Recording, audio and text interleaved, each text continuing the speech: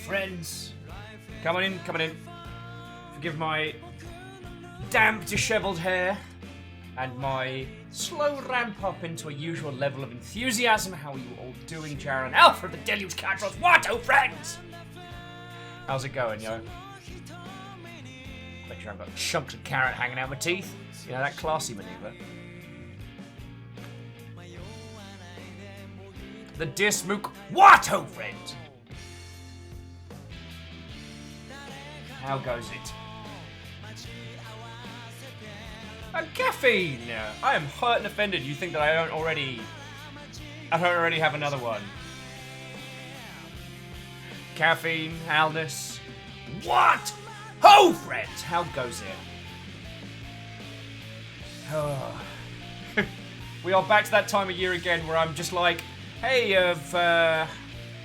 any y'all got any more of those hours in a day? Because I need a few more of those. Glitchy, Tenwin, Peony? Piney. Gonna get it right eventually. Jeff in time. What, oh friends? Come one, come all! Fix yourself a cuppa. We got games to play and mischief to talk about. So how are you all doing? Tomere, what, oh friends? Alpha, I need so many more hours. Yup. But at least the news cycle hasn't gotten too off the chain.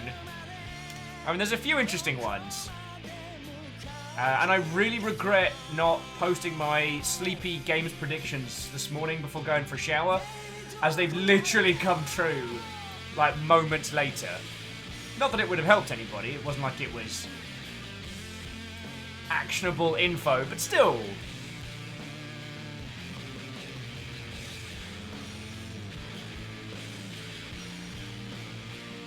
So, Giants, what happened now?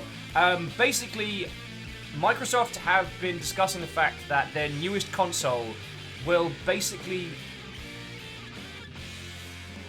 Their newest console is not going to have any hardware exclusives. That Microsoft is essentially moving away from consoles in generation to basically games as platform. Because I was having a ponder in the shower earlier. Oh, sorry, I was having a ponder of coffee, and then...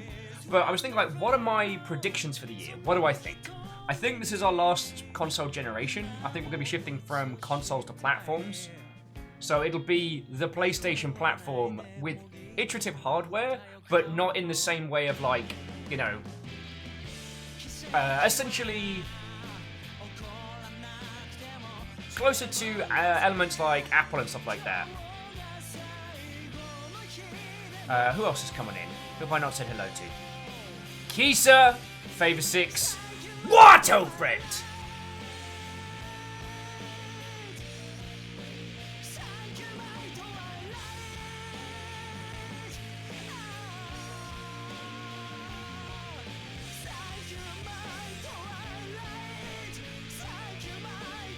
So Alnus, less like consoles because it'll still be locked hardware. But it's just moving from a mentality of a brand that puts out new consoles to platforms. Oh, Alpha says one of my sites went on a hiring spree last week, so lots of new faces, lots of new writers, need a lot of assistants, need more hours than I can have for a break. God, yeah. Like, I just had to call it last night. I was attempting to get all the paperwork stuff done. Of the everything and the stuff and the things. I just had to admit, I just had to put my hand up at like 2 in the morning and be like, I'm not getting anything done. MDH right, what, oh friend? Well, hey, no worry. Well, MDH right, I will take no offense if you have to trundle off if I'm being too distracting. But as you well know, I strive to be everybody's second screen during the day, so it's a thing we can go to. Iron Imp, what, oh friend? Iron Imp, no worries about pinging me. I just won't see it until way after.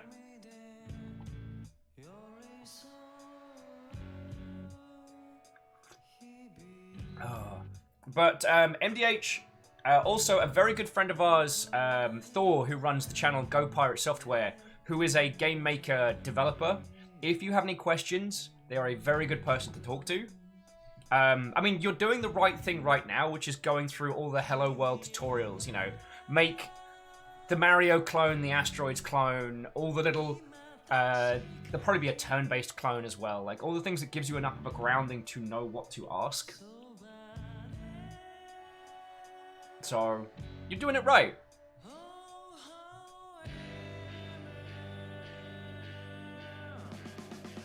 Oh, Peony, I'm sorry you've been having a bad couple days, yo.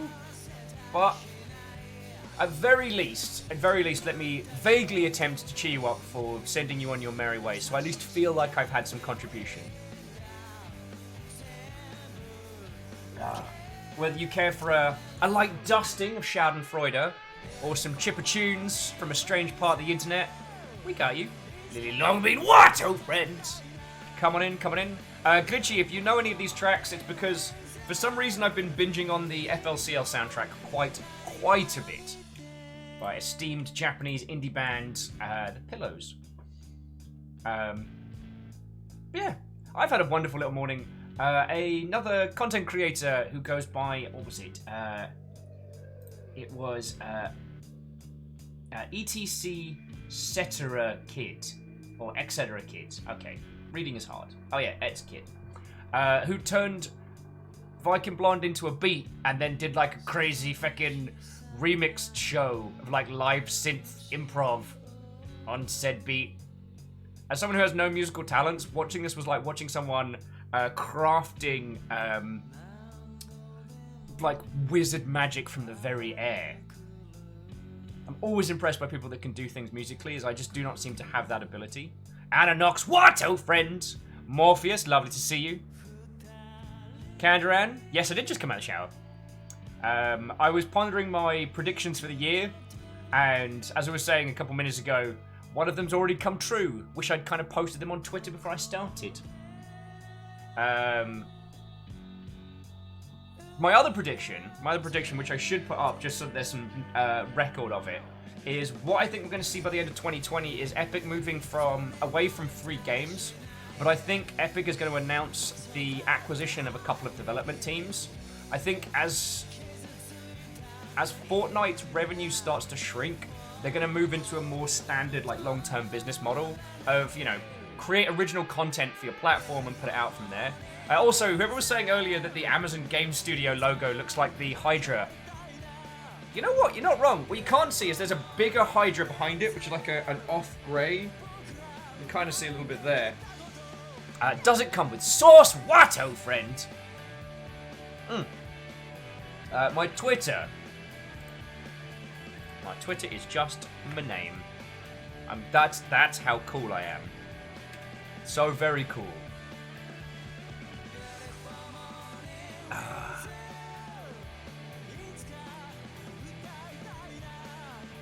So Iron was saying, Ed's kid's fun. Talk to him.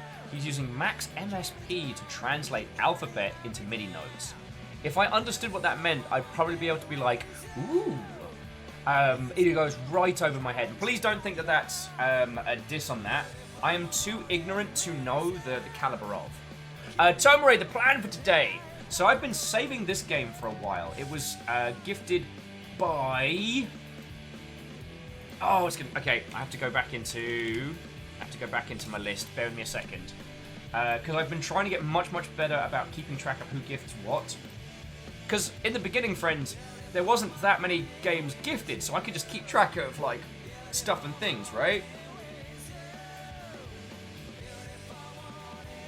The thing is, these days, you lot are a incredibly wonderful bunch of Mother Hubbards, and there have been a couple of times where I've misremembered who was gifted a thing.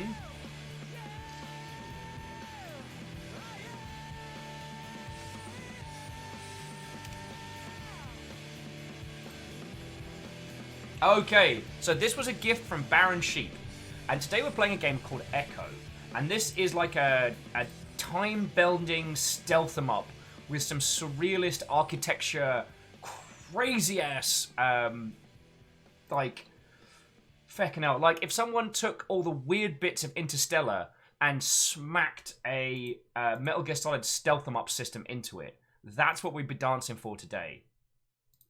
And yeah, Geraldine, you are an exceptionally generous crew, and I'm super grateful to have that. It's actually one of the reasons why I'm trying to get better about this, is because I do not want any of you to ever think I'm ungrateful. I have so many good games. Like, Student Strager gifted me the Blackwell series, which is, from all I know who have played it, is an exceptional voiced point-and-click series. The final game, Unbound, is meant to be off-the-chain good. At some point, we will play that. I'm saving it for the right time, certainly. Lucifer, what, old friend? How goes it?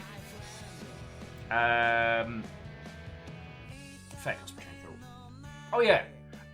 There's also Asari's gifted the letter, which is meant to be one of the best examples of like visual novel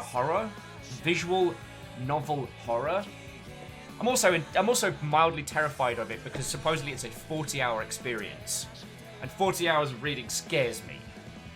Coward. Lucifer, not dead yet! As I've told you, dear friend, none of us will receive the sweet embrace of death. We're fated to live far longer than we ever want to. Might as well have fun in the meantime. Ah, yes. Tenwin, I'm not even gonna... I know the instance you talk of, and I'm not gonna dignify that with any additional clicks or information, but it was something that was the exact opposite of my personal philosophies in this space. So, yeah. Tomer says, got you on my phone while I write a fictional story for the first proper time in 7 years. Yes! Go you, friend. Go you. Lucifer's like, didn't expect to make it this far, so wee! Feckin' wee! Just as a slight aside, dear Lucifer, I don't know about this evening. I had a failure to do the thing day yesterday, which was why I kind of turtled a little. This week's a mosh pit, so because I've got a thing which I can't talk about on Thursday, and then another thing on Saturday. So I don't know, but I do know Big English John's going to be there this evening.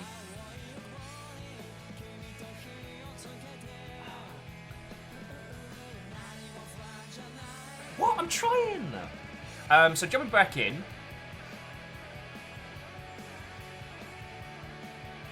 Geraldine, sadly, nothing I can toss to the crowd at the moment. Most of the stuff that's behind the scenes is potential funding or projects which might help sustain the Longship a bit more. GDC cometh, and touch wood, I should be able to go see my friendos over at Twitch HQ this year, which I'm looking forward to. And friends, you know I will let you know if I start getting in over my head. And Lucifer can absolutely give me shite about this. I had one of those days where I sat down to get everything done in the morning, and I achieved almost nothing. I achieved, cleaning the house and laundry and all of that, but when it came sat down, I'm there, poised like a concert pianist over an email. I'm just like... Nothing.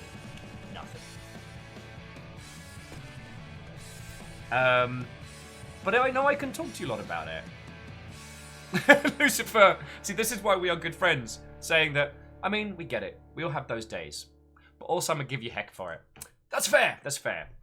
So jumping back in, so Temtem was just mentioning a game called Temtem. And if you hadn't heard of Temtem, I wholeheartedly recommend giving it a look. It is essentially the fictitious Pokemon MMO project that everyone has talked about in Unity forums and Game Maker forums, and oh god, what was the precursor? The browser-based one. God, that's dropped out of my head. It is Pokemon in everything but name and license at an MMO scale. They did a closed content creator alpha in the last couple of weeks, which JoeCat was a part of, and they're slowly looking to roll out. They are also suffering from unfortunate success, which is to say that the amount of interest that people have in that project vastly outweighs the infrastructure they have to put it in. And I don't have anything to add on it. Like, we'll wait till it stabilizes before really like having a look at it and things like that. But we talk a lot about like development stuff here. We talk a lot about like video games and creation of. MMOs are the freshest hell that you can ever work on. Because it's not creative, it's all technical challenges. Now, great teams that make MMO-sized projects are where they embrace the technical limitations and fold them into the experience in a way that doesn't feel intrusive. But that is like some like fucking concept pianist, like classical genius type nonsense. Like, all MMOs are a challenge of technicality, not of creativity. So I guess that was all I was going to add. Like, we will have a look at Temtem in the future. I personally love MMO with social-sized experiences. They're one of my favorite topics to talk about, but they're also one of the worst to develop for. They also don't make a lot of money. Like, some of them scrape by, but more often than not, they ain't the big gangbusters. I mean, Daybreak recently announced they're actually splitting their studio into 3 studios now, so yeah. A lot of you bring up Ultima Online, which I do love. Ultima Online was probably my first big MMO that absorbed my life, and which is always fun to talk about because Richard Garriott, aka Lord British, who was both Lord British as a character in the games industry and in universe. You know, the BritBank was the main hub. First time he appeared before players, forgot to turn the dev tag on. So as soon as people realised they could attack him, they killed him and took his head. He reset the world. Grumpy bad word.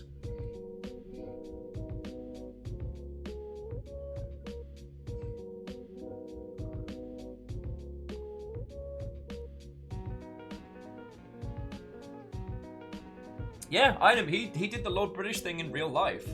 And, friends, it's one of those things where it shouldn't work as well as it does. But being visible and being memorable in the games industry is a massive win. Earlier, oh god, was it early last year? We played Islands of Valentia. Was it Valentia? Volcania? A hex-based, kind of super chill colony management sim with some puzzle elements that was real cool. Now, I know that friendo because he always wears this, like, gorgeously ostentatious, bright red smoking jacket at GDC. You can't miss him. So I see him every time. I am looking forward to the time when games industry events are a truly diverse environment, and I'm going to continue to do everything I can to support that. But at the moment, if you're a pasty bloke with a beard and hair, maybe glasses, it basically looks like a cloning facility. The amount of times where someone's been like, oh, do you know Dave? Dave. Yeah, the game dev guy. What does he look like? He's got kind of like brownish hair, beard, glasses. Oh, is he wearing a branded gaming t-shirt as well? Gaze upon the room of potential Daves.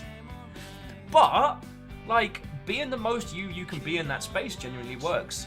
The gentleman who was the original lead creative on For Honor genuinely wore a badass hat, walked around with a cane, looking like the person that was going to tell you of a mythical quest that would start you down in a path of adventure and victory.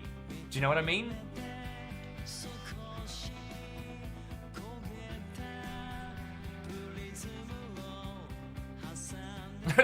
Dave's actually one of my middle names. Yes, it is.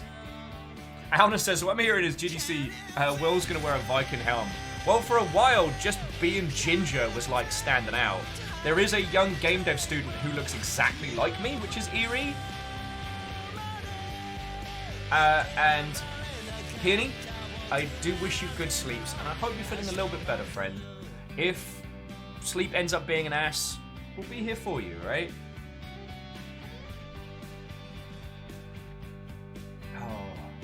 Yeah, sorry, that was me going off on a tangent. So, here's the other thing I wanted to do with you lot. What are your year predictions? Because I was pondering it. Like I was saying earlier, I wish I'd tweeted about how we were going to be moving away from console gens to platforms. And then Microsoft announced it, and I was like, oh, come on! I could have had points. I could have had, like, games industry tokens. You can trade those in for PvP armor. You can't.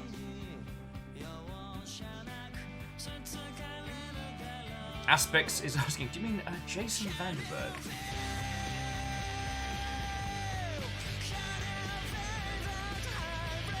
Yes, I do. He genuinely looks like a combat wizard all the time.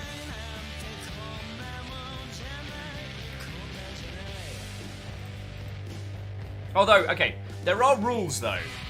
You don't cosplay at GDC because that usually associates you with a brand or an IP that you might not be part of. That's one of the few rules. Visibility is definitely worth it. Don't really have an end to that sentence. So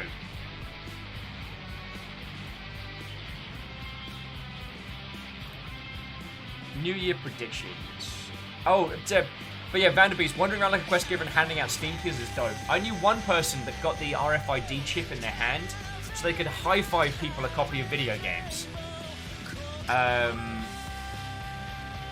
I am still cautious about Cyberpunk.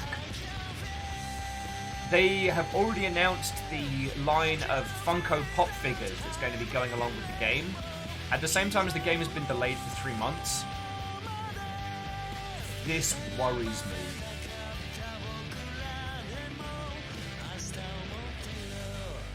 Most instances where the licensing department is ahead of the development team is usually worrying. I'm going to say that now. That is very rarely a good indication because it means that there's a disconnect between there is a disconnect between management and project management. So that's my worry. Katros, there will be video games. I want that on a flag. Alna says we're going to see a rush of games either releasing before the next console launch or jump to next gen. Oh no, people will jump to next gen. Launching simultaneously on old and new hardware is a fresh level of feckery. It usually results in lower sales despite selling on multiple platforms. So it's like, you'd think that having your game available in more places would cause it to sell more. But during that intermediate period where you're moving from one console gen to the next, users buy less. Users kind of like look at both and be like, I don't know which one to pick up. And if your game isn't a core IP, I don't mean like first party, but like if your game isn't the kind of title that shifts physical units, people are unlikely to pick it up brand new with a new hardware generation. I know, it's weird, but that's people's. However, with this coming generation, if this is the move towards platform, then that means Backcat comes with. It's the PC thing. So, that's something to take into consideration.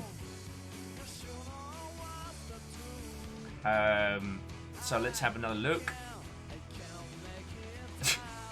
Ananox, Shin Megami Tensei 5 still won't come out this year. I'm so sorry. You right.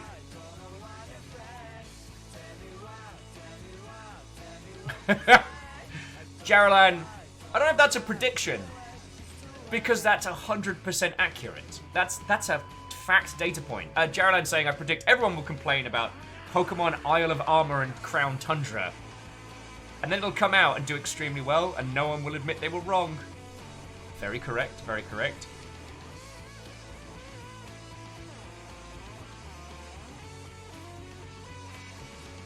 Diverge's prediction. New Elder Scrolls gets announced, but turns out to be multiplayer. I wonder. I think we might see... I think we might see small session co-op for next one. And it will shift the way that they make that particular title into a manner that's not quite an Elder Scrolls title, if you know what I mean. Anonox, putting the merchandising cart before the content horse. Yeah. Well, in other industries, okay, merch makes bank. Licensing for merch, the sale and distribution of.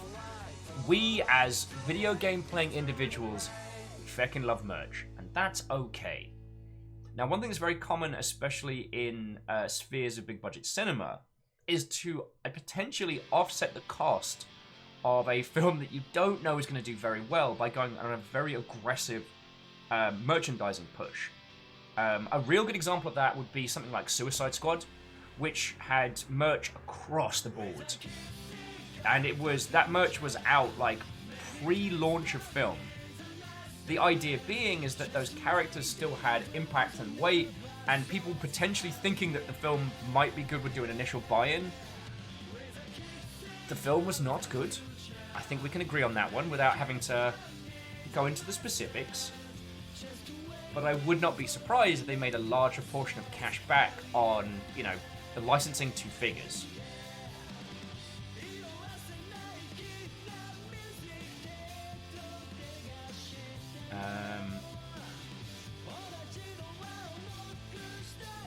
We're all just going for the base predictions. Tenwin saying Silk Song's going to come out this year and be extremely good.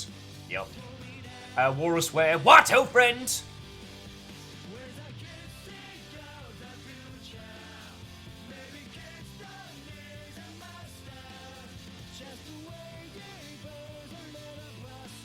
Oh, Dismook, take your time, friend, take your time. Catros is pointing out that I don't think that Bethesda, Todd Howard, whoever's in charge, will be insane enough to try Fallout 76 again. My personal feelings on 76 were that, or at least from what I've heard, the idea and the concept, what they were aiming for was good, but management was like, this is the time frame you have to do for this turnaround, and they were like, wait, what, hang on? I hope that they will have learnt that attempting to deliver a multiplayer experience in the same time that one would a very short single-player experience. I hope that they've learned from that one. I hope.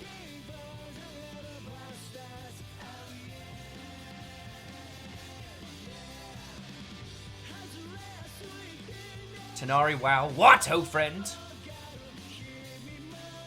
MDH writes, my prediction that you'll be the only reason I keep up with proper game news. Well, I like talking about this. Like, friends, I hope you know that the reason I bring up video gaming news in the mornings is not because I feel that I am somehow some fecking oracle of genius. I do not think that by only through my pasty white ginger-haired lens can we possibly disseminate the truth of video games. I just bloody love talking about it. And if I can... if through my inane ramblings you get more of a cursory understanding of how the industry operates, then everyone wins, right? Okay. Catcher. Wait, who was that one? I in it with Will Smith in Suicide Squad. You either die a prince or live long enough to see yourself become Uncle Phil. He owned a mansion in Bel Air. He did good.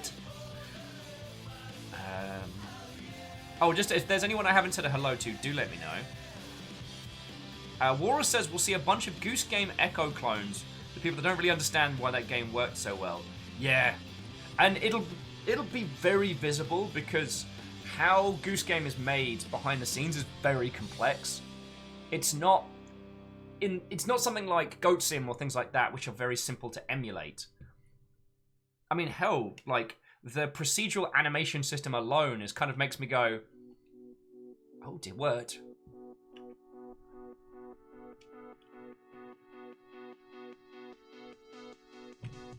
The Dismook says, I have a prediction in reality for 2020. We'll see Game Freaks lean more into the DLC expansion model and move away from their previous model of releasing additional tie-ins in the same in-universe region. I think so. And I think it'll be better for it. One of the great challenges that Game Freaks has had in the past is that their core audience was still handheld, which meant it had to be on a cartridge and be done. Like, you can't roll out a day one patch on the 3DS. Most people won't use it. The Switch and its popularity, its increased functionality and online has meant that patching and adding to titles on Switch isn't as impossible as it was prior. So them moving into a patchable, sustainable business model means that they can slowly add, expand, balance. I mean, holy heck.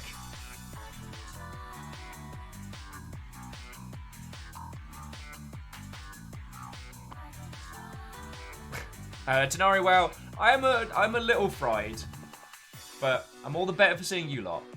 Got a lot going on behind the scenes at the moment. I've almost finished the schedule for the week. I haven't decided what we're doing on Thursday, but I can't do a full day because I have to go do An Thang, which I'm very much looking forward to, which I need to finish doing a video for. Codecs are the worst. I had another look at it. Yeah, I'm starting to understand why everyone's despising Vegas 15. But that's another story. Sorry.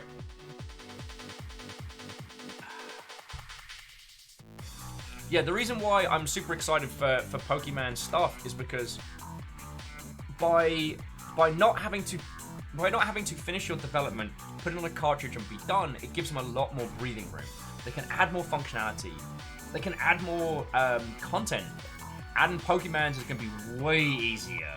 Like, way easier. And that's pretty feckin' cool. Alright, at least by my teeny tiny little self. You know what I mean? Kisa says maybe Monster Hunter can lean on this new model as well. With Monster Hunter, they've always done continued support. They've struggled against platforms that were feckin' awful. Like, they did online multiplayer type nonsense. Like, back when it was the PS feckin' P, you know what I mean? And they made it work. It was just, the amount of content that they could add after the fact was very challenging. I mean, Iceborne's done great. And they can add content to that after the fact, which is super cool.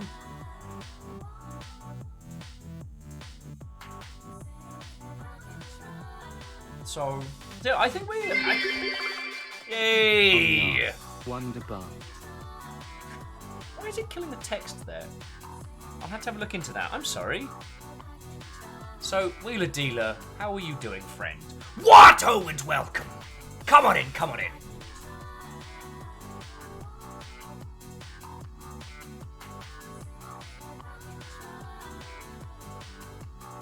Yeah, it's not digging your German. Wunderbar indeed. Who wants to sing? And thank you for chucking a host as well, friend. Tenari, well, if you recognize this, it's because it is from Armored Core for answer.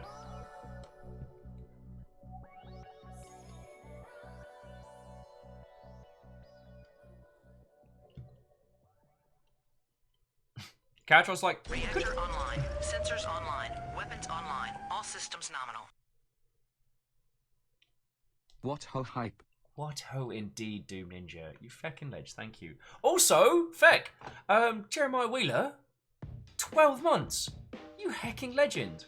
Also, Wheeler Dealer, please get a Dorohiro. Not the ninja one, but the weird one with the lizard face guy. I need that. I need that. I need the simulcast of that. But also, thank you for your 12 months, friend. Like, you know, you knew me in the real beforehand. I'll grab you a link while we're chatting. You knew me in the real, like, back in the day, and you've been sticking with my sorry ass for like 12 months now. That's feckin' cool of you, thank you. Doom Ninja's got 15 on the cards. Like, no big feckin' deal. So to both of you. Cheers too.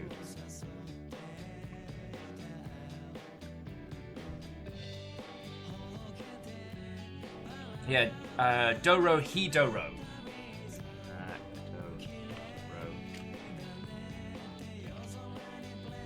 I don't think I can...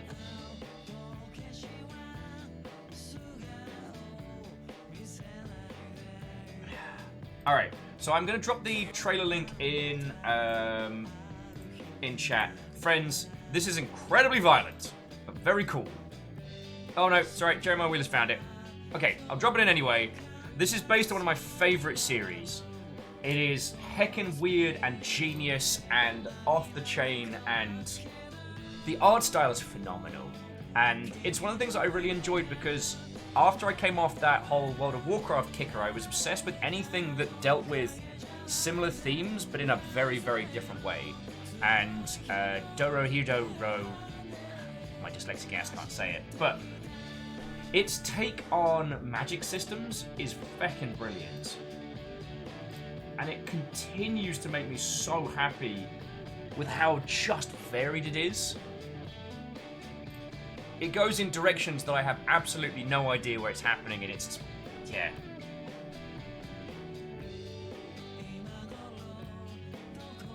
Oh, Anna Knox, don't tell me that Netflix US got it already. No. No. Oh, well.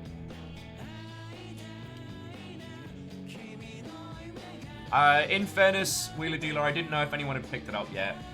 Because it's pretty much that and the next Made in Abyss film are my obsessions. Also, what's going on with the Gundam stuff? It is super hard to find most of the Gundam series. There's a few on Crunchyroll, there's a few on varying places around the internet. I keep finding out about, like, bits of the Gundam universe I've never heard of. And then being like, oh, cool, I can go and get... No, no one's got that one. All right, well, what about that? No, that one's not there as well. Huh. Sorry, I didn't mean to derail this into an anime conversation. So, for those of you who just joined us, before we start playing Echo, which we are going to kick on with in just a moment, we were talking about our kind of predictions of the year, what we think is going to be going down this year in gaming. I do think that the is E3 relevant discussion...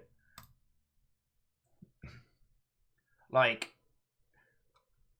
E3 as an event is going to have to prove its value super strong hard this year, and I don't think it's gonna.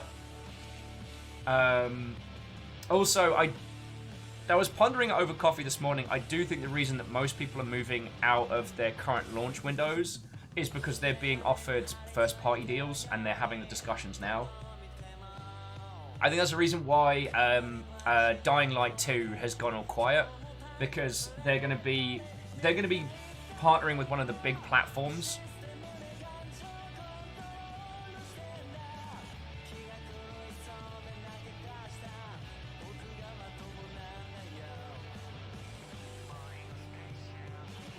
Oh yeah, now we're definitely into the guts of the Animu stuff.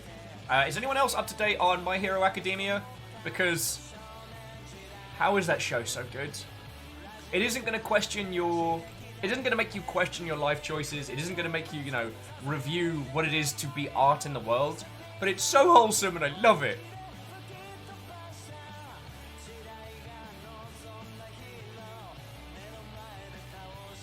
Arden was saying, speaking of anime, Funimation got a sub out of me for ID Invaded and Bofuri.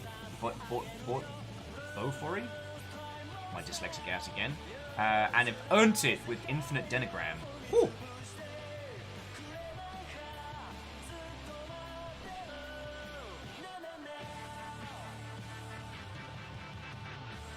Alnus is predicting we're going to see either E3 shift to a consumer conference a la PAX, or the presentation split off as standalone affairs. Whoa! The press conferences have value because the press is already in one space. That's why Microsoft, Sony, Nintendo hosted them there back in the day. But now they've realized they can reach all of those journalists by doing pre-produced content and sending it out from there.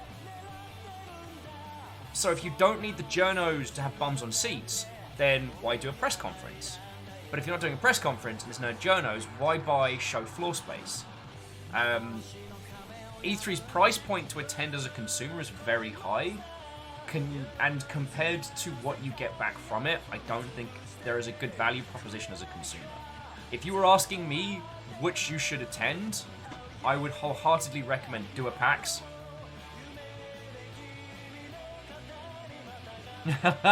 Oh! Wheeler Dealer saying there's a very small chance they might get to attend the red carpet premiere for the next My Hero Academia movie. Oh.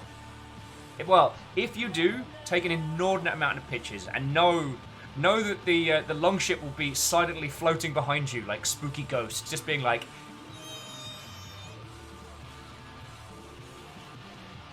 Dismook with Doro He Dororo sure looks like a thing.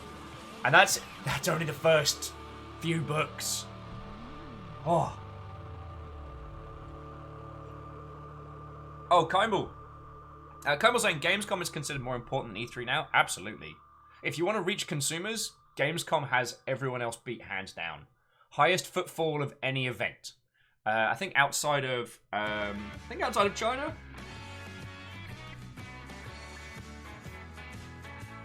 Kymble's like, stop talking about stuff I'm interested in. I can't lurk. Kymble, I can promise you a great many things, but I am not going to be able to be less conversational. Sorry, you know me. XT Johnny XP! What, old friend? How are you all doing?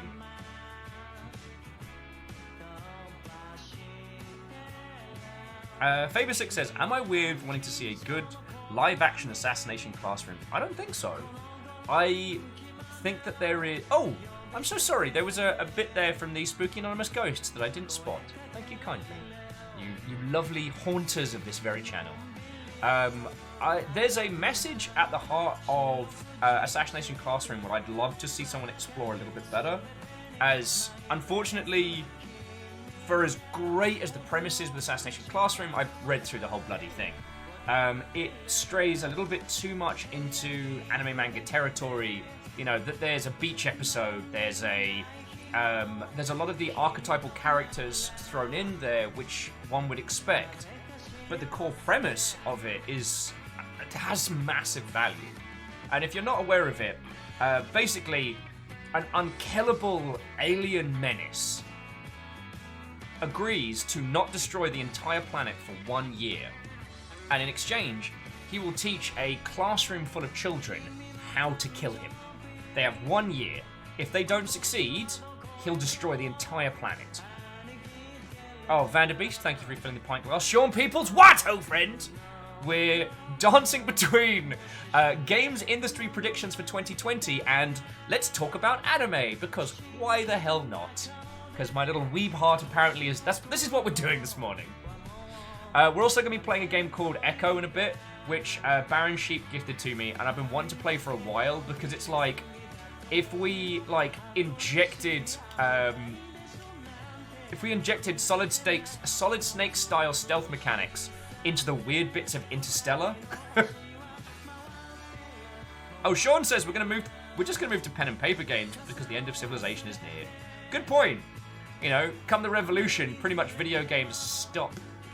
Oh wait, no, Sean. Switch games become the new super currency, them themselves being powered by USB batteries because you can plug them in.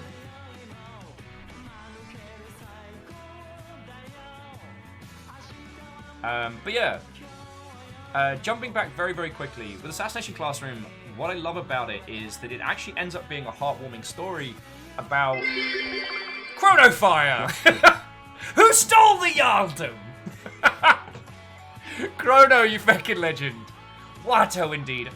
I guess this is just continuing the long list of and then Streamlabs makes it worse. I don't know why it's chewing up the text. And I do apologize, friends. I will have a look at that later on today. Wheeler Dealer says, I shot the email to AskClass. But what I love about that show is that it ends up being that this this massive unkillable monster who no government agency, military, or specialist can step to, is the only person looking out for this band of misfit kids. You know, the class that he takes over is the lowest of the low. Like, the absolute lowest ranking students in one of the low ranking high schools. And takes a genuine empathic look at each person, why they're struggling, the problems they have, and helps them deal through with them. Even though he's partially doing it by teaching them how to kill him. Now, they do some lovely fluffy things, like, because he's a squiggly-armed alien, like, there's a special plastic is the only thing that can cut off his limbs. He's impervious to bullets, fire, poison, etc. So it means they all have BB guns instead of real firearms, and they have plastic knives and stuff like that. So yeah. Oh, Kandaran says, hottest take of 2020. Anthem gets a major remake patch and becomes an actually decent game. It's not impossible. I mean, we talked about it a lot last week, and I don't think it needs re-going over, but a lot of people have been busting out the old quote of, you know, you can release a bad game. A bad game stays a bad game forever, but you can delay it and make it a good game. And I'm like, I'm sorry, have we just forgotten about Duke Nukem Forever or Daikatana? Are we not talking about that now? It is entirely possible to turn a terrible game into a good game with hard work and graft, and sometimes launch decisions are out of your hands even when you're a small indie team. So, yeah, I just...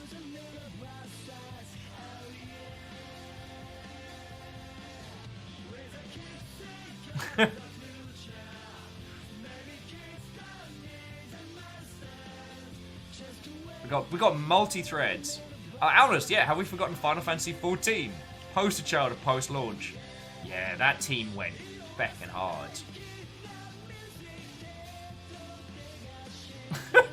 Oh, okay, no, yeah, I see what Vanderbees was saying. Mad Max Fury Road changes a lot if it just distributes switches to people. Do not become addicted to Animal Crossing. Also, Animal Crossing's coming out this year. Yeah, Dash, that's the grown-up answer, which is a bad game that's delayed can become a good game, but there's no magic that makes it so. Both Prolo and the Disc being like, well, they literally nuked the world to start over. God, I always love stuff like that.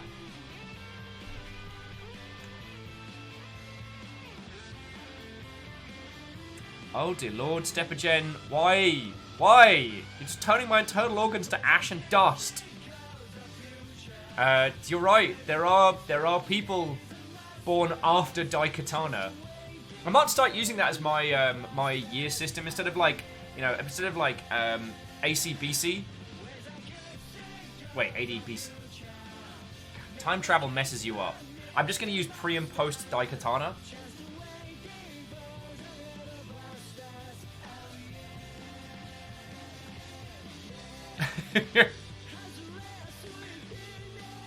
Oh yeah, and that's a very good point.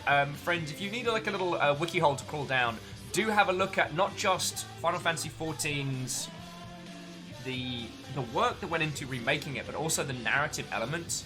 The final scene they had that played for everybody was exceptional.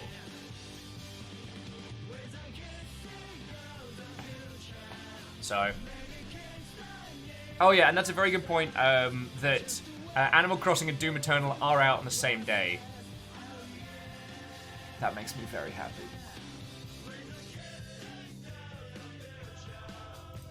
But yeah, aside from... there's a wire that keeps banging against my window, which is faking me out.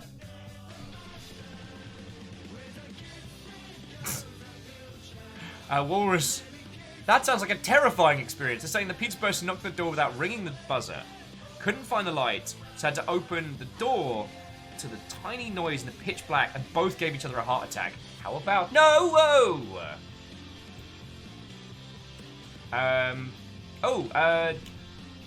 Skybound will be publishing all of Telltale's The Walking Dead again on Nintendo Switch and Steam again this week. So if that was a title that you had been waiting to pick up in its entirety, it is coming out. I'm still not sure how I feel about the Skybound situation from a personal standpoint. I mean, I'd always prefer that a game is available rather than not. It's just, I don't know, there's something about it that's just setting my teeth on edge a little. Oh, this is not... Okay, what are you doing, soundtrack? Maybe that's a good indication that we should get on with this ruddy game.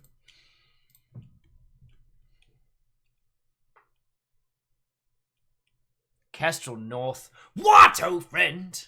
How goes it? How goes it? Whoever it was that suggested hitting Tom Nook with a BFG, I'm alright with that. Ah, of course, it's Wheeler Dealer. Like, I have enough to worry about with bills and real stuff in the world. Animal Crossing's like, hey, I have this wonderful, lovely, calming game where you'll make friends with villagers. You'll be able to fish and look for bugs. Trade furniture all day, but you'll be forever in dirt. I'm like, feck off.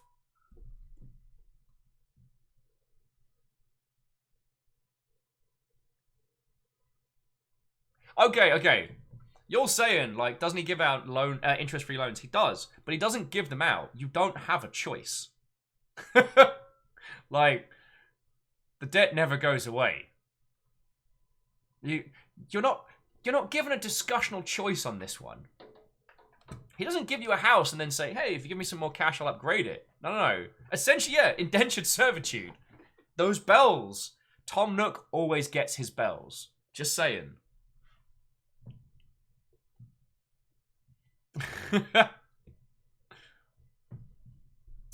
Oh, so Prolo was saying one of the favorite elements in a JRPG was where the main character's call to action was being lumped with a 2 million golden debt. Why can't I remember the name of that JRPG?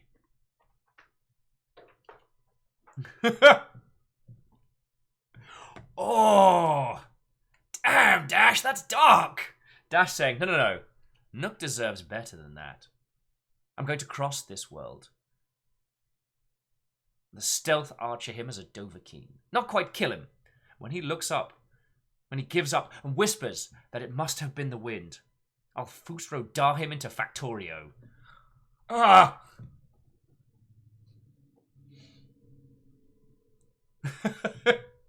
Wheeler Dealer's like, there should be an Animal Crossing version of Kings of New York. I hate that I can see it in my mind. Oh, okay. So let's get this game started, and we can continue talking about all of this one. My Weebery, I am very much behind. So, like, those of you making recommendations, it's worth saying that, like, I do go on services like Crunchyroll and stuff and just add them to my queue. Still grumbling about the amount of Gundams I can't watch. Oh, and Kestrel, while we are ragging on Tom Nook, I am looking forward to new Animal Crossing. Like, I'm looking forward to it. That's the long and short of it. You know, it's like how Pokemon is essentially dogfighting. You know, doesn't stop me loving it. Right. Let's do some of those video game things that people talk about. Kandaran says, I gotta ask, is the stream title Break Time, as in destroy time, or as in take a cup of tea time? Yes. Wait. Oh, now you can see video games. Oh, Streamlabs. You so Streamlabs. Oh, let me plug my pad in. So we can not look so close at this person's eyeball. Well, it's gonna be a video game day. Oh, I'm not alright with this. I moved the mouse and it's like, boop. Boop. Yep, welcome to Gigantic Eyeball, the video game. Dash is like, you know what? Video games are cancelled. Yep. It's alright. I don't know what I'd do if we cancelled video games. Farm cabbages or something. Tomro says, is scary emotes on? Well, I didn't think this was a scary game. By my understanding, this is a stealth title. Oh, that's so fucking weird. Alright. Oh! I suppose you had a long time to mull things over.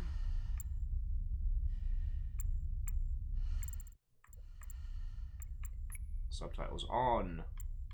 Bring that master volume down. This looks good. That resolution does not look good. Like, it's 2020. Can we just admit that 19 by 20 should... Yeah, that 1920 by 1080 should just be the standard. Anyway. Oh, and with Fearless Sun, I apologize I didn't see you mention it earlier, but I always mispronounce it. It's Resetera, right? Resetter. Keep your eyes open. Thank you, Vanderbeest, for the 200 cheer. I shall try. I shall try. Just make sure you keep your... Oh. Just make sure you keep your eye on the screen. Oh, it's so weird. Her pupil changes a whole bunch. Oh, this is gonna be a day. But yeah, Fearless Suns, if you haven't played that particular title, I wholeheartedly recommend it. It was the first... okay, not technically the first, but the first big successful, you run an item shop inside an RPG.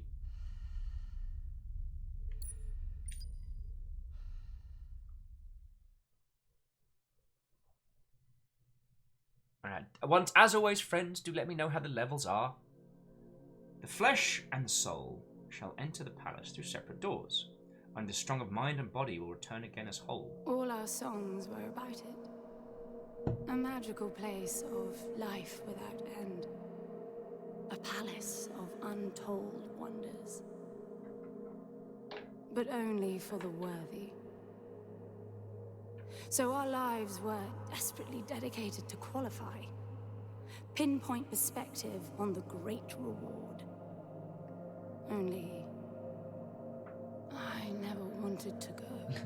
S-P-A... No, Space! I mean death. So when I ran, I knew it meant never stopping to catch my breath. If I wanted to live. Yeah, who threw their book into And so I space? was. Yet here I am. Yuri. The place I spent my whole life escaping. Blackpool.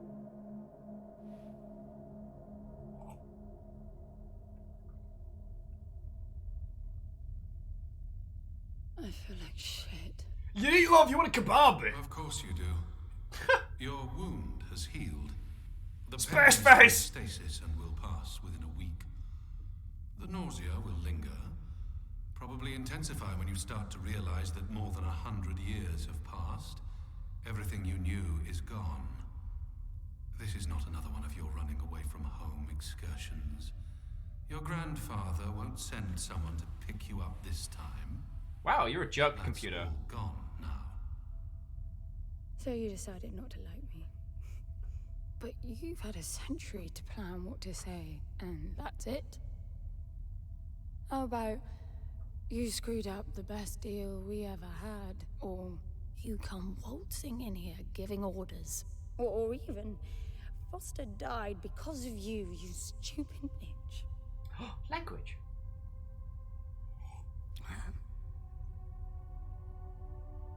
I don't like me much either. But I can fix this. I can bring him back.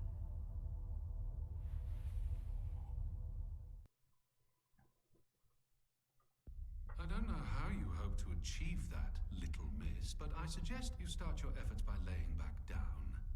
Loss of motor skills is common even for experienced long haulers, which I suspect you are not. Wow! I suppose you had a long time to mull things over. Nothing I can say will change your mind. Vanderbeest, thank you for refilling the pint glass. I hope you do not feel that you are under any obligation to do thusly, but I am very grateful, friend. Miss Dismook, that's not Stephen Fry. I don't know. Warren's asking, can we have the volume game up a little? Yes, you can, friend. Yes, you can. Bear with me a second.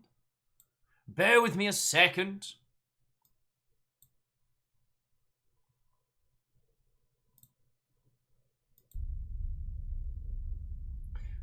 You can let me know how it is. Yet the AI is being incredibly mean. So here's what I can tell you as a primer of this one. Oh god, that camera. Yeah, there's the stab wound. Also nice to be playing as a character that's paler than I am. What I can tell you about this game, it is... If you injected the stealth mechanics of a Metal Gear Solid title into the weird bits of Interstellar, you can kind of get a flavor for where we're going with this. It's going to be weird. It's going to be strange. It's going to be stealthy. And, I don't know, I've been saving this one for a good while. Because, by my understanding, this was a small team operation. And what they achieved with the resources they had to bring to bear for this is very impressive.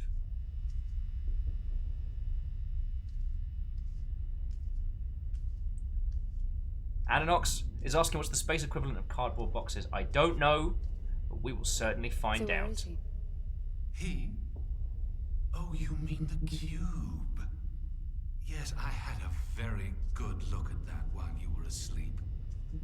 I think you're in for a disappointment. Nothing suggests any sentience. No interface to access the thing, nor any reason to do so. There's nothing in there. It's just a pretty cube. If we knew how to operate it, we wouldn't have had to come here. This is how I see it. You don't answer to my orders, and yet you took us this far, so clearly, I'm not the only one hoping that I can achieve something. I can work with that. Not hope. Respect. For Foster. God knows why, but he wanted me here. The stupid lighter proves it. I suspect staying wasn't even an option, considering how you stumbled on board covered in blood, demanding departure a week ahead of schedule. Yeah. Respect, then. Hey, Tal Watto, friend! How was your event, dude? I apologise for not being able to be more of a chatty catty on the Twitters. I've been a little snowed under with stuff, and DMs have been varied and numerous. But I hope you had a good show. Kimball, go get some sleep, yo. Thank you for coming by, and it's always lovely to see you. Sean thought this would be the lesser known Frying Steve. Oh yeah, Proto, good point. The implication is the blood on that jacket is 100 years old. That's Flavortown. It is nice to be playing a game, at least for a little bit, that doesn't immediately make me starving hungry. Yo! Doubtful, how are you doing, friend? Watto! It is some Trondy looking goodness. This is... The art style of this game is cracking. There is a wonderful, hard sci-fi bizarrity to this, which I've been wanting to show you for a good while. And while I know stealth games aren't always the best ones for conversation, this one seems to have enough interesting elements that... Woo, that I'm very looking forward to showing you. Rose Elsie as N. Nick Bolton as London. Landon! Landon. Yeah, favor, exactly. Warlsware, I have not played this before. I have been saving this one for a good while. Kestrel's like, oh, my front door to do that. Yeah. If that was how your door opened when you had to sign for a pizza or something, that would be feckin' brilliant. Proto, that's literally all of London.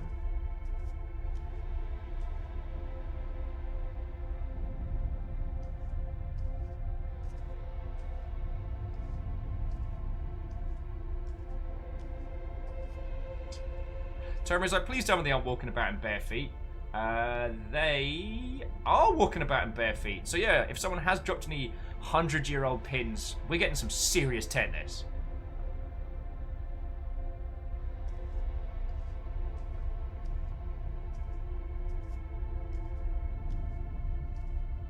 Recube.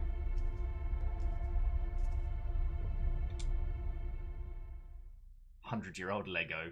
Oh, makes my feeties curl up just thinking about it. I need a suit.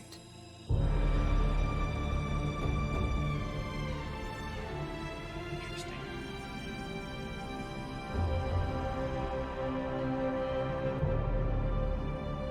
Does it come with source says this is a Danish game? Oh, I did not know that. 100-year-old title!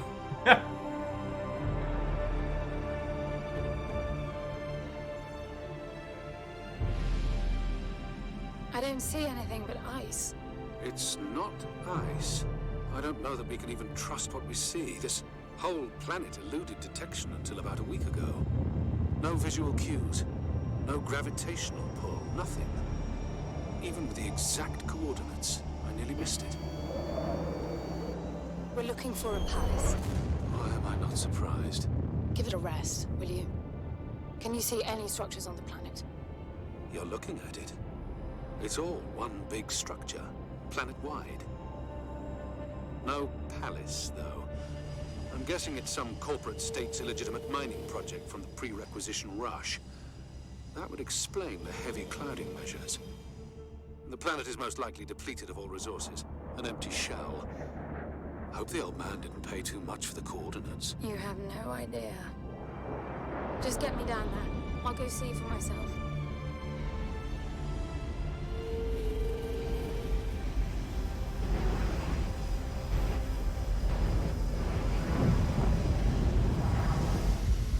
There's something about the shaky wobble on how that ship lands that I really enjoy.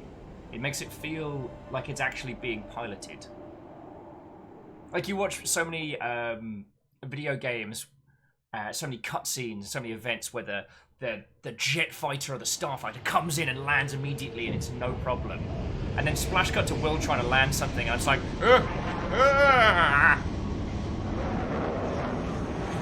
You should get off the surface too. Stooge! What, oh friend? It's impressive, really.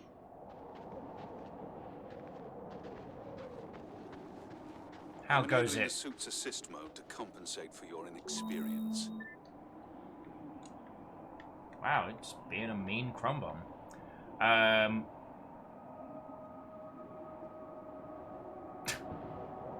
Wow, there's a flashback. Jarrellan saying, "Look on the bright side, Forhammer. At least the Covenant won't. The Covenant. The last thing the Covenant will expect is an aerial insertion from underground." So Stooge, this is Echo. This is, as I've been describing it, it's kind of if you injected the weird bits of Interstellar with some hella stealth mechanics. Other than that, this is a fresh new experience for the lot of us. So what we've got going on, I do not know, but this was gifted to us by Baron Sheep and came very highly recommended. And from what we've seen so far, this is certainly not going to be dull. Although the first person that said that we landed on Peter Molyneux's final cube, top marks, top score. Stooge, how was your stream, good sir? How are you doing? Good morning and what, oh friends?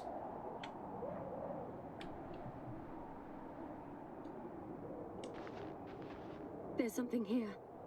It must be some sort of release mechanism. Did you hear that?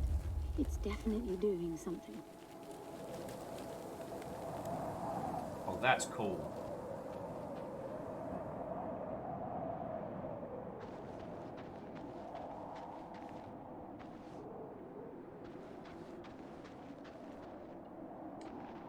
Yep, I think I broke it. Cube's haunted!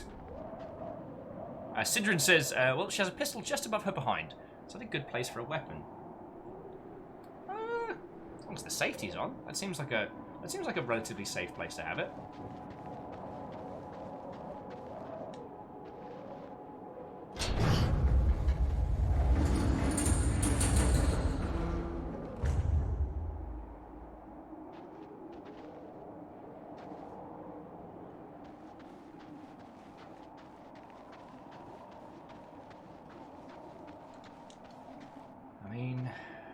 we go. Look, there's an opening down there.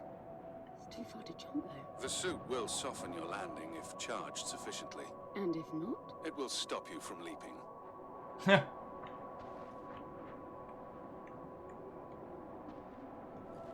Fucking wee!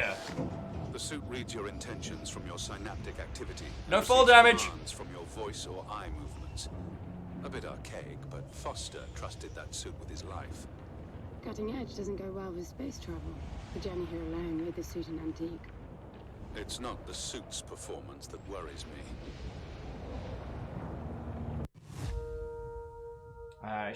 Your suit stores energy cells. Cell cost will be prompted. Auto charging. Okay, that's quite cool. I mean, let us also remember, friends, that this game is at the science as magic levels of hard sci-fi.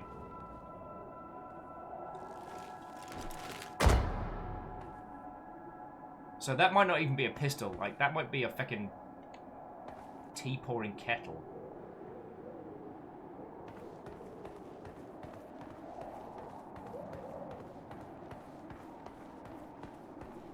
Well, which way we're going?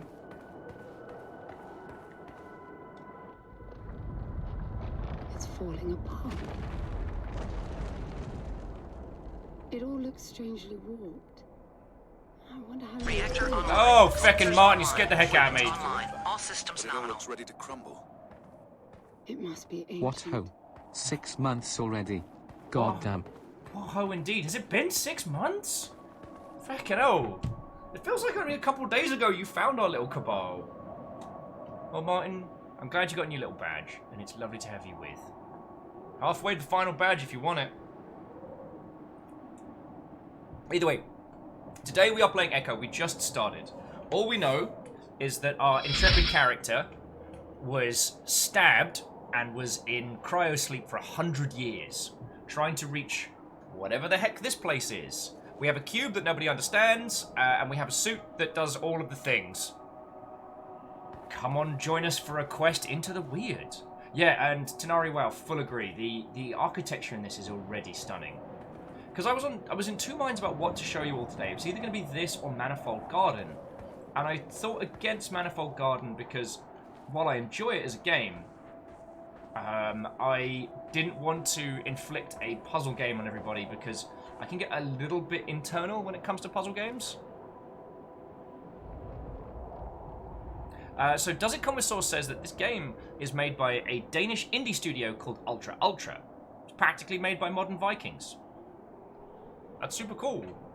I mean, by my understanding, the Dutch government has a bunch of really good tax breaks. It's not just a machine line. Most digs have a basic infrastructure if human presence should be needed. Probably also rudimentary living quarters. Doesn't mean anyone was ever here, though. Gramps believed the place to be untouched by humans. A palace built by long-lost technology, patiently awaiting its first human inhabitants. And you figure this is no more than a bootleg mining operation. Would you appreciate the contrast? I generally lean towards plausible explanations. Your grandfather, well, everything he believed in he made up himself. I don't know about that. Savage. He had the coordinates right. Look around you. This obviously isn't a palace. Your man might have gotten some aesthetic details wrong, but he wasn't the kind of person who'd risk everything without some kind of proof. I really wouldn't get my hopes up. How do I turn down the volume on the commentary track? You are overconfident. Immature people often are. Oh! Should be taking notes every time I open my mouth. Also, sorry, whilst that was going on, Yinza? Yinza? Whoever that was that threw a follow there, that's sincerely appreciated. We have just begun this game, and I guess much like 7 Vanillion Ice, we must get up to get down. We see where this adventure unfolds.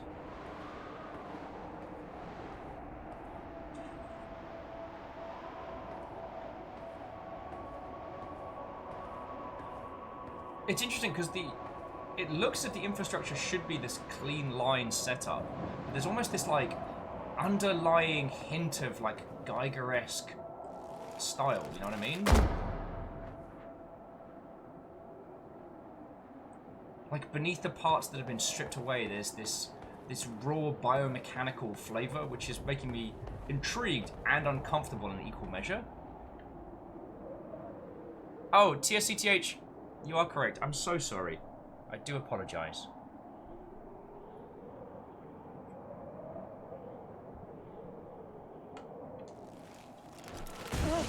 Oh, fucking wee!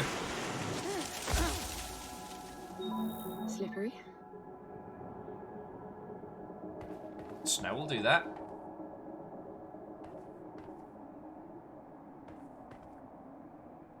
Yeah. The superhero landing is great until we fall over. Then. Have you seen others like them since you're such an expert? I've had my fair share of hauls based on wild speculation. It doesn't matter if it comes from desperate need or delusions of grandeur. There's never anything there but bitter disappointment. Was this with Foster? Before Foster. I got the feeling you two have been together for ages. I've been crisscrossing the spur for 1,000 years. Foster was with me for a century and a half. Interesting. Considering how unstable this environment is, like, I don't know if the big weighty superhero landings are necessarily the best maneuver. And Iron is a good point. It does look like kind of, it looks like one of the few Geiger pictures you could show your parental unit.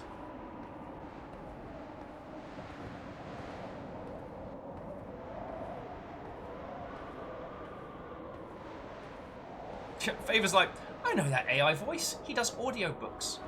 Lovely. Wait. You all heard that, right?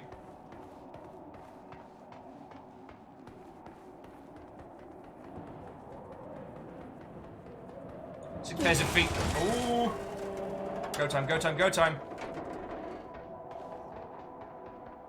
Being like, yep, this is a feckin' labyrinth and a half. It really is. If you've only been with Foster for a century and a half, you hardly knew him at all. I mean, we've been traveling together for a century, and we only just met. 100-year haul is quite the extreme. Foster's longest was 16. I knew him plenty. He trusted you, and said that I could too, that you would help me. Foster didn't leave me much choice. You don't mess up a job for your grandfather and then team up with the person you were sent out to get in the first place. You could have just handed me back. You really are naive. I think you're doing this because you believe there's a chance to get your friend back. You're so caught up in your homemade religion that you're oblivious to common sense. I warned Foster about you resourcefuls. Best not to deal with your kind. Feckin' Why did you then? Get involved. Also, CJ DeMocker, how are you doing, friend? What? Oh, and welcome. Gold makes for a powerful argument. Oh, so, Stooge, I apologise if I missed your comment earlier. How was your stream earlier today? How are you doing, good friend? And Prolo, that is a very good question. If this whole planet is made of this machinery, then where is the water for snow coming from?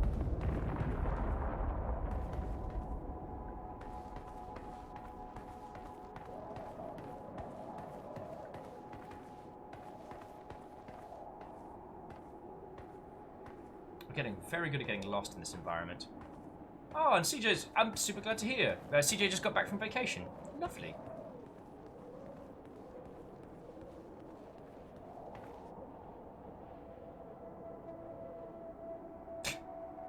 Dash, you make a very good point. London did start with, that's not ice. How sure are we that the slippery white powder is not snow?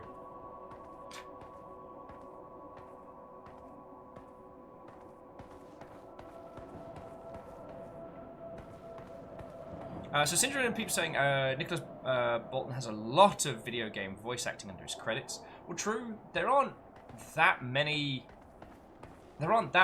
like union credited voice actors to work with, and there are very few still that are good voice actors, as in can create quasi-original characters. That looks like some kind of landing bay. Okay. It looks like nothing of the sort. You know, you're nothing like I expected from a friend of Foster's. Such an odd team. An old rescue vessel from the Requisition and a man without a past. None of our marks knew what hit them. And then we were gone. The stuff we pulled off. You wouldn't believe it. Start telling us. Believe it. I was one of your jobs. A thieving rich kid with a gambling problem hardly qualifies. Oh! I got the brief. Not much of an extraction, really. No one giving a shit about you where you dug down.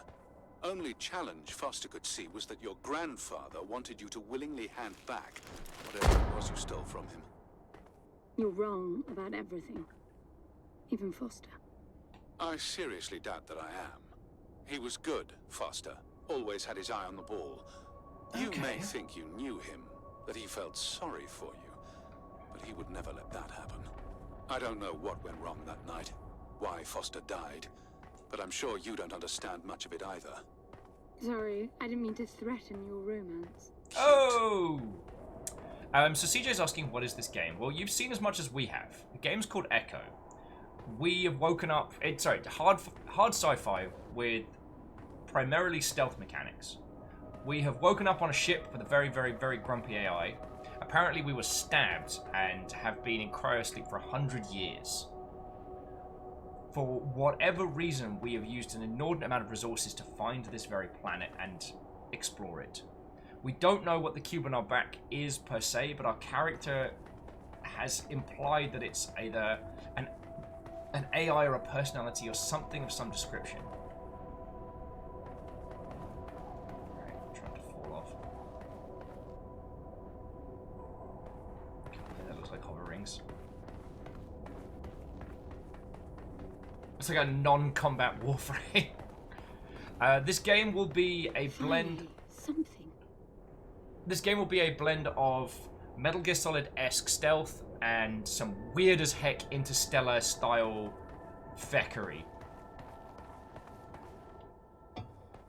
So brace yourselves, dear friends. I need some force. Does the gun pack any punch? Okie dokie. Aim and Wow, I like it. I'm taking the gun offline to preserve energy. of course, jerk.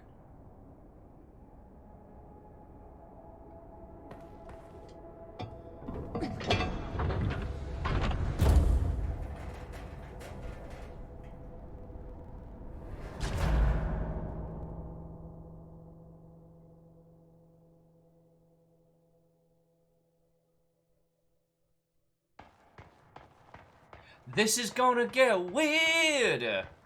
Gun.exe has stopped working. Oh, good. So, friends, I haven't played this. I don't know where the thematics are gonna go, and I don't know in what direction. It's definitely got the flavor of hard sci-fi with some very good human-level stakes that we can understand. But from what little I've seen of this, we ain't even started to get weird yet.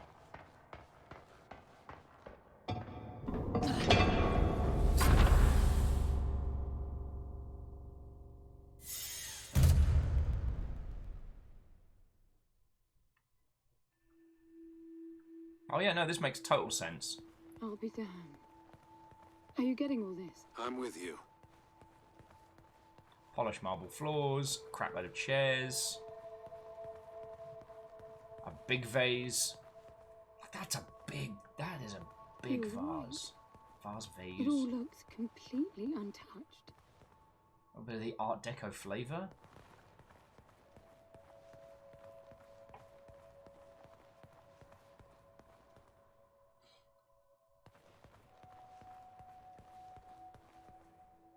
Brolo says, this is what the Internet of Things is a bad idea.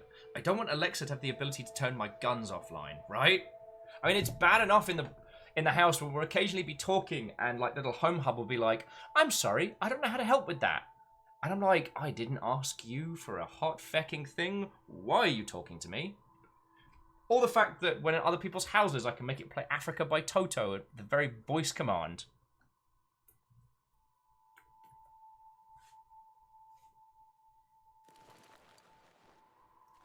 Tomer says their sister just crashed the modem by downloading CSGO. Well, I haven't been on CSGO in a while, and by my understanding, they actually added characters and player skins, player skin elements to the story overall.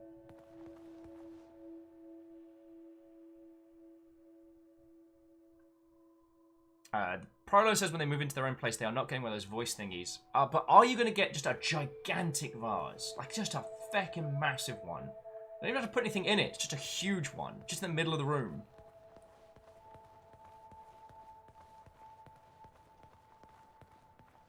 I also like how she asked the AI, are you getting this? In that same manner that I often ask, did you see that, to other people? Okay.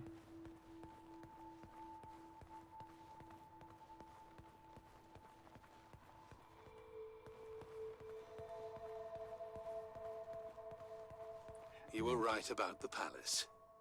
What's the plan now? We get Foster back, and then we leave. I was hoping for something more specific. I suppose we're looking for some sort of apparatus like the one Gramps had. Would that be the Soul Sucker? I'll know it when I see it. Excuse Even if me? you did find the thing, this place is dead. What mythic technology might be here is now useless. We just need to power her up. Tell her that we're here. I can feel this is going to All work. hail the new Jarl. Feckin' wait!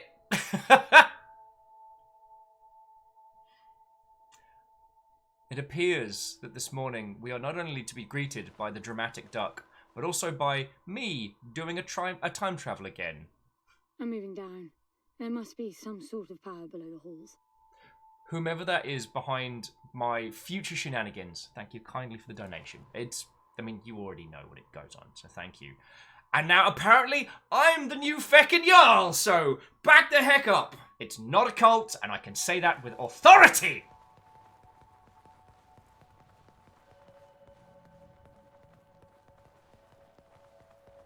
Yeah, break time. Be weird. Break time. Be weird. It's all in the inflection, my friends.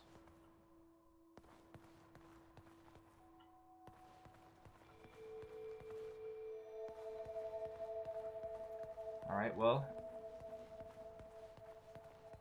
usually the teachings of Sir Vanillion Ice would tell us to get up to then get down. But the House of Pain says that one must jump up and then jump up again. Right now, we're just getting down. We're just getting down. How many chandeliers is the correct amount of chandeliers? I'm just asking for a friend. It's not a cult! It's not a cult. Looking good. Our character in their kind of Art Deco stylings.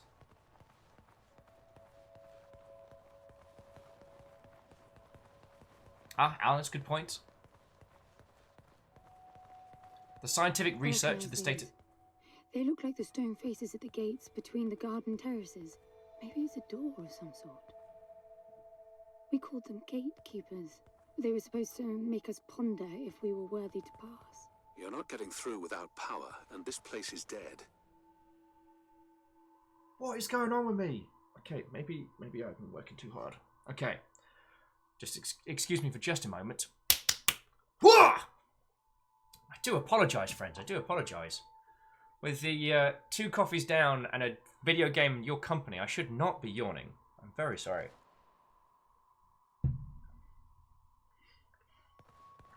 We're definitely getting down. We're not getting low. We can get low having gotten down. And there's no such thing as Deco Sharks. Also, bless your predictable cottons, friends. Thanks to all of you, I'm now very, very aware that Sniper Elite Zombie Army 4 has a lot of sharks in it.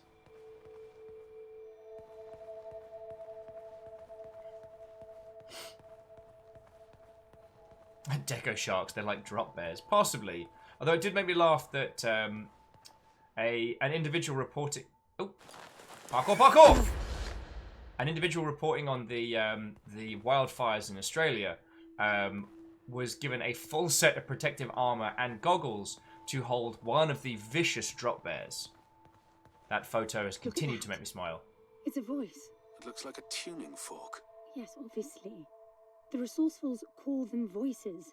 Strike them and let the true tone interfere to find clarity and enlightenment. Ah, of course. Okay. Feckin' terrors. Oh no! So Syndrome says they just did some googling. Ultra, the developers of this game, went out of business since the game didn't pay the bills for them. Feck. Well, it's something we can talk about today if you want, because I've been looking a lot into projects funding. I spoke to some good friends of mine who, while they're not out of the game, there was a title that they released which was very, very good, but lamentably did not sell enough to allow them to continue.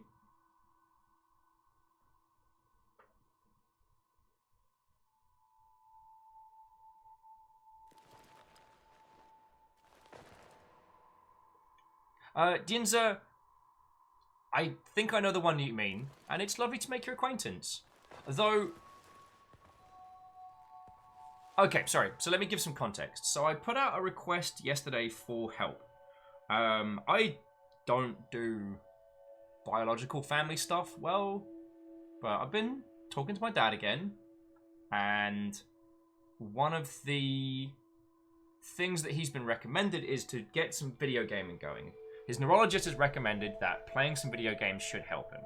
Now, back when I was in my teens, he had a massive stroke that paralyzed most of his left side. And while he has some functionality in his left hand, it's just very minimal thumb movement. By my understanding, he has most of his right, so that's not too bad. And so yesterday, I put out a request just being like, what are the recommendations? Now, obviously, the adaptive controller is the main go-to, but also sometimes it's good to get a few perspectives on. Pretty much everyone said unanimously that the adaptive controller is pretty much the first and last word in accessibility in games, which is lovely. The other thing I was asking for was recommendations for sports games, for titles that are frequent to real-world sports. And Tuna was definitely the winner there because Tuna recommended finding out which sports teams he supported, and then finding titles that primarily featured those. It was interesting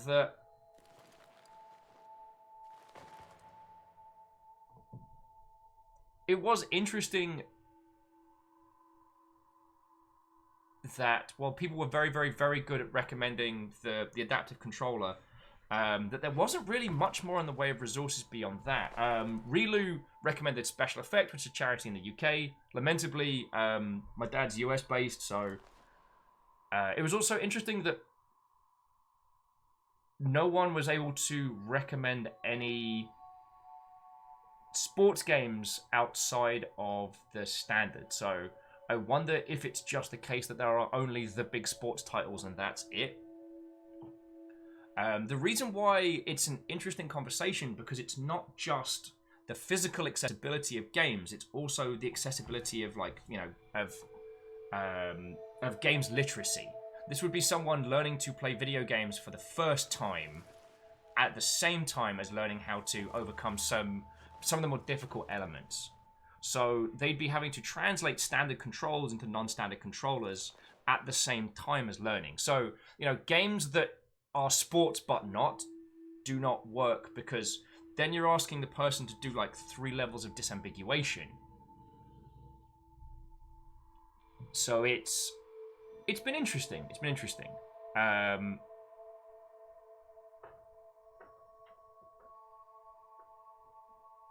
Well, see,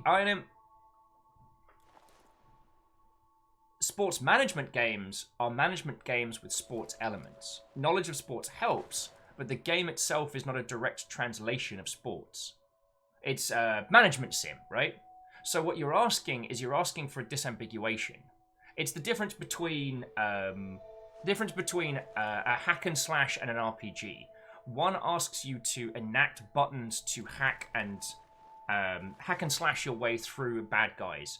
One asks you to select attacks that your character will then do on your behalf, level them up, find them equipment. There's a disambiguation between your inputs and the action as observed. So I guess that was what I was asking for. Now, I apologize for butchering their username, but Yinza up above is a disabled individual who plays a lot of first-person shooters, and at least from the video they sent, they were very, very good at Call of Duty, and that's feckin' rad.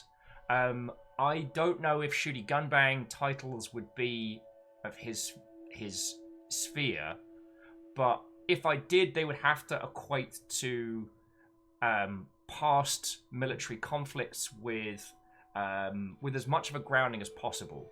So things based on, you know, Vietnam would probably be the oldest conflict game. So World War II stuff's fine because there's a general sphere of knowledge.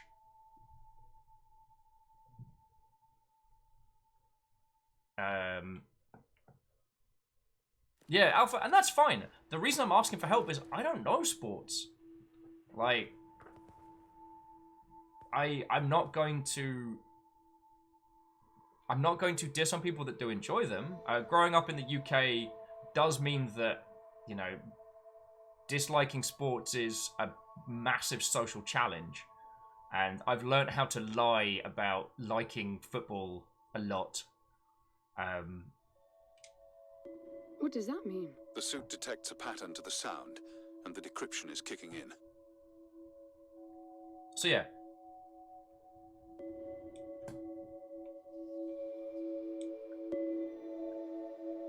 Okay, so let's continue.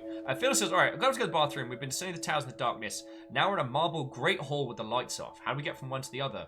We found a door on one of the pillars going inside, and that took us through.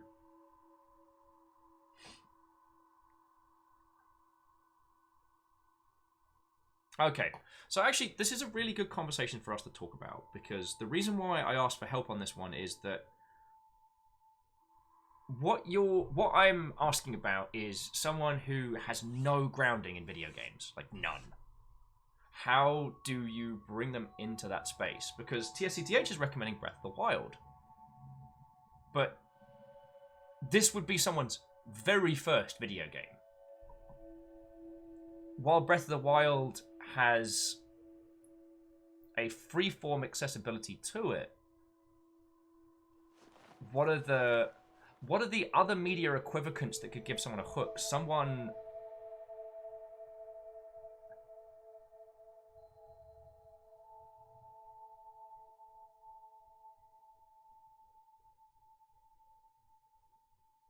Yeah.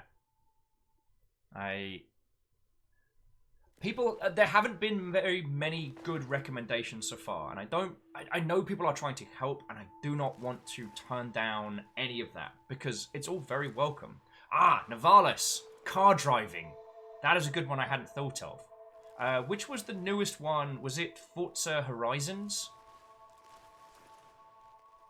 And Martin, I'm only talking about this because this is one of the things that I've encountered over the last couple of days. Recommending Pyre seems like a great idea, right? It's a lot of reading, a little bit of gameplay, a lot more reading. But again, you're asking a lot of disambiguation.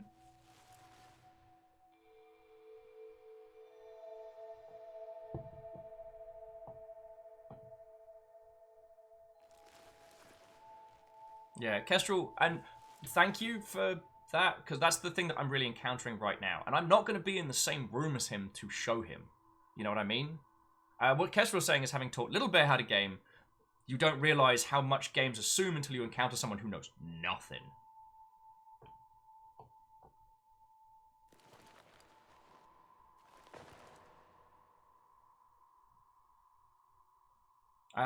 Flight sims could work, but it's a case of... Well, at TSCTH, one of the reasons... I mean, the NES Mini is right out. Without some way of adapting that controller to work for someone who is disabled. Like, the D-pads, the D-pad is a very precision piece of kit. Like, if you think about the games that are on the NES Mini, how many of those are lives-based? How many of those are precision-based? And I'm not... Sorry. I don't mean to make this your problem. It's just... I guess I want you to understand why the request threw me off. Like... what I need to do is find something that gives him a grounding in that space, something that gives him a way to learn how to be in that area, and then start rolling out.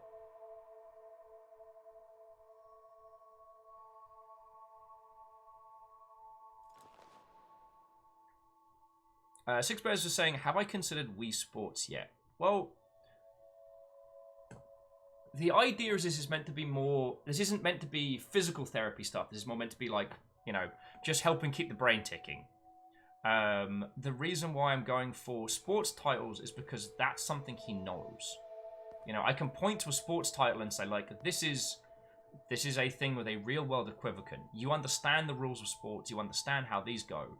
And then you can take that knowledge and that can carry you through games literacy. That can bring you in. Whereas, like, giving someone an art house indie game or giving them, like, an abstract art title and then asking them to learn how to game at the same time as learning that is very challenging. Jaralan saying, well, if it has mostly control of right hand, computer games that mostly use the mouse are a good go. Quite possibly.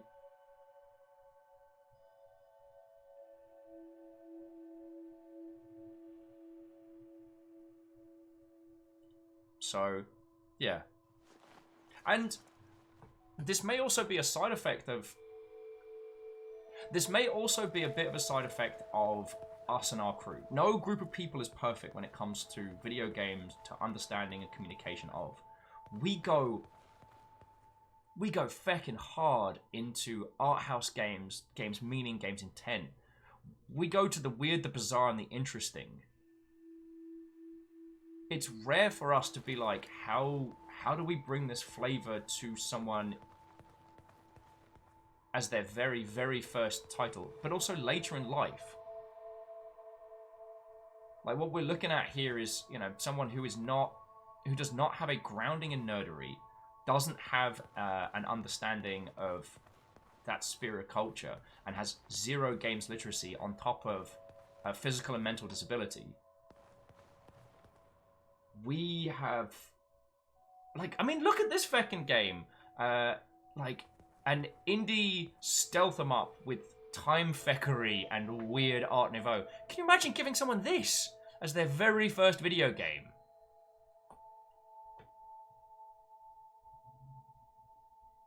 Oh. And does it come with sauce? Do not worry about interrupting. This isn't just the and then Will talks your ear off show. Those are some creepy ass chandeliers.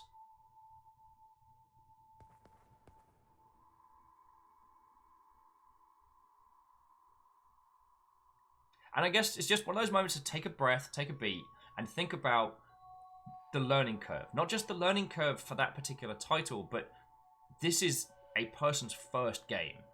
And how do we bring them into that space? You know, the interest, the hook there, getting them into that element would be the first kind of challenge.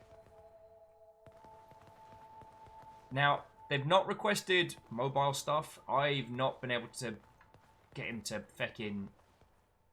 Alright, I guess we're jumping down again. I've not been able to get him to acknowledge very much in terms of, like, activation mechanism for the door. Digital stuff, and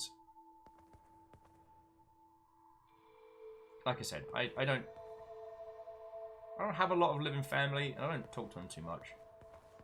That's a long ass story in itself. But yeah. So, a very British Gale, how are you doing, friend? Did you get to see much of the later Alligator run? Because that was feckin' brilliant. This is meaningless. Foster is dead. Some things just cannot be undone. Think about it. If you could capture the souls of the dead in a cube, and then bring the person back to life, surely it would be a huge industry. It's not like that. I know for a fact that he's in there. I have wondered how you came to believe that. But I doubt that I'll agree with your reasoning. You resourcefuls are too far removed from reality to make sense. You've seen nothing but the bought and paid for fairy tale designed by your grandfather. Well, the reality of my fairy tale upbringing was that it was all about this place. No, even before that, my genes. Grant spent centuries creating his resourcefuls, carefully picking potential from the gene pool. We were created to come here, and this feels very real to me.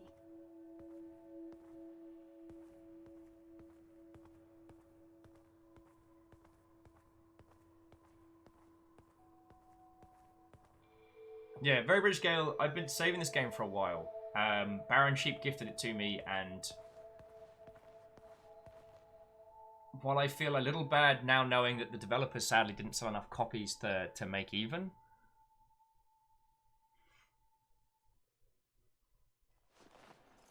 it's an exceptionally interesting creation, and I'm glad we're having a crack into it today. And I'm sorry for bringing my family stuff in. I won't.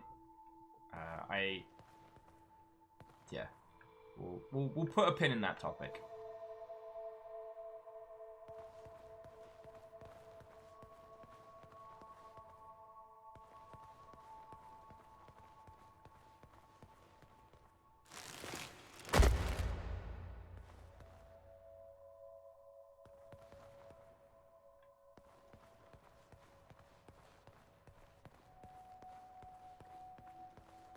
Interesting.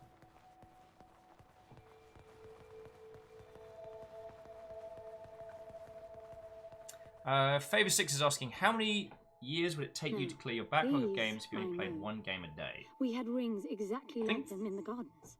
3-4 years? Detects a small gravity charge inside the scepter. Perhaps it can power the big door. The pedestal looks like the activation mechanism.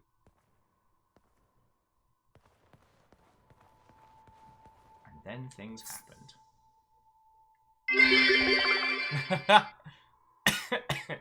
Syndrin, there is no shark-related patterns on the walls.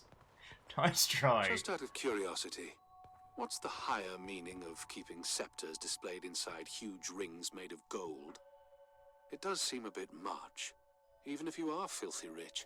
The rings were not for show. Thank you kindly They for are the part 100 of our bits. training. Oh, and you do what exactly? Step inside and feel wealthy?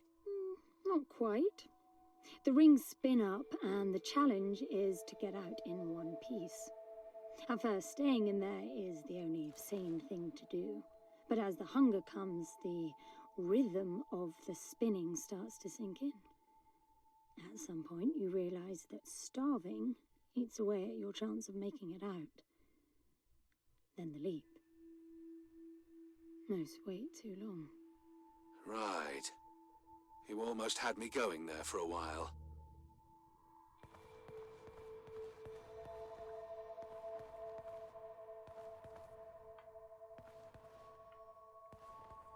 Well, that sounds like a terrifying thing I'm gonna have to do to.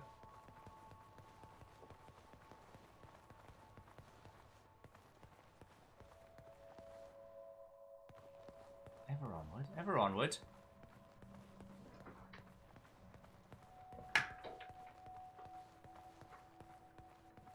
The seagulls are playing with a cable outside my window. It keeps making me freak out. Huh. Parkour, parkour! Right, so that's where we were. We did the old Explorathon. So I guess we return with the key. Make that work. Megromax says, so why are we running around a giant museum of empty space? We don't know right now. We have a theory that a particular person's soul is held within this cube, and that for whatever reason we are trying to resurrect this person. That there may, sorry for the itchy nose, there may be something in this facility, in this planet-sized facility, that allows us to bring a person back. That is what we know so far. It took us 100 years to get there. We got stabbed before we went into cryosleep. We're doing it right now. And we have just... By the way, I don't know if you noticed that there were no other exits from this pit than the big door. How I hope the scepter will magically make it open. It will work. Must be nice always feeling that the world will act in your favor. It doesn't, Grumpy, though. grumpy robot. My guess is that you will learn this momentarily.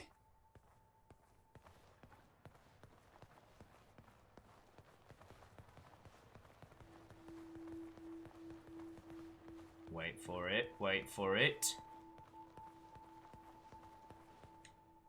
Hoppa-cha! Now, let's see. Nothing. What a shock. Looks like you might be joining Foster after all, just not the way you imagined. I don't get it. What Gramps did to hundreds of resourcefuls for this? I saw it the day I came to you. The subject lies down on a marble surface with a strange silver pattern. And the silver unfolds, pierces the skin, and slithers inside. In about half an hour, it consumes everything. And all that remains is an empty slab of marble and a newly formed cube. No. He called it the translation. The flesh and the soul shall enter the palace through separate doors. We said it 1,000 times, never realizing. I didn't catch Foster's soul in a magical cube.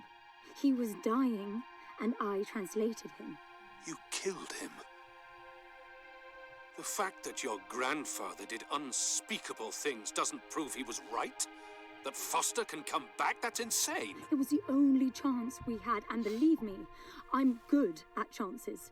I gamble for a living, remember? That's how I stayed alive all these years after leaving the gardens. Well, this time it didn't pan out.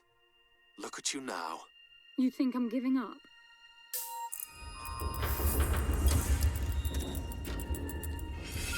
No, it was just on a timer.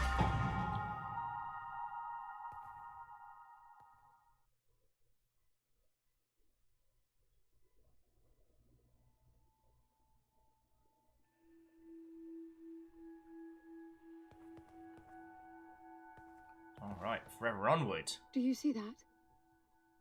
The dim glow. The activation of the door must have triggered a chemiluminescent. Not uncommon for evacuation purposes.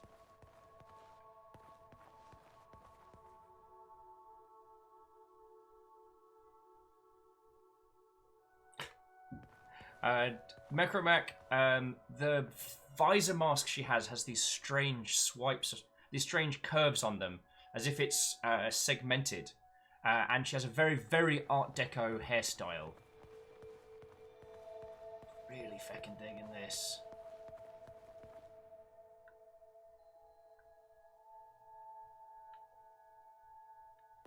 Well, let's get to running. We've got several planets worth of distance to cover. 6 pairs of feet, so weird. I'm learning this at the same time. But it seems as if the resourcefuls were whoever her grandfather was, this very rich guy had a very This place is huge. curious homebrewed religion. This hallway alone could easily house all the resourcefuls that ever were. You finding anything here without coordinates would be a miracle. I compared the quarters you're in now with the overall structure of the planet. The palace is everywhere, all the way to the core. Huge sectors separated by the outside structures you were in. No big deal, no big deal. So it's implied that the resourcefuls were children made, chosen of the best genetics for whatever reason. And yeah, Prolo, I'm with you. This game feels fascinating. It's doing a wonderful job of show don't tell, even though these two characters are conversing. And while the AI is being a jerk, I do like that it's creating this, I don't know, it's giving it a grounding. If the two had been getting on rather well, the bizarrity of the situation wouldn't necessarily play through. I don't know. I'm still forming my feels on this one. I'm still forming my feels. But right now, we're in a situation that is science as magic and close to an impossible situation, which our characters are handling very, very calmly.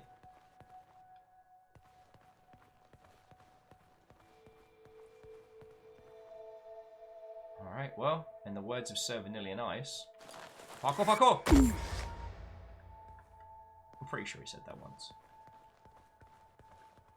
Oh, hello. I'm getting some local increases in energy emission. Know what it is? Can't tell. It's not radiation. One of them is close to your location. I'll pin it to your HUD.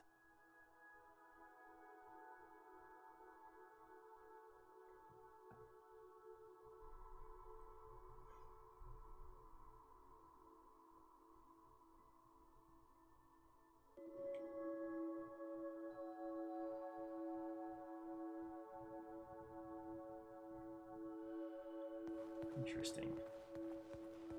I think we've worked out what the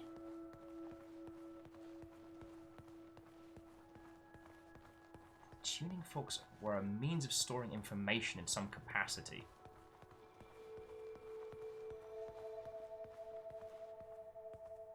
And it's You've hard got to not... give it to him, the old man. This place is spectacular. Nothing but an True that. infinite palace would suffice for you resourcefuls. I wish you'd stop calling me resourceful. It's what you are. I had the training, but I never bought into Gramps' vision. I never wanted any of this. Yet here you are.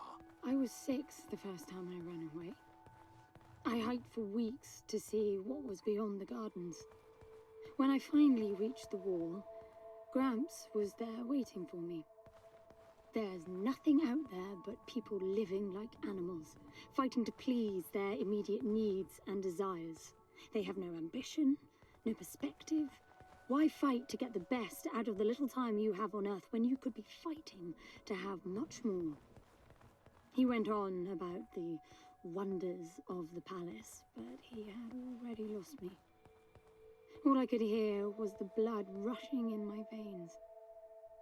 I wanted that. To fight for the here and now. I decided that I would do whatever it took to make that happen. So I went back with him, to follow the training, figuring I'd need it to get away. And I was good. He called me his prize. Before the turn, I ran, just shy of 15. I've been out for 7 years now. Not really what you'd call a running away from home excursion. Not really, no. London, you've got to believe me. Foster was a bloody mess and wouldn't have made it out alive. None of us would if I tried to escape with him like that. He gave you the lighter, so he must have wanted me to take you here.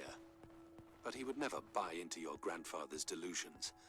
It's so far-fetched it almost makes me sick.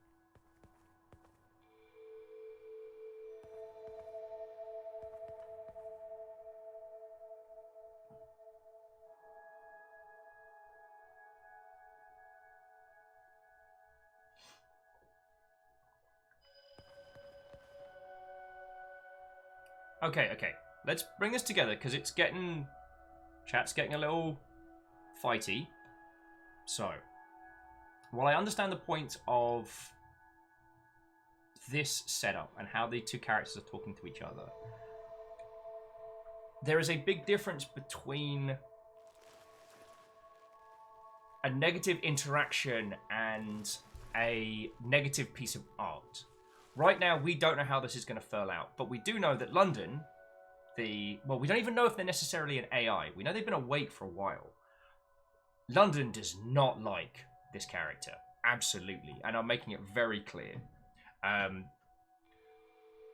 They've also gone in so far as to say earlier on that they do not believe in any of this nonsense. So it's a combination of they disbelieve that this could even be a thing. They disbelieve that this is something that could work. They're going by the information they have. Currently, the only thing we know about London is that they were best friends with Foster.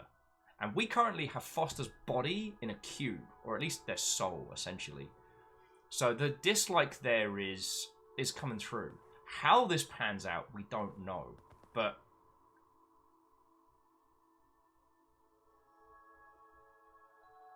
when encountering the first element of an interaction between characters, it can be very easy to take a knee-jerk reaction. And creating two characters that dislike each other immediately is doing a great job of offsetting the pure bizarreness of what is essentially like science as magic. And I think that's very, very important. But also, it is important to remember that, you know, at least a good voice actor of, or a voice actor of note is playing a character, unless they had a hand in writing or creating it themselves. It's not necessarily a reflection of them or their personal philosophies. I'm gonna find a way to get through this. I guess down some more. Doors to only open.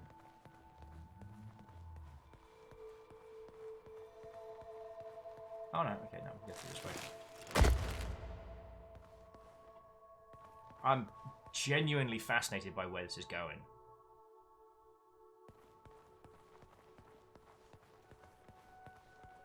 Oh, speaking of maps, by the way, did anyone see the Halls of... is it Halls of Time? The latest little round of... Is that a throne? That is a throne. Well, I'm going to do it. I'm going to regret it, but I'm going to do it.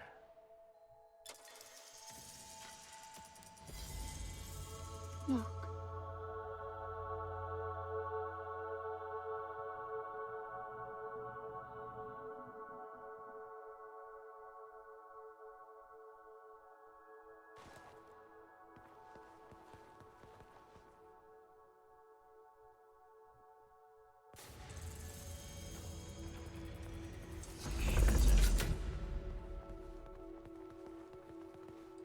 Don't get faffing around.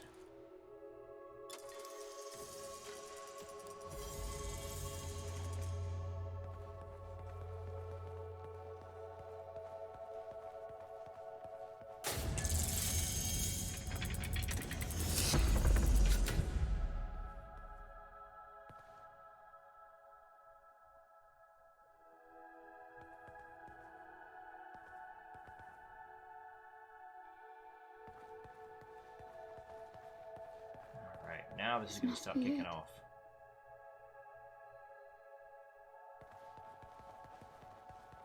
Oh, very doubtful.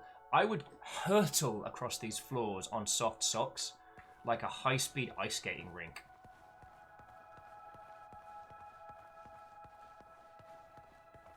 God, we haven't even gotten into the weird of this game yet.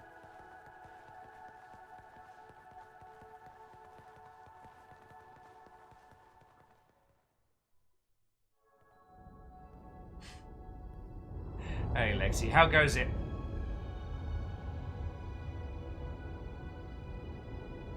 It looks exactly like the thing that made the cube.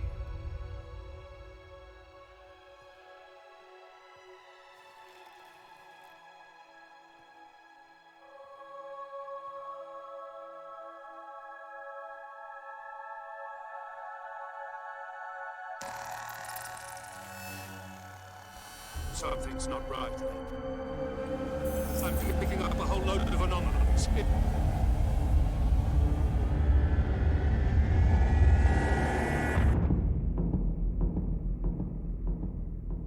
Told you we're gonna get weird.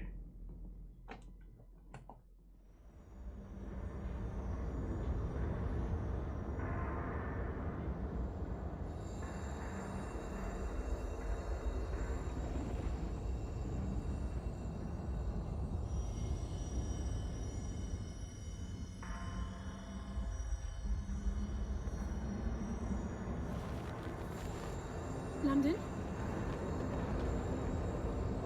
Foster?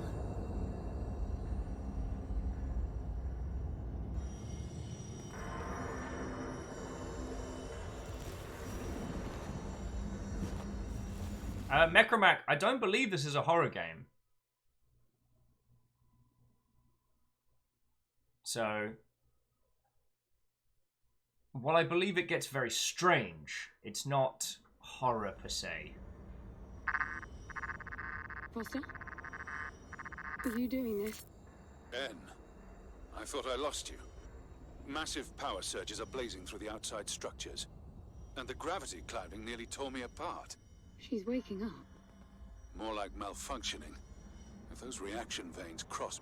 Wait, what's that? Something's wrong with your HUD. I think it's the cube telling me where to go. It happened when I put it on my back. Unlikely. The suit is hard-coded, and all blocks capped to the minimum. No room for adding to or altering the code.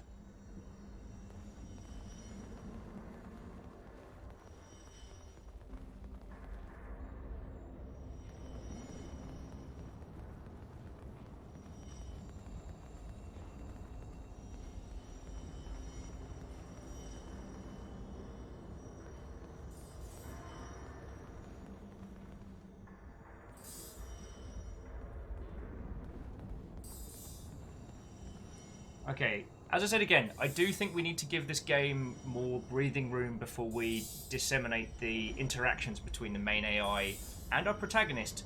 But she did murder his friend and turn him into a box which he's currently wearing like a fanciful backpack.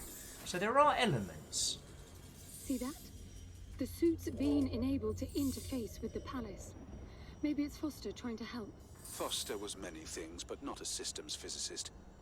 Why are you still denying that we have a chance? Everything around us is a marvel. Everything around you is critically unstable. I think the whole place is malfunctioning. You should Whole be getting place. out of there. Feckin' awesome.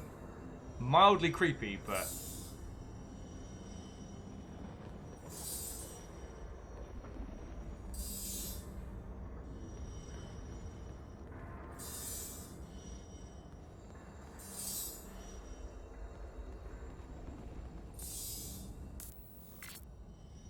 Look, I got a new waypoint, and it's a lot closer.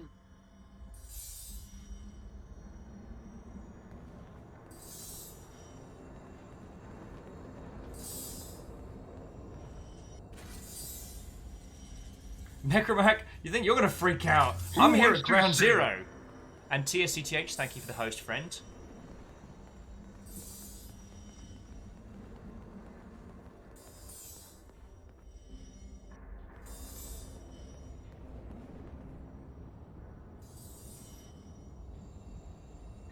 So very doubtful. This is one of the interesting things. They still, like, the fact that there is potentially a mine the size of a whole planet, which we encountered earlier on, is not something that any of our characters considered to be weird or strange.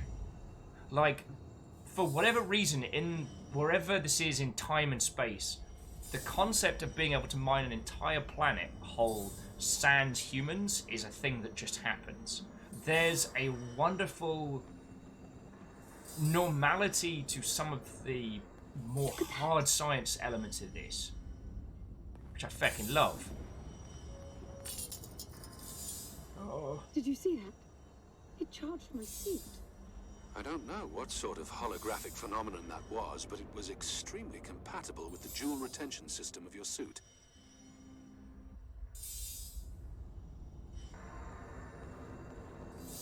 Yeah, Anonox, this could be Dyson Sphere level technology.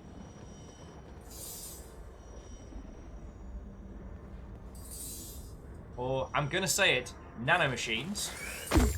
You can do planetary... If you can do, like, restructuring of an environment at a planetary level, that's pretty freaking impressive. Look, there are more of them. Power for your suit won't be a problem. The outside of the palace sectors burn red hot, but even inside the walls and floors I read a buildup of gravity charge. Why would anyone need power on a scale like that? I hope it's not part of the malfunction. Overcharging would be catastrophic. Always seeing the bright side.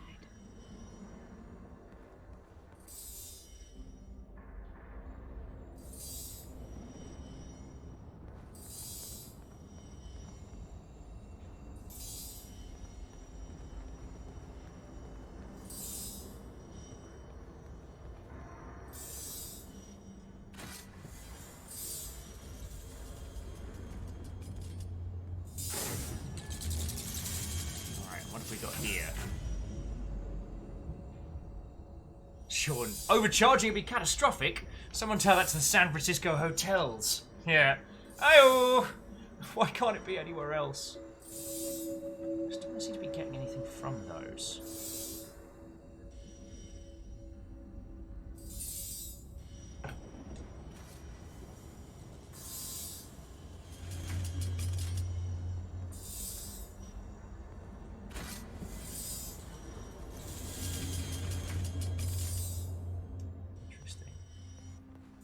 Desks and there are rooms with...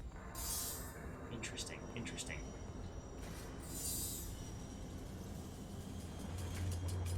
Oh, Kandaran. I hope you feel better. Kandaran just managed to get an inflamed ankle from playing too much Beat Saber. That's impressive.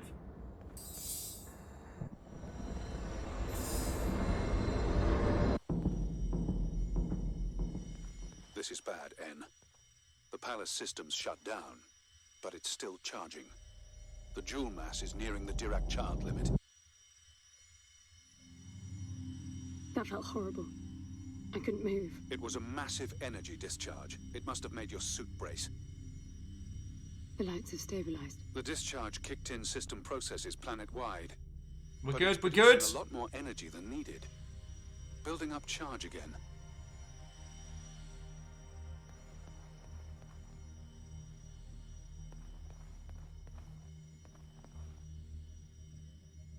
Oh, we're getting closer. Let's see where this leads. But yeah, so I can never pronounce the name of the scale, but the thing that Fearless Sun is talking about is a scientific scale for which one can measure the progression of a... Who wants to sing? to Fistmaster. Thank you kindly for the host as well.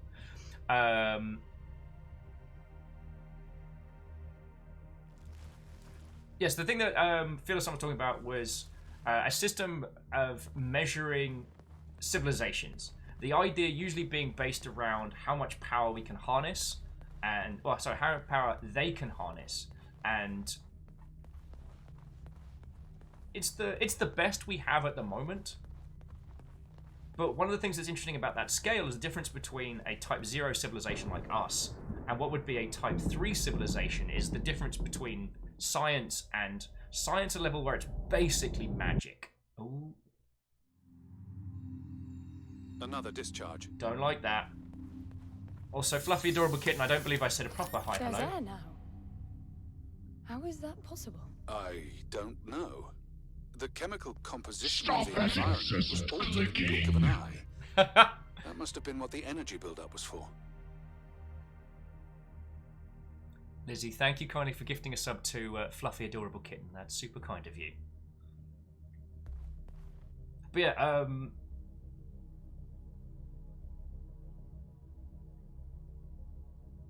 it is an interesting thing to start thinking about, which is that the point at which, even though it could have a basis and a grounding in real science, it is, by our understanding, to be basically magic.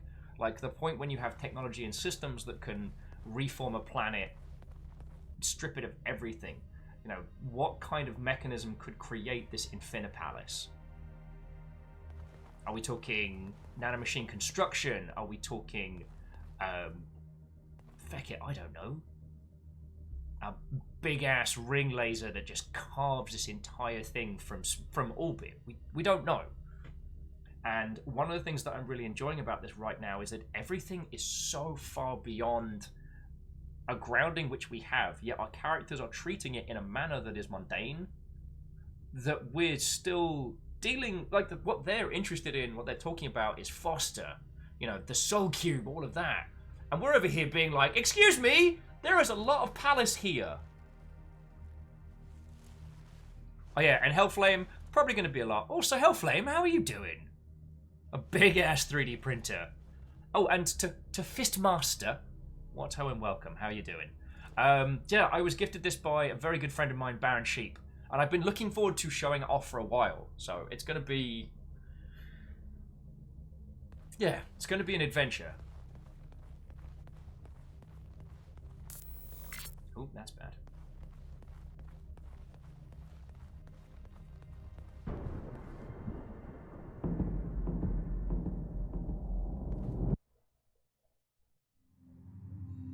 What the... flowers? They weren't here before the blackout, right? No, they were not. I Flowers, guess it's part yay! of the welcoming package. Of all the things that could have popped up after that, flowers, not the worst.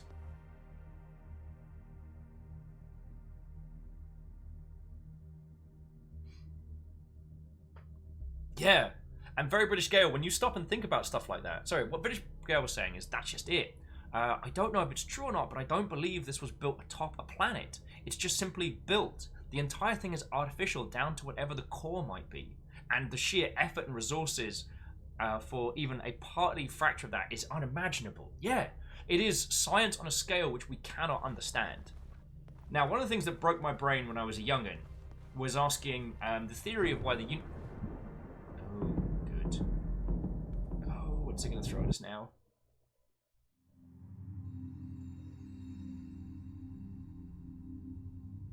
Doubtful says my boss is totally unreasonable and won't let me put Stephanie the all-devouring darkness scourge from beyond the edge of space and time on my business cards. That's not cool.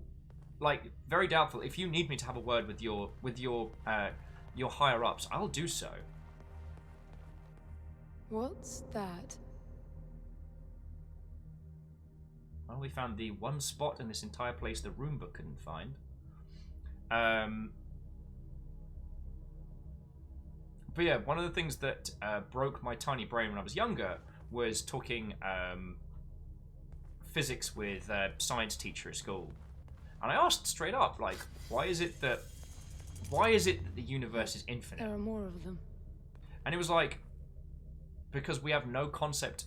If the universe is finite, we have no concept or understanding of what might be. Oh, this is gonna get worse, isn't it?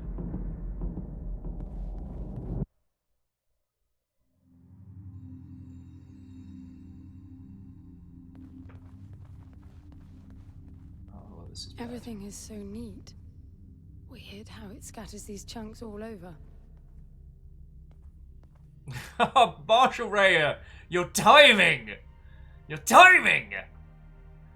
Oh.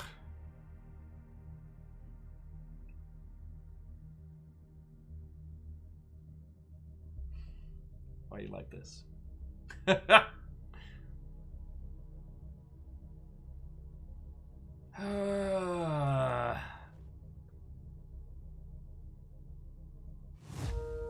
You're a terror. You know that, right?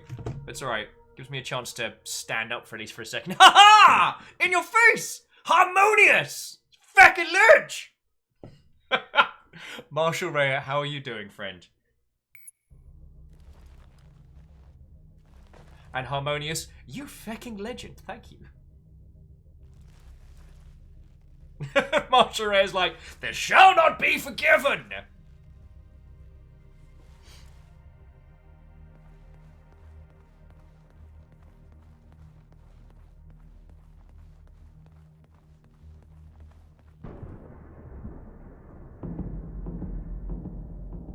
Hey, Baron Sheep, what, oh friend? Fucking heard that, whatever it was. We have... What the... This one moves. Worse, it's alive. The sphere appears when humans or animals are detected in close proximity, but this... Oh, good. It's gross and squiggly. Well, I mean, Baron, I don't want to say that we're at the very, very beginning of this, but we've not gotten into the meat of it proper. We're still at the... Oh, good. Oh, Macromek, you better believe I'm not stepping on it. Yeah, this is doing a very good job of slowly introducing us to, I guess, what we need to be stealthing around in a bit. Oh, no. No, no, no. No, no, no. Do not like, do not want.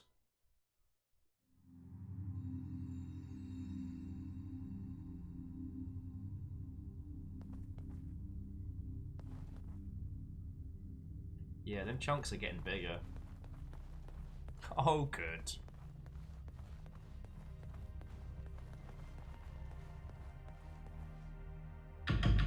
What are they? It can't be Foster, right? I mean, the palace did try to read the cube and then malfunction. This can't be the palace attempting to bring him back, right? No matter the intent, that's not Foster. It's not sentient. I like all of your suggestions are just poke it with a stick, see what happens. How about no? Whoa! Boy, sure does look like the start of a face, doesn't it?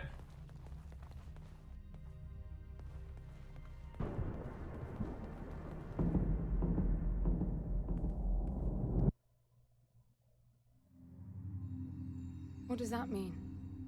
I get color now. The suit senses a threat. Yellow means that you might be noticed. Red means you're targeted. Oh, good. Oh, good. They're gross and weird. And now they're mad at me. Didn't do nothing.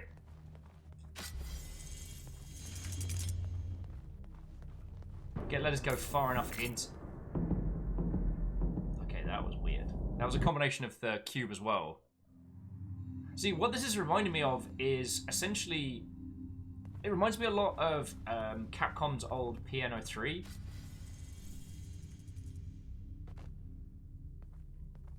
Oh, good. They'll be walking soon. Are you still sure this is a good idea? Give me my bloody gun. Dismook says, what if they're the inhabitants of this planet? Well, what we know is that those blackouts are this facility powering up and charging. This is bad.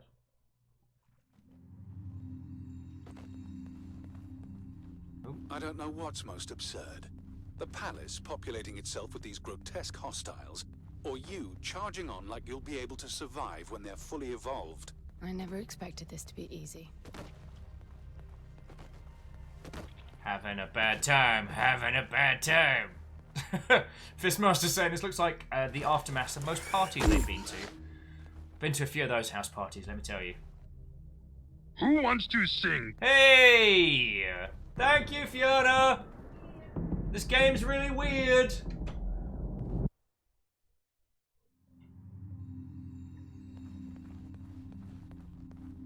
Dust in your eyes. What, old friend?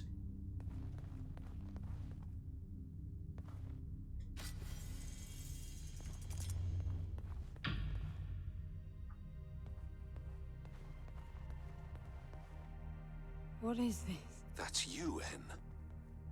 But why would it build copies of me? Oh! Okay. Nope. Nope. It jumped me. The red spikes suggest that you won't survive another encounter like that. I don't get it. Why would the palace copy and then attack the first human to arrive? It makes no sense. The constant crashing indicates deep corruption. Those creatures must be part of that malfunction. Yeah, it'll be cool. I got my gun pistol. Computer, you're gonna... Hey!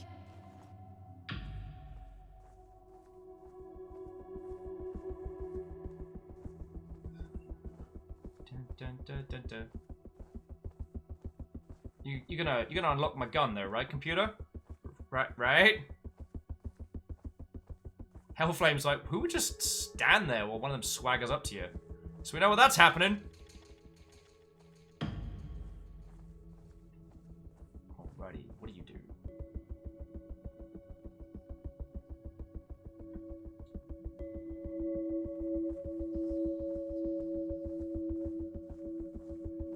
But yeah, this bizarre, gigantic environment, how it handled what it does. Firstly, Mufeckin Kingdom for a sprint button.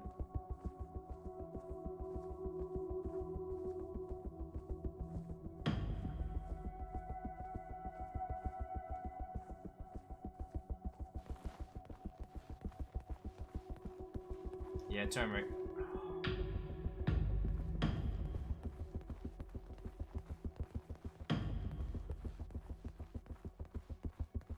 Those ones don't seem too bad.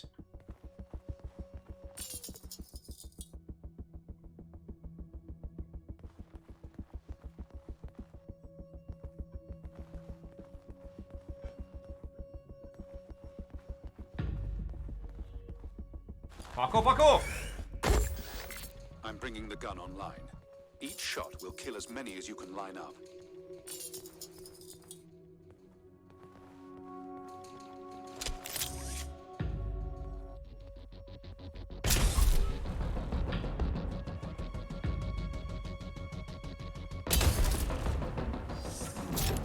Need a few more of those. Thank you. Oh! Alright, come on. Conga line of death. Here we go. Parkour. Parkour! I'm out. There's plenty of energy around you.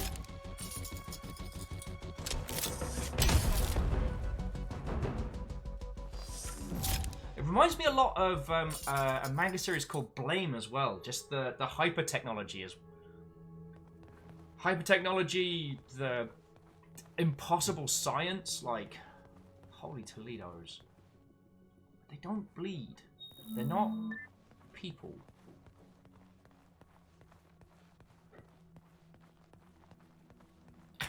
Elle saying the soundtrack's making them want to fire up Rod Zombie's More Human Than Human. Oh, good.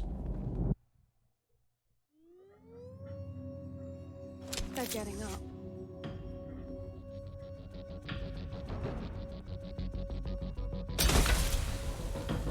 Oh, squid that shot, didn't I? Oh, come off it! Oh, I'm in trouble, G. No! No!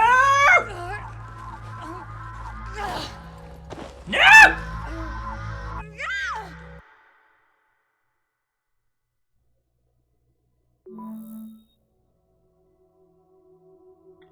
Are we going to acknowledge that?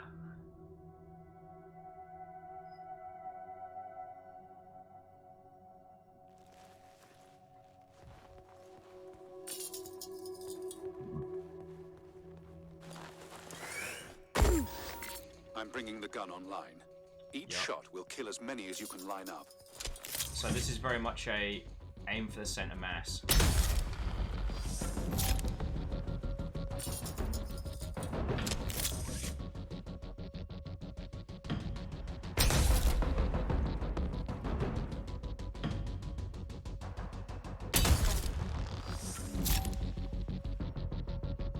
Okay, we got this. Yeah, Tomary, that was a cracking joke you put forward earlier. I apologise that I didn't acknowledge it because, you know, clone zombabies. Zabies, if you will. Does it come with sauces? Such a bad time. I have to leave. It's very much past my bedtime, and this is Nightmare Fuel! Good game moving forward. Well, I'm glad you got to see some of this, friend. Because...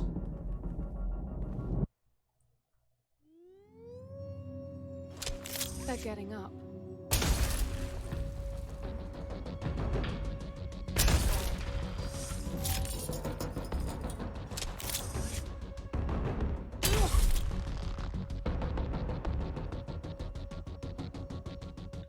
Resident Meevil. Damn it, that's a great name! I thought you said the gun was lethal. It is. So, the palace resurrected them. Who knows what this death trap is capable of? My guess is things will only get worse. You really need to work on your motivational skills. Alright, shooting. Advanced use. Stamina. Blue, push and sprint. Yellow, only sprint. Red, exhausted.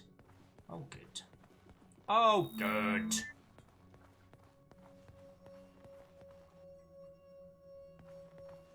Alright. Knock, knock. Who's there?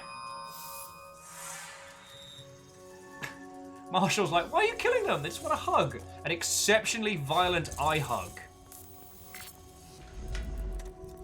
Hellflame says, first they made pretty flowers, now it's making horrific doppelgangers. What's next? I'm hoping for hamburgers. Yeah, Katros, I'm doing okay. Thank you for asking. Little overwhelmed work-wise. But I'm doing good. I've been wanting to show you this game for a while, and I'm glad everybody's digging it. If anything, what's been real good about this is that there's so much to intellectually tear into that I actually feel like I've had to taper people from jumping in too hard at the meaning of this game before we've gotten any further. Do you know what I mean? Okay, I'm behind an enemy. Hold B, advanced use.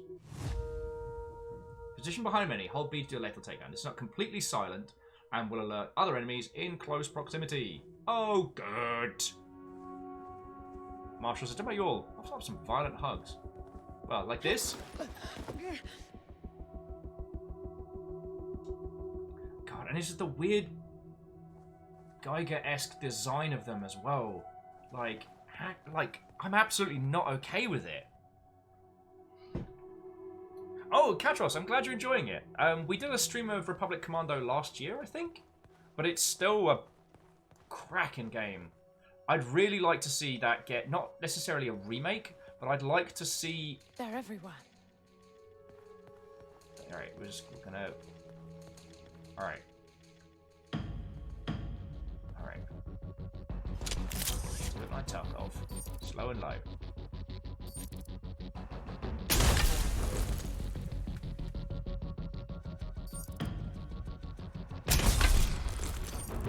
I'm out. Yeah, this is not going well. Like, no. I can't see anything. Use your area scan.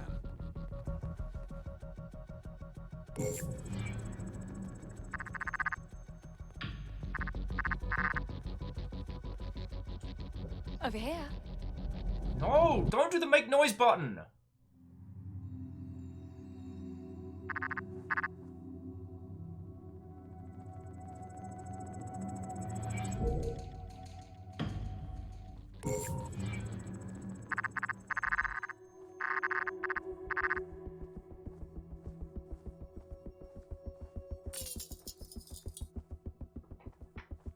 Fucking god darn it.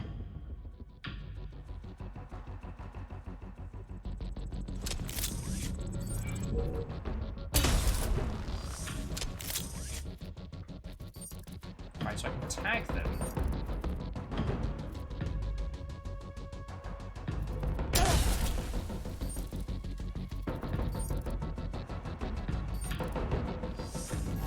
Oh, feck. No! No!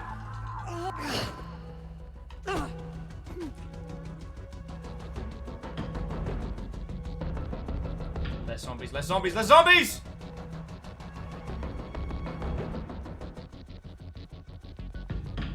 Alright, so it doesn't ask us to... It doesn't ask us to maintain health, munitions, and all of the nonsense too much. Well, we have to be concerned about them. It's not... They're getting faster after each blackout. If they swarm you, use the gun's riot function. It's not lethal like the main driver, but it will knock down everyone in close proximity. Got it. Okay. Alright, let's just give it a quick test. Oh, yeah, I'll take one of those. Cheers.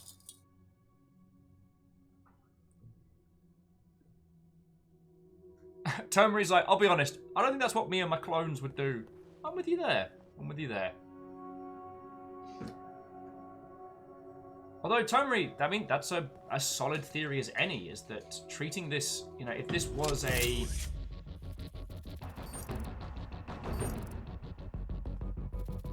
If this giant planet-sized machine was...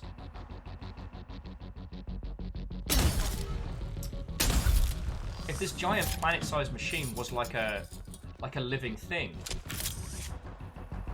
then it's not weird to say that this might be an antibody system.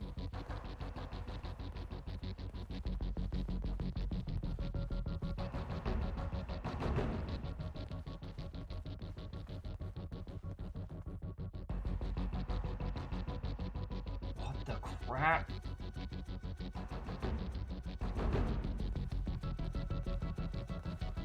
It's weirdly reminding me of the old Deception games.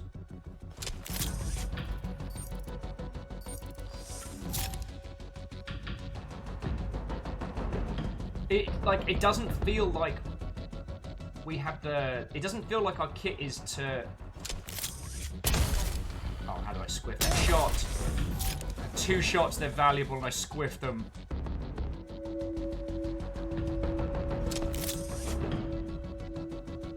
Alright, we should be okay to try the riot thing out on them. Ready, ready. Off. Feckin' wee. Feckin' wee. Okay, we got this.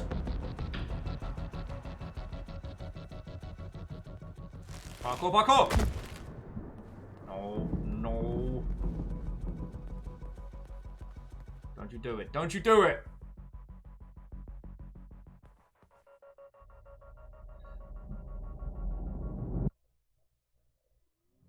There's something about how it does those time loops that's really unsettling. There's something more to it.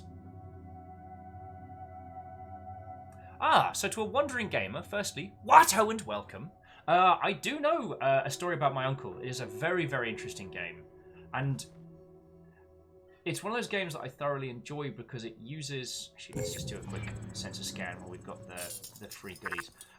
Because it uses a lot of, like, sci-fi video game elements to tell a really personal story. And I really appreciate that.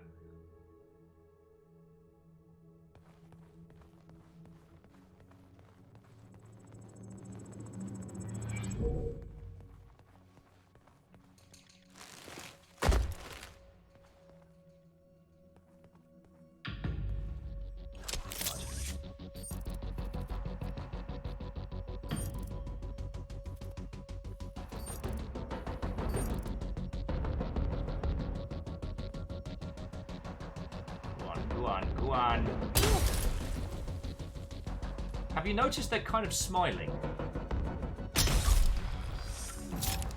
making me a little uncomfortable, I'll be honest with you.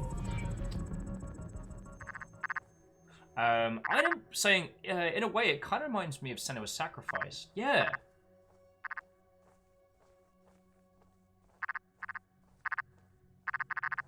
There's a flavor and a vibe to this game that I was not expecting. Cool.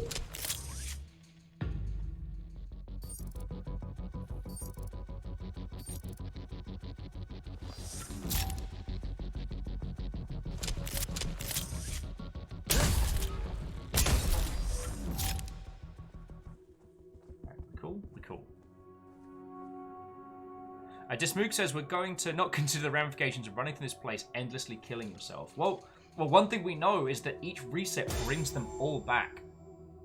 What the feck?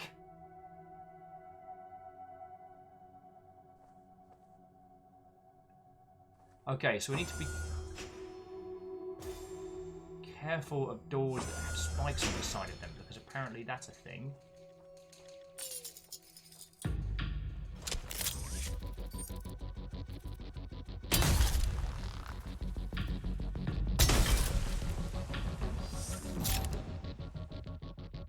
Ah, yes, the gun cutter.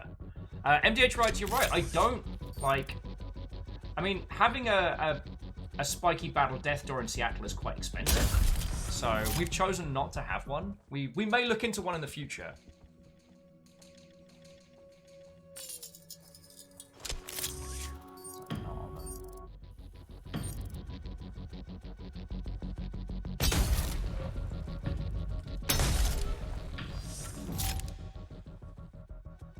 Yeah, this is definitely reminding me more and more of Blame.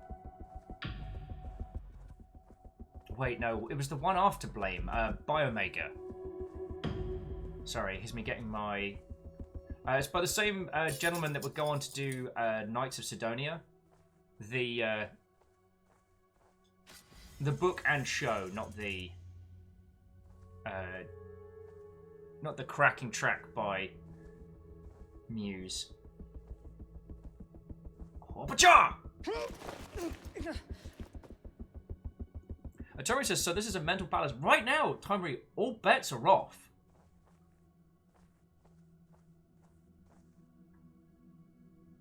If you know what I mean? Like, we don't know. What is that? I have no idea. It's creating weird imprints of me.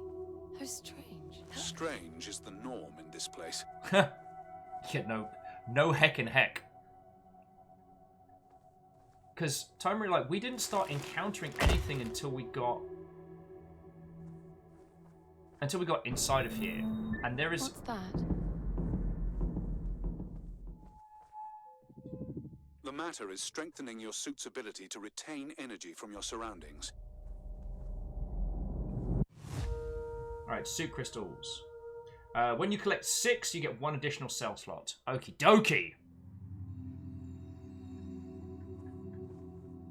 Yeah, there was nothing else living in this place until we jammed a cube with a soul in. Like, we don't know.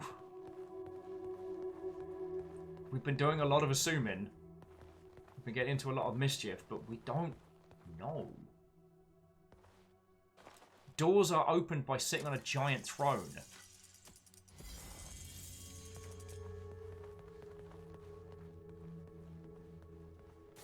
It's closing fast. You won't make it. It feels like this damn suit is slowing me down. You're just out of stasis. It's protecting you. I don't want that. If you insist, it'll be painful and your range limited. Okay, so now we can sprint.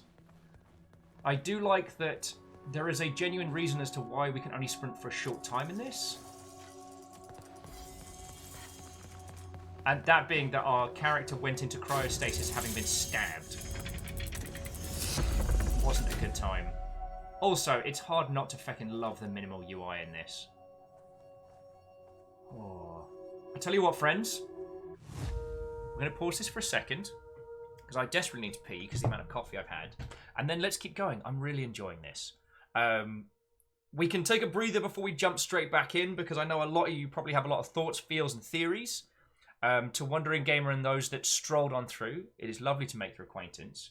And while I'm never against people making recommendations for games, it's rare that people can recommend me games that I don't know. I'm always impressed when someone can. I'm not against it. Just, you know.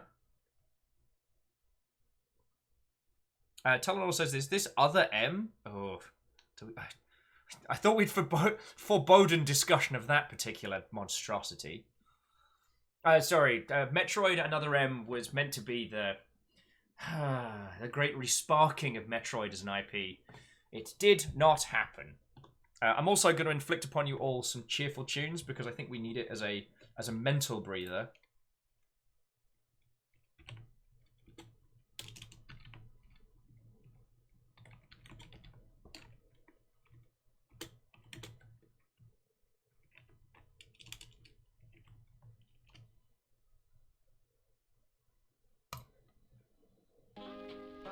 There we go. Alright friends, I'll be back with you all in just a second, so don't go anywhere, and let's keep going with this. Today's the day. Get that big picture of my face up on the side of the marquee. Cake stall, you ready? Dog show. All your dogs in a row? Let's go. If it's nice all summer, I'll entice more numbers. I'll invite all comers. Walrus Ware, I'm sorry you're having a hard day, friend. Well, pour yourself a bevy. Kick off your socks. I can't help with that particular real-world problem, but I will definitely provide you with something vaguely entertaining. How does that sound? Okay, but okay, a minute this time. I'll be back in a second. So for one day you can come and try my kind of fun on a Sunday in July. Quirky, lovely, quintessentially English, wonderfully rubbish, singularly distinguished. Come on down, it isn't too late. Another summer, let me give you a break. Something a little different. Let me give you a taste of the annual Professor Elemental Village Fate. Come on down, it isn't too late.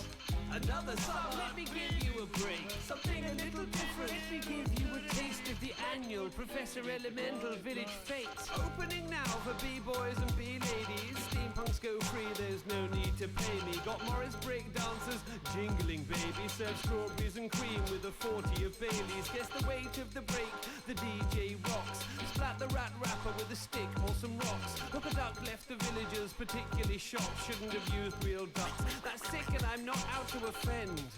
It's for unusual tastes. You'll need your own spoon for my hen and spoon race. Stop your screw face, my tombola is so far bling. Thrown in a car with rims and a chauffeur. Sack race for clans, crews, posses and cliques. Best pith helmet competition obviously fixed.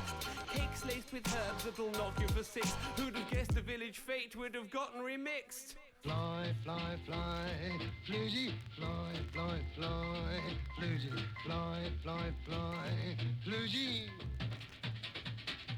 But flat-foot Flugy with the fly, fly. The flat-foot Flugy with the fly, fly. The flat-foot Flugy with the fly, fly, fly, fly, fly, fly, fly.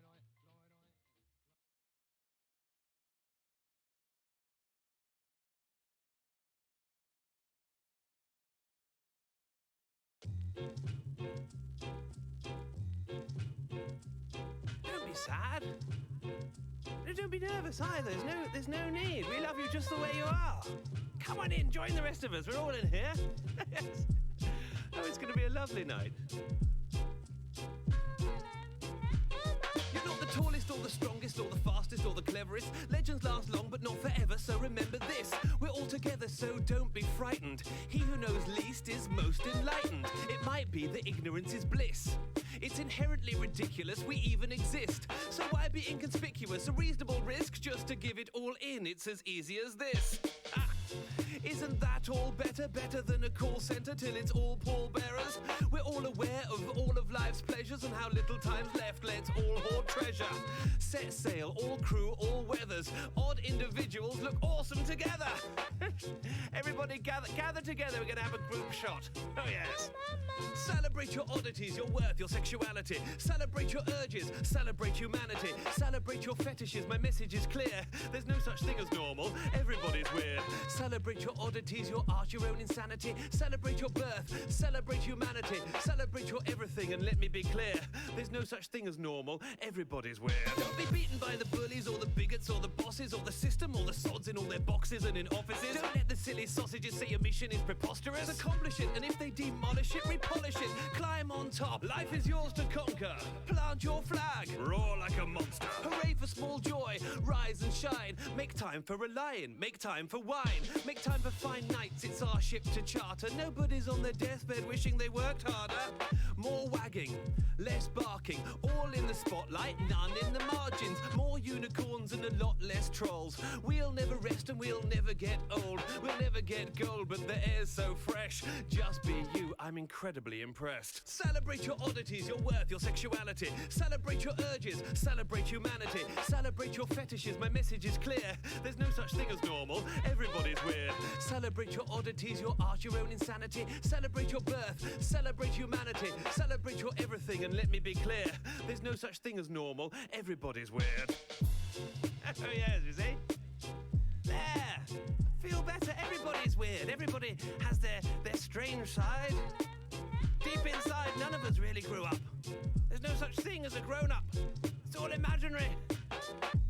So with that in mind, you take my hand, let's go off together. Oh yes.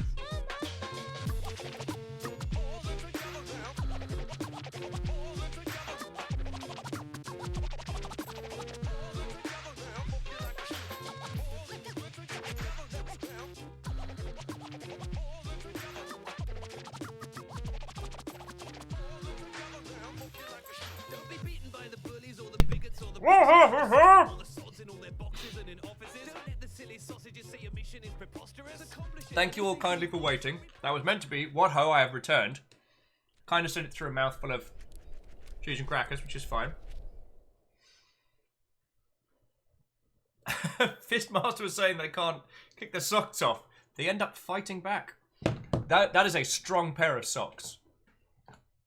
So I guess, like, with Fistmaster and a bunch of people that have come along, I should do at least a vague attempt at being a good host.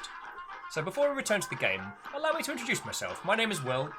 It is lovely to make your acquaintance. I used to work in the games industry.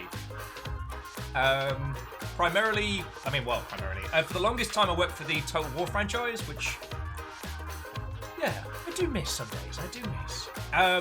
Then ended up working on a couple of projects for Improbable that never really went anywhere. I was at Rocketworks for a while. Then I ended up going independent.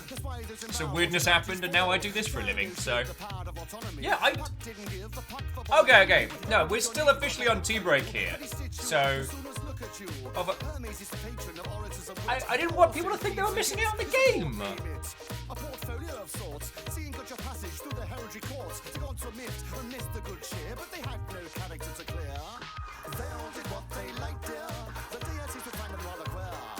They might take the blame, but would quite happily claim that they had no character to clear. That's right.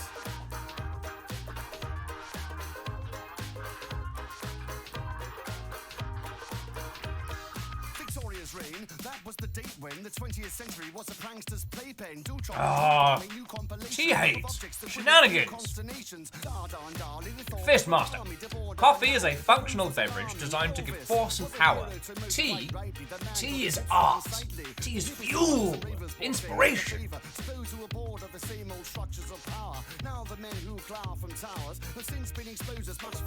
Trevor's asking, there must be some way to make a balanced drinking game from Will's Truth.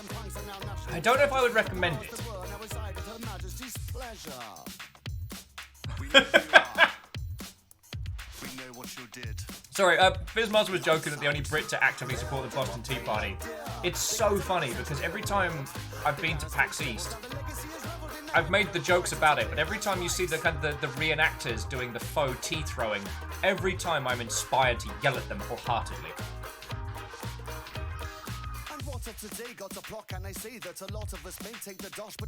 By the 9 favour, by the 9, milk, sugar, tea bag, then hot, not boiling water.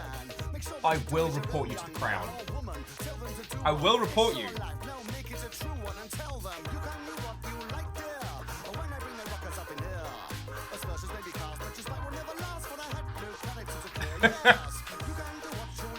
And yes, while it is historically correct to add the milk first, that is not the way to make a correct cup of tea. Thank you, very British Gale. Coffee-fueled art, inspiration, late-night crunches, and So early you're morning saying journeys. It's still break wheel time? I am not saying it's still break wheel time. That is not what I said, Kandaran. Tea-fueled an empire. That's what I'm saying. A war as well. I'm back with a drink. You may proceed. Good. It's also perfectly at the end of that track.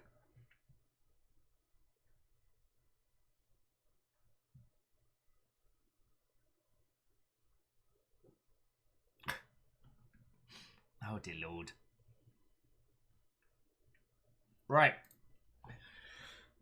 Let's keep going with this.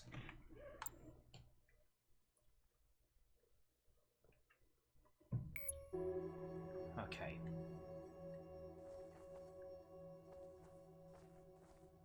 Action aplenty.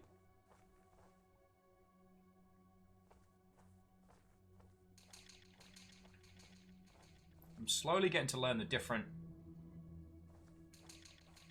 stealth mechanics.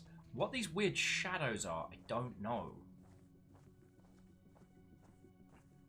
I guess there's something that I really enjoy about this. Now, friends, don't worry. I'm not going to get into Hollow Knight spoilers. But a couple weeks back, I sat down with Floydo and Steve, and we had a pint and a burger, and we started talking about Hollow Knight. Talking about our theories, our thoughts, our feels. Like, what are the varying elements of Hollow Knight? What do they mean? What is it about? And we realized that with Hollow Knight, the philosophies of it were very much open to interpretation. That while the immediates of Hollow Knight are explained, the intent, the subtext, a large proportion of that game and how it's just now. And how it's shown. It activated a new interface. I wonder what it's monitoring. Excuse me. On my back, it just says 6 and 9. Seems mildly worrying.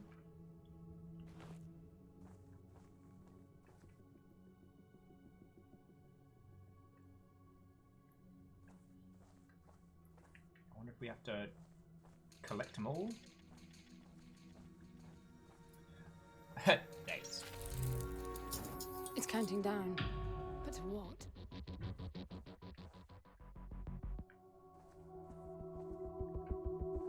Apparently we need to get all of the MacGuffins. Oh, Dismook, lovely to see you, friend. Lovely to see you. Have yourself a wonderful rest of evening. But yeah, sorry, the weird point that I was making off the back of that was... the weird point I was making off the back of that was that currently, your thoughts and feelings on this game and your interpretations of are very valid. This could be taking place inside our own feckin' head. This could be, literally as it is, a planet-sized mechanism for resurrecting body and soul. Oh, this is bad.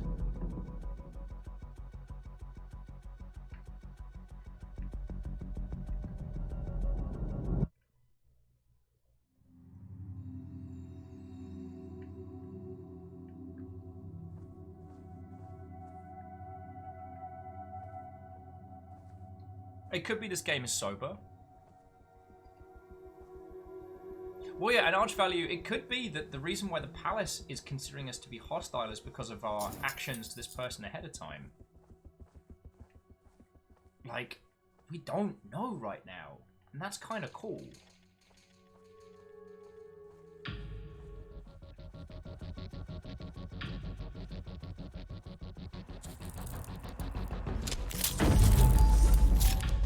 Whoa, what the hell?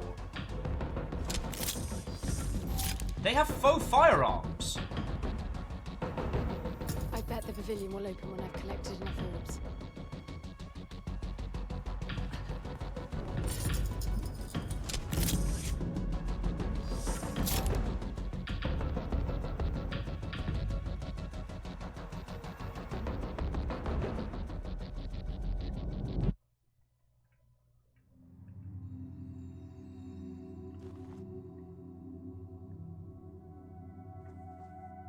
Interesting.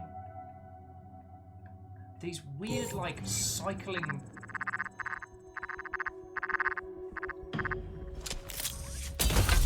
Oh, piss. I'll effect that up.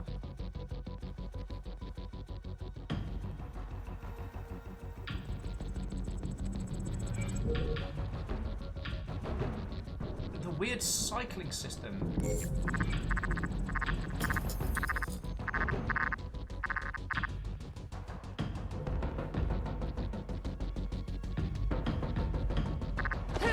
Oh, crud, a break.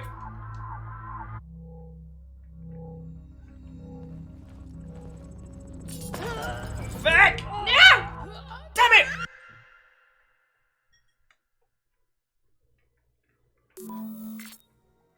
Oh, don't tell me I've got to do all that again.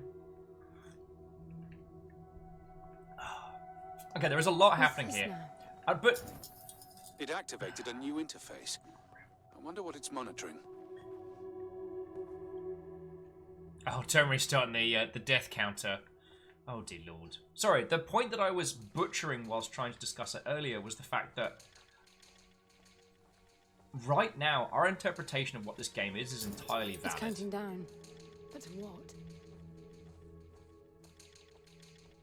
Where this game is going to take these elements and what's going to happen, I have no fecking clue, my friends.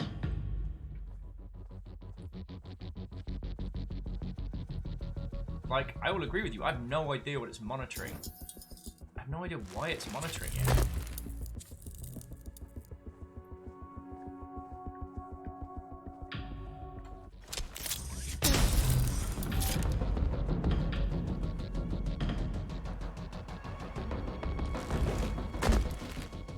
I bet the pavilion will open when I've collected enough orbs.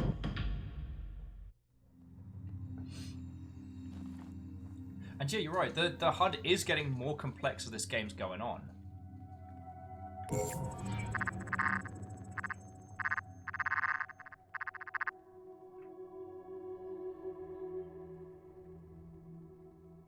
So, Fistmaster was adding it feels more like an advanced version of the film Cube, where the room learns. Yeah, but there's also... Wow, Kandaran, that timing was on point. I wrote a song about a tortilla. Well, actually, it's more of a rap. Kandaran, as you well know, I am entirely funded by you lot. This show exists because you lot throw bits, and I'm incredibly grateful. You used 200 bits there for that pun. 200 bits. Just want to take a moment to appreciate that.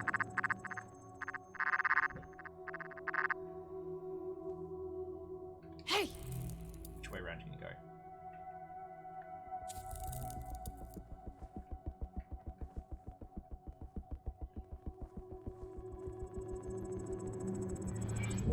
Excellent choice. The connoisseur's pun, if you will. Connoisseur. But what is worrying me is, I don't know if you will notice, friends, they have guns. They're not using them, but they're pointing them. It's learning... What is it learning? Fluffy, adorable kissing. Chaos!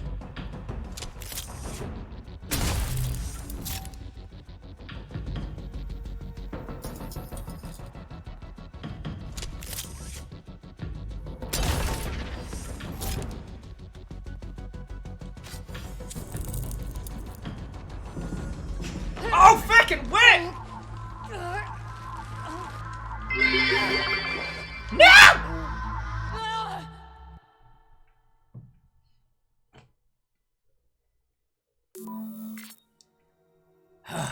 Fistmaster says, I wrote a musical. based on the oceans. But it was a bit of a damn squid. What's this now? It activated a new interface. I wonder what it's monitoring. Six says, what you're saying is if they do a pacifist run, they'll never shot at you? Could be. There was a room for expanded elements. But... So I think... It's counting down. But to what? I think shooting everyone in the Gabba is not necessarily the best maneuver for me right now.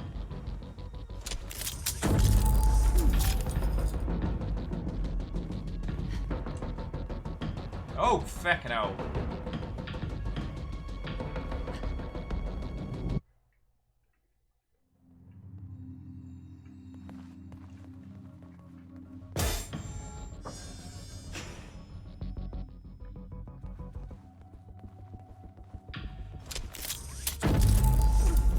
I bet the pavilion will open when I've connected enough orbs. And is it me, or is it starting up the charge spin round when I do a takedown? You know what I mean? It really feels that way, and very unsettling in the dark.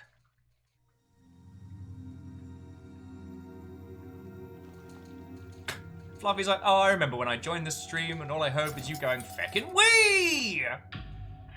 And then Kandaran with, tried to sue the airport for misplaced luggage. Sadly, I lost my case.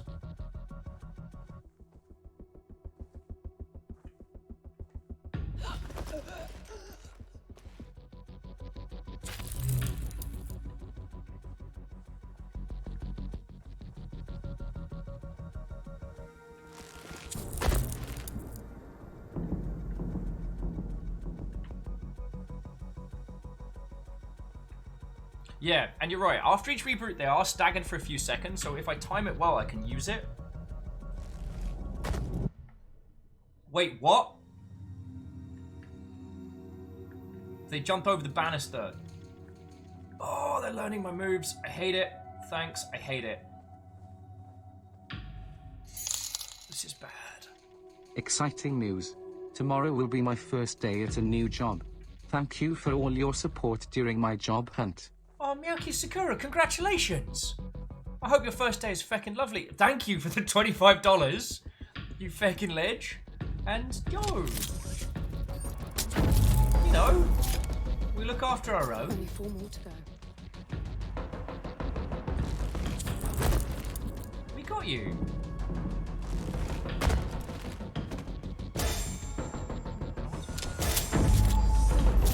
Try and use the stealth rounds over the murdered shots.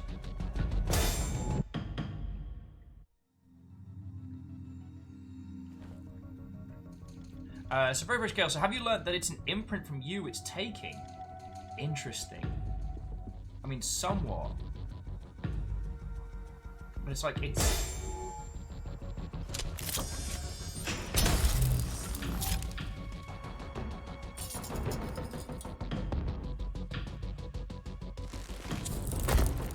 Cool.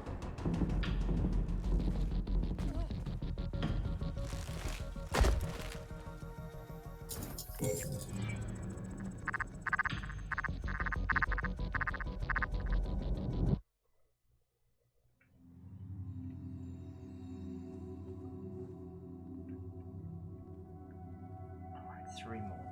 3 more, we got this.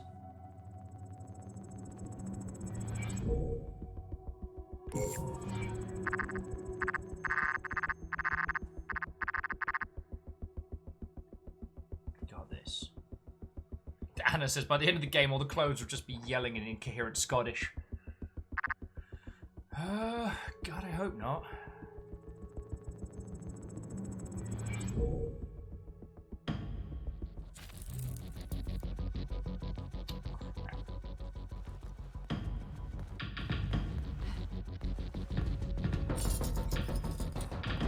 There's also the manner in which the drum sounds indicate when we've been detected.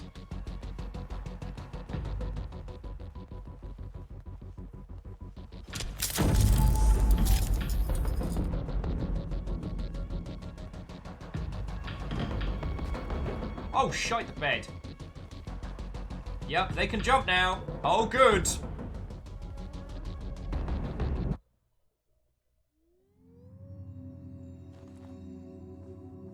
Aw. Well, Fluffy Adorable Kitten, one of the things that I've always said when it comes to stuff like job hunting in the ilk is, like, make yourself a routine, stick to it. If I could be the little thing that helps you get through the day, then that makes me real happy. For me, back when I was at my worst for job hunting, it was mostly because...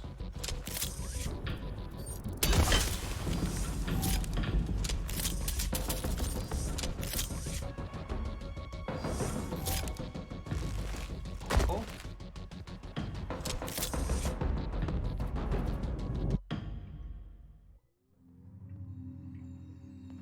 Alright, we're gonna file that under a big old bag of hell no.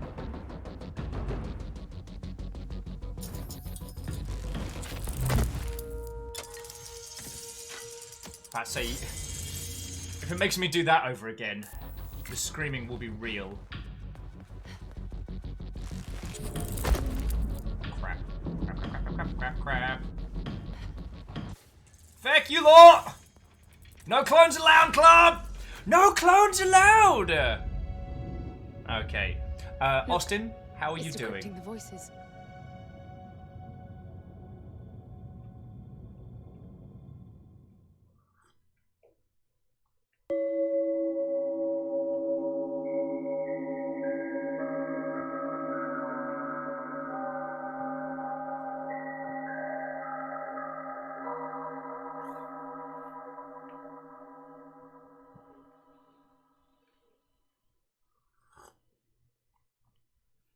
Oh, Fluffy, you've got to save those for a moment.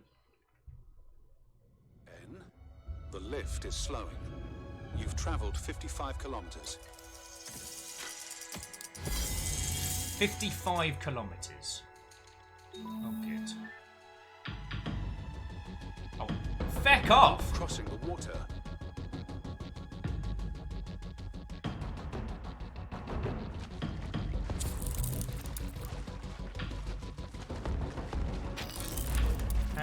You can't swim.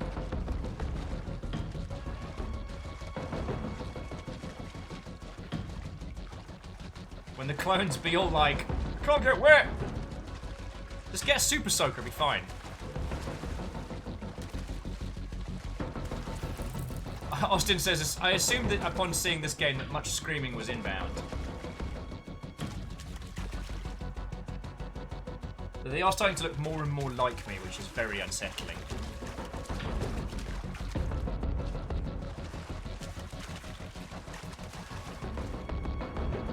So now I have safe places that I can return to. That's good. I wonder if it's edible. I'm starving. Best thing I ever had.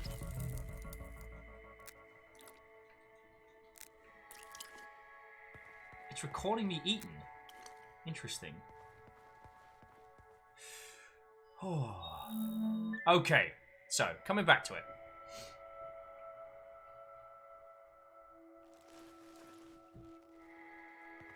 Oh no! MDH Rice sadly lost their Chinese to the DAG. We've all been there, friend. We've all been there.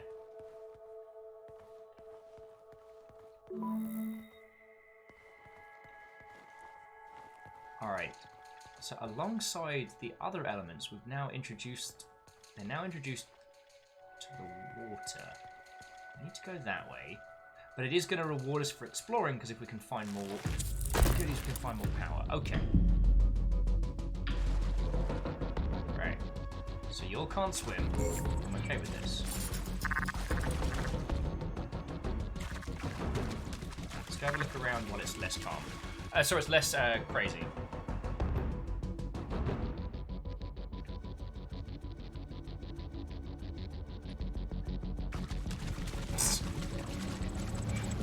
On the Will drinking game, Tomre said, drink every time Will says, let's get back into it. Oh, good. Let's find ourselves a nice corner, because now they're going to be all up in our watery grill.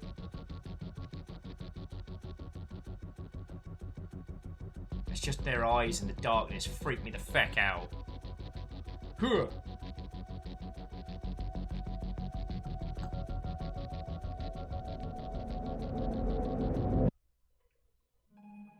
Hey, Varials, how are you doing? Also, belated happy birthday, friend.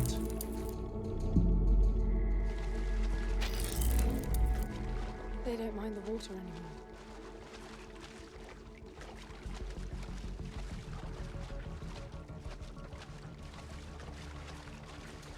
So yeah, it is making it very evident that these units are learning from us. And they can run! Oh, good.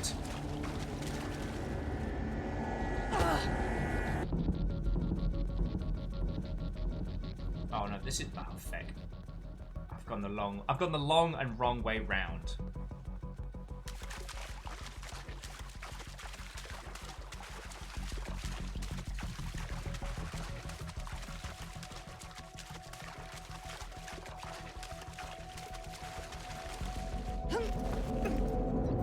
Down you go, sleepyhead. Down you go.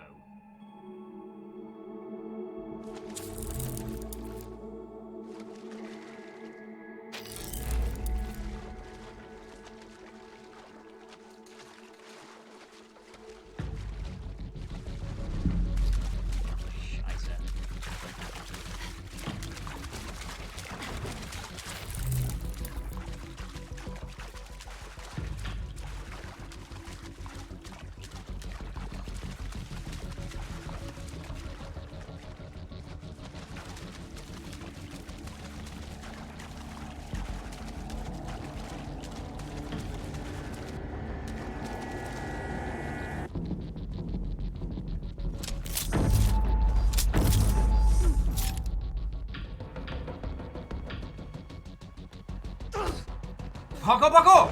No! Oh, I do not like how feckin' realistic they're getting. No! Piss!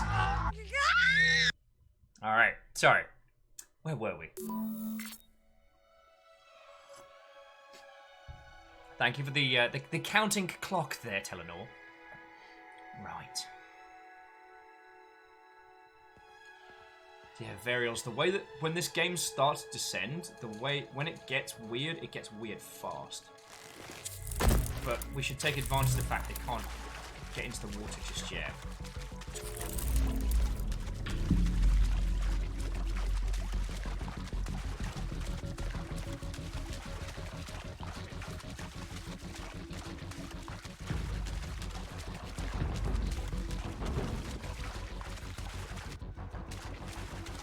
I was so hoping that we were going to have the water is our new safe area. Oh, feck!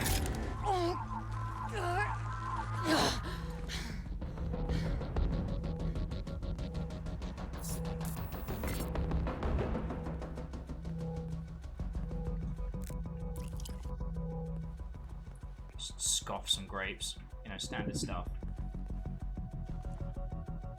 Also, the amount of time it takes for us to bounce back is something special.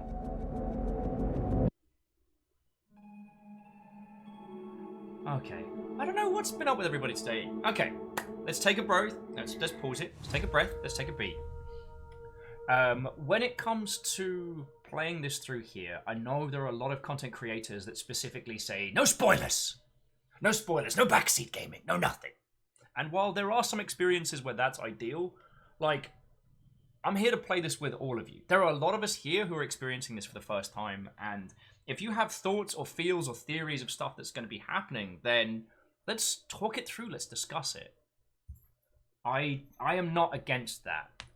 One of the things that's been very interesting is trying to work out where this game is learning. The echoes, the clones of our actions, apparently is where the namesake of this game is coming from. But what is it that we're doing that's causing them to proc? You know, the first time one of the half clones pointed a gun at us and didn't do anything with it, it's emulating in a way that it doesn't quite understand, and I'm like, yo!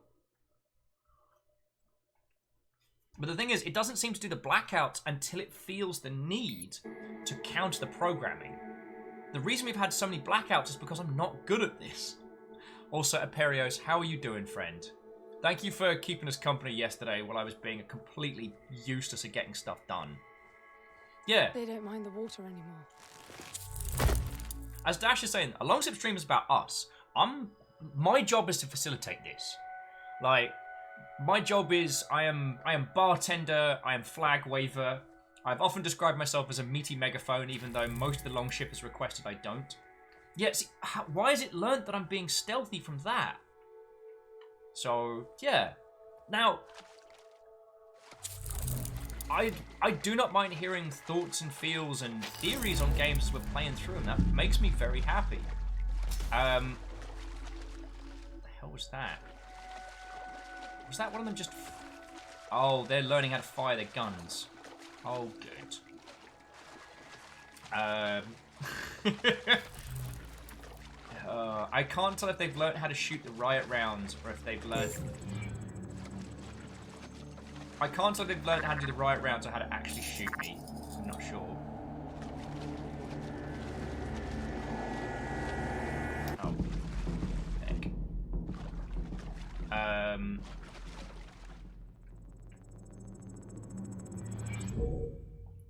But it's more... Shite. I killed too many of them with guns. I learned it from watching you! Yeah, you see the gun flashes going off in the distance.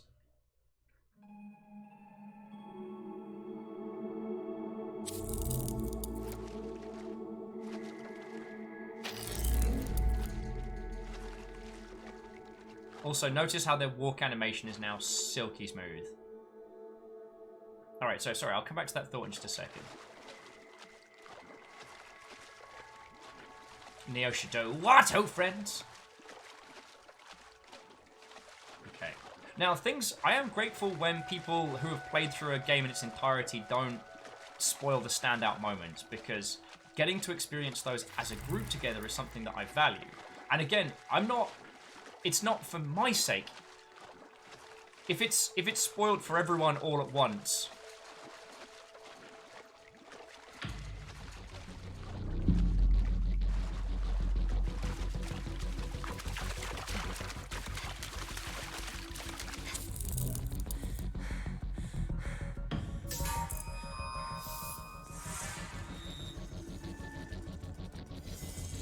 Later, Gators.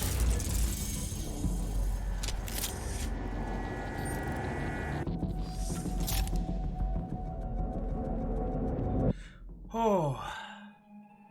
Anyway. But one of the things I did want to touch on from earlier was that we do need to give art the chance to make its statements.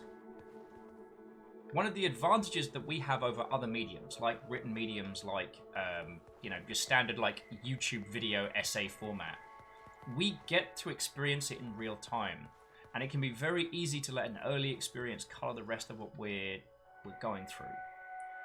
Early on, the discussions between the AI and the character, I felt we got very, very, very into the weeds before we'd given the game a chance to express itself, to show us.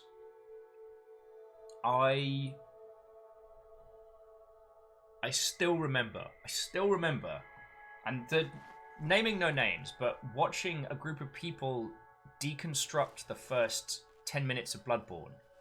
And I remember them laughing and being like, oh, look at these Japanese developers and how silly they are, or how weird their English translations are. When they were, like, disseminating the skills that you could level up. Like, what's skill? What's blood taint? Or blood tinge? They had a chortle about it because, from their perspective, it was... They wanted to do Dark Souls, but they wanted to do it edgy, grimdark, and gothic. As it would transpire, and those... Jeff in time. I'm sure blood taint's from another game. Anyway, the point is that a lot of those things that at first glance with Bloodborne seem to be offhand. They seem to be just bad translation, or like, what are we going to call this ability, which is how skillful you are? We'll just call the skill. With a lot of those elements, those end up having not only a deeper meaning, but a deeper narrative meaning. And that to criticize them at their first reaction is to do it a disservice. And also to Telena and Warlsware, thank you both for being, like, calm-headed and empathic. Like, I love the fact that in this space where, when we do have, discussions and disagreements, you all give the other person that empathy, that breadth. Breadth is the wrong word. That, room, I guess was the clever word I was looking for.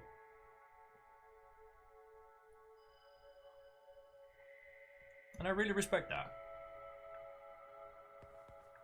I think the last time I yeeted someone out was for one of the late mechanics. They're getting more capable after every blackout.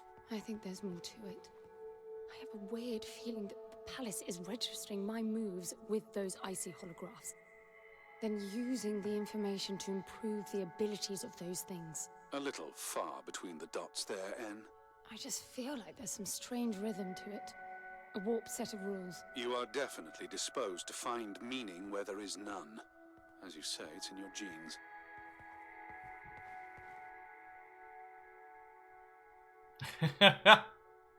Fluffy, adorable kitten, and it's lovely to have you with.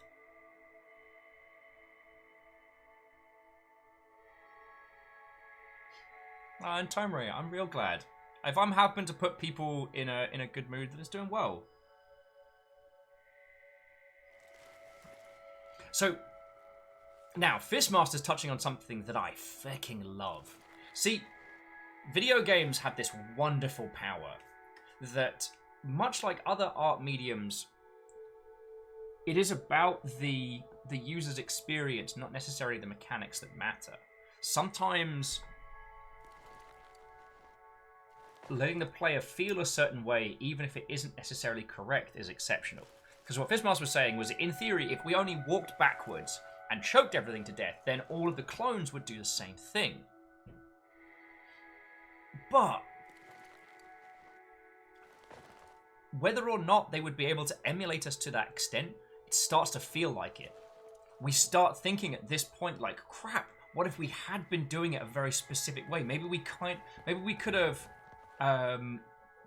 have trained the AIs to do the thing we wanted. I mean, Aperio used to say, kind of like the Smash Bros. Amiibos. Wait. It's giving us 2 elements. Okay. Well, while there's no clones around, I'm just going to see if there's any other goodies to be collected. Shakespeare's Beat says, I completely missed the clones firing guns. Yeah, but they don't know what the guns do. The thing was, the clones were just firing them off around, just being like, Pachoo! And they were firing the riot rounds because that's what I've been using on them.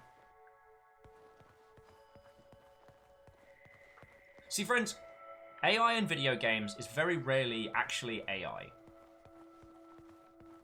Like, a lot of the time, the varying NPCs that we encounter are literally just walking a set path and occasionally interacting with the most basic of... Oh shit, I just learned how to...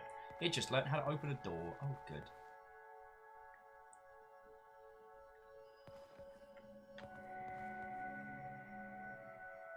Aparius is like, my immersion! Oh, Jeff in Time, gameplay scripting. When we say AI, we mean pretty much anything involving NPCs moving around.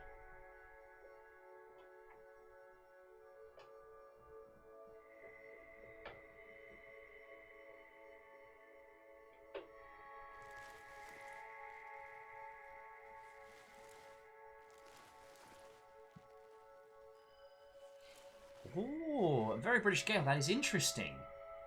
Okay, I'll jump back to that in a second. But sometimes the perception of intelligence is what's very important in games like this.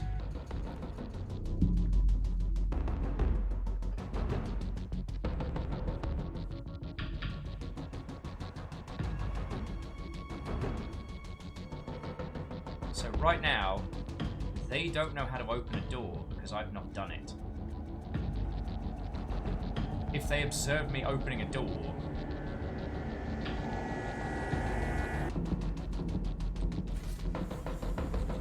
Right, so this, as you say, this is the theoretical window of safety. We can start weaponizing the loops to our own advantage. Nice!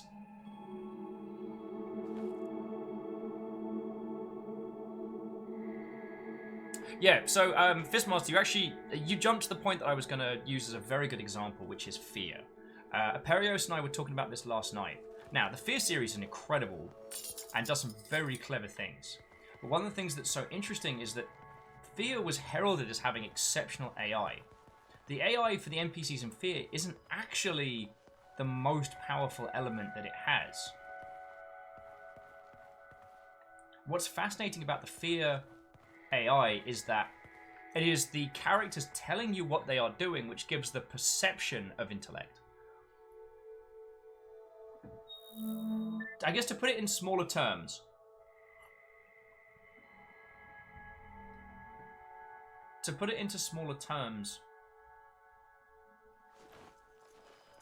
no.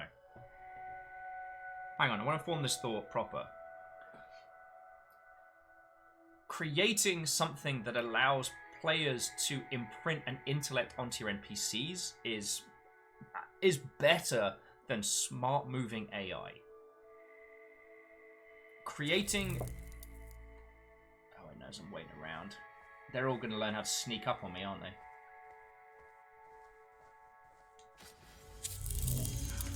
Feeling I was going to do that. The user's experience is what matters. Smart AI doesn't matter if you're not able to communicate that experience to a user. The AI in Fear was so genius because it straight up tells you. Like, it unapologetically tells you. And it's teaching them how to eat grapes. I'm just going to eat so many grapes that they just do nothing but just guzzle wine.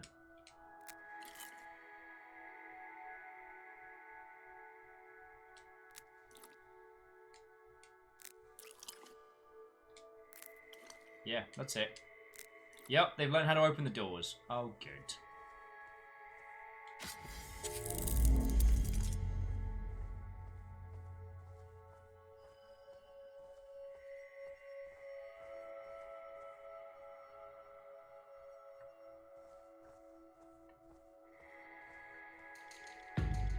Crud.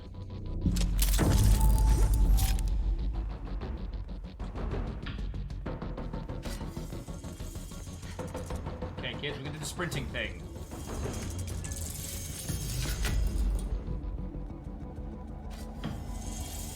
Gonna try not to violently kill any of them because...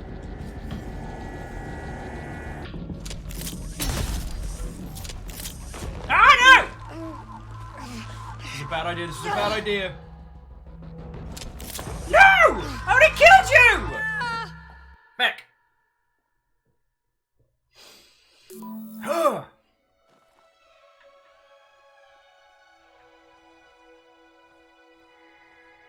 I'm too good a teacher, Austin. That's the problem.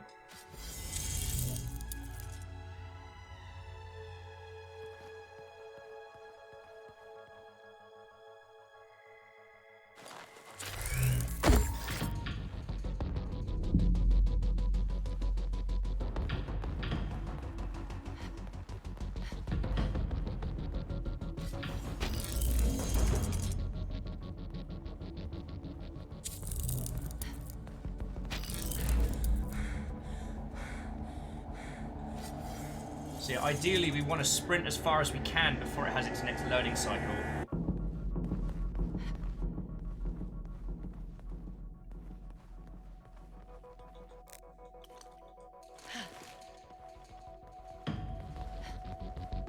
Crap!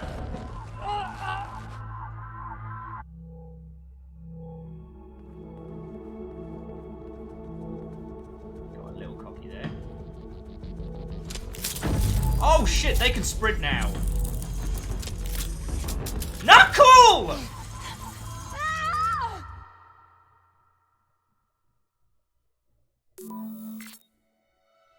We're gonna take a moment. But yeah, so jumping back in. So Prolo was talking about machine learning, which is a very, very powerful tool. Although if you ever want to have a chore tool, do look up machine learning animation. Like, it's so fun. Which is a process by which a program runs every possible movement with a series of... Oh, wow, so I really needed to not be seen ever in this game. Affect everything. You know what? I'm gonna come back to that. Just machine learning animation. Look it up. It's lots of fun. You get to see some wobbly ass creatures throw themselves around a map at high speed.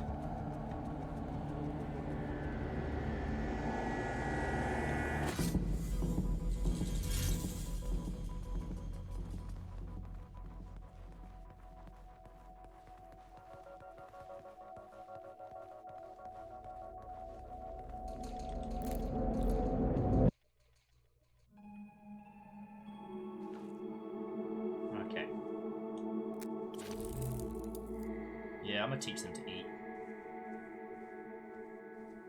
I'm just gonna bloat them down with food and carbs so I can run past them.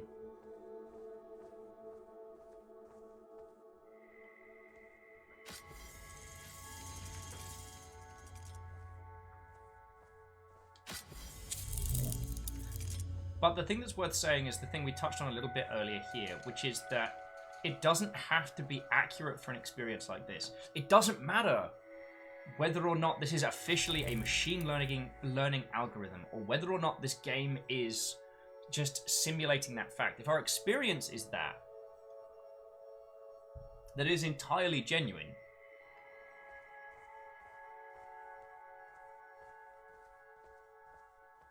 because I remember having this discussion about chemical simulation in video games, and while it's very impressive to create titles where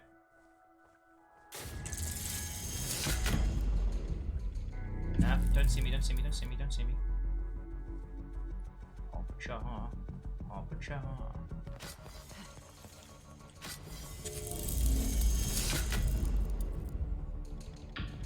Don't see me, don't see me, don't see me. Don't see me, don't see me, don't see me. Don't see me. Aperture!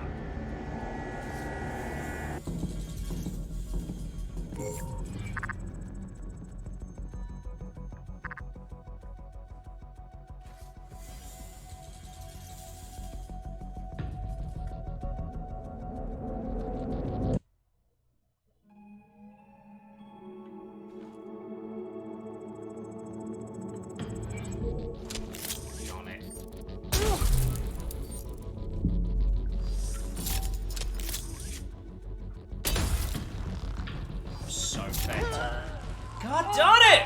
This freaking game! Oh, they're gonna learn how to fucking do that and all, aren't they?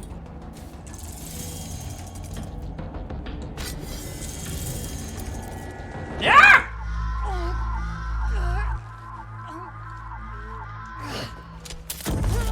Oh, I fucking got yous.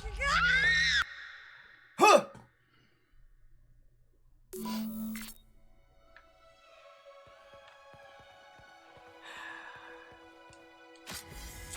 Okay, so I'm going to enjoy the nice calm parts of this game. I'm going to take a beat and a breath. That's me to sip on this one.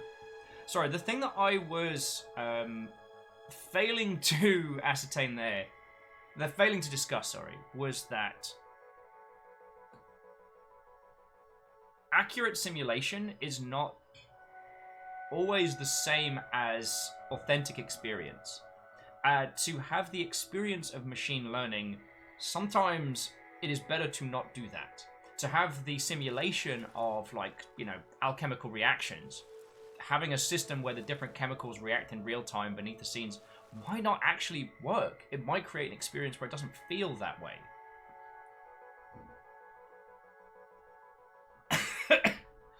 And you nearly got a spit take out of me, very doubtful, saying, speaking of AI, my phone just autocorrected dinner to sinner. Have to say, feeling a little judged. Yeah.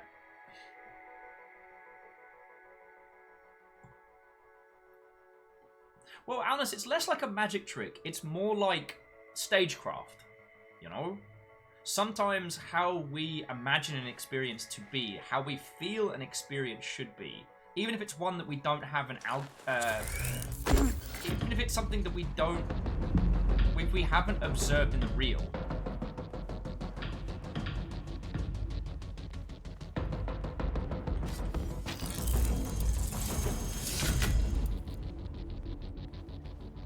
That we will have, understanding is the wrong word, we will have an expectation of that experience based on our thoughts and our feels.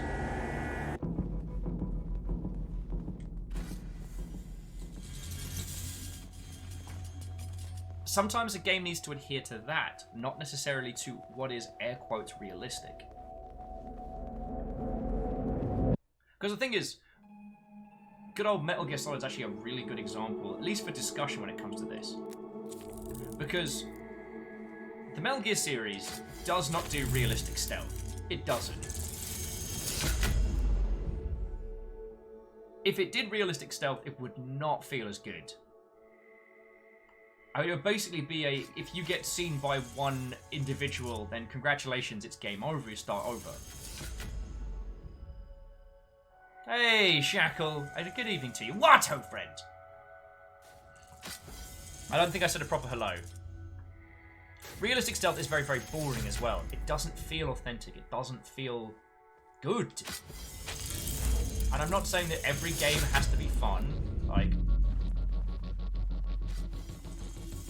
Piss. Piss!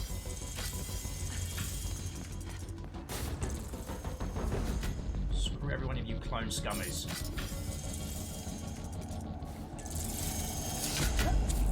You know who doesn't have to put up with this?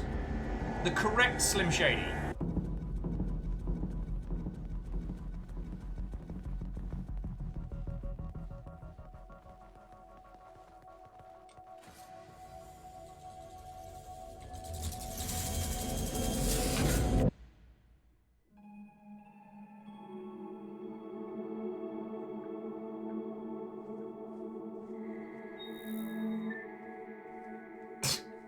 Dash, let me have this.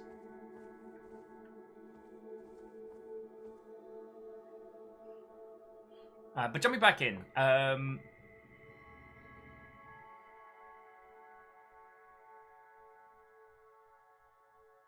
Oh, actually, Austin, that's a very clever point. Austin was adding that the good game AI clearly communicates the state to the player so there can be interplay. By its nature, machine learning typically fails because it's not something that you can easily inspect. There could be ways in which you can communicate that information to a player, but it would be very difficult. It is not an easy maneuver by any means. Also, my ineptitudes is teaching him a whole bunch. They do what I do. They learn from me. I'm certain of it. They can't cross the water, but after I've done it and a blackout has evolved them, they do it without hesitation. And you saw how they were trapped behind the doors, pacing to get to me, and after I opened a few and a blackout, it was second nature to them. Okie dokie. Now, what Aperios was saying was, back on the Metal Gear Solid, think of the moments you get in MGS1. Psycho Mantis with the memory card reading, Liquid Snake being able to tell if using the turbo feature on the controller. Those little AI moments were groundbreaking, absolutely. But it wasn't some, you know, all-encompassing artificial intelligence, but the way it was communicated back to you. I mean, feck. Also, I don't think it gets discussed enough, but the Psycho Mantis moments in Metal Gear Solid 4 were very exceptional, and it doesn't get talked about enough. Oh, piss. That's a firing squad.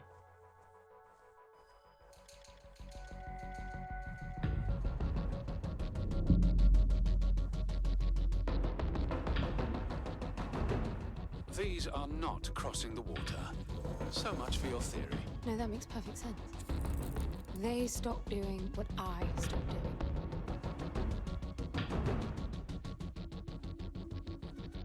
Here we go.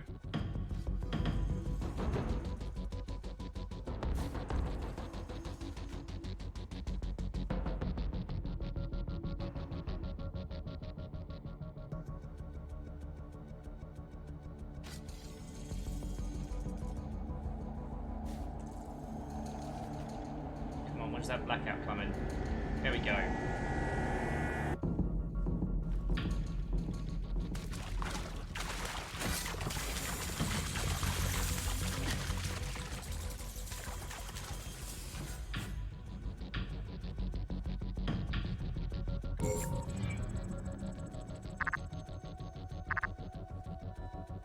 Alright, now we're learning them. Yeah, they can unlearn, but if we teach them how to do it differently. So if I just take my time...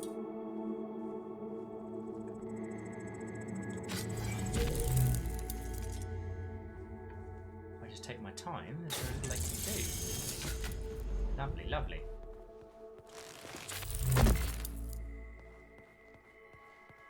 Yeah, if I now unteach them how to go through doors, then we're golden. But it does mean that if in one section I use my gun or my riot weapon or something too much, the next area is going to be even harder. Oh, actually, and Anna Nox bringing up Monster Hunter I think is a very important one, because the Monster Hunter pathing is very simple. Like, the actual mechanics of the monster's AI, real simple. But when combined with a lot of different elements and information given to the player, it creates this living expression of ecosystem. Thing is, Monster Hunter doesn't have an ecology sim in it. It doesn't. Alright, I have it on very good authority. There are a lot of different elements of scripting going on, but it is not the same as an ecology sim. Whereas Rainworld is a simulated ecology. The stuff that goes on in that is freeform. It is the different entities working with each other. I'm curious to learn more about that theory of yours. The one where everything makes perfect sense. Don't you see it? They unlearn as well. It's all tied to the blackout cycles. When the lights are on, the palace keeps track of my actions, registering what I do with those icy ghosts. After some time, it will reboot to update the copies. That's what's causing the blackouts. I get no ghosts when the lights are out. So my guess is that the palace is blind while it's rebooting. When the lights come back on, their abilities match my actions from the previous light cycle. Well, that would explain why they wouldn't cross the water up there. I didn't touch any water in the light cycle before I reached them. They echo your behavior. Boom! Echoes. Boom! He said the That's thing! Exactly what they are. Yeah! Whoop, whoop, whoop, whoop. Dustin says, I'll say it again. Lights out, do crimes! Roll credits!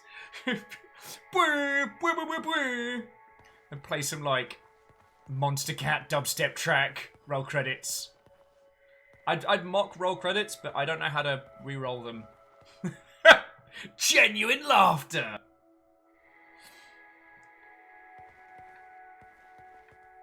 Another airlock. Yeah, now to just eat grapes for an entire cycle. They're coming. Hurry, get out.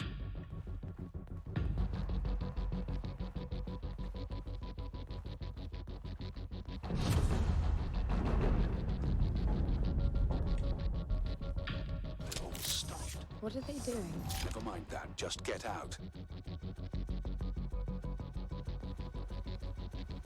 They just shut down.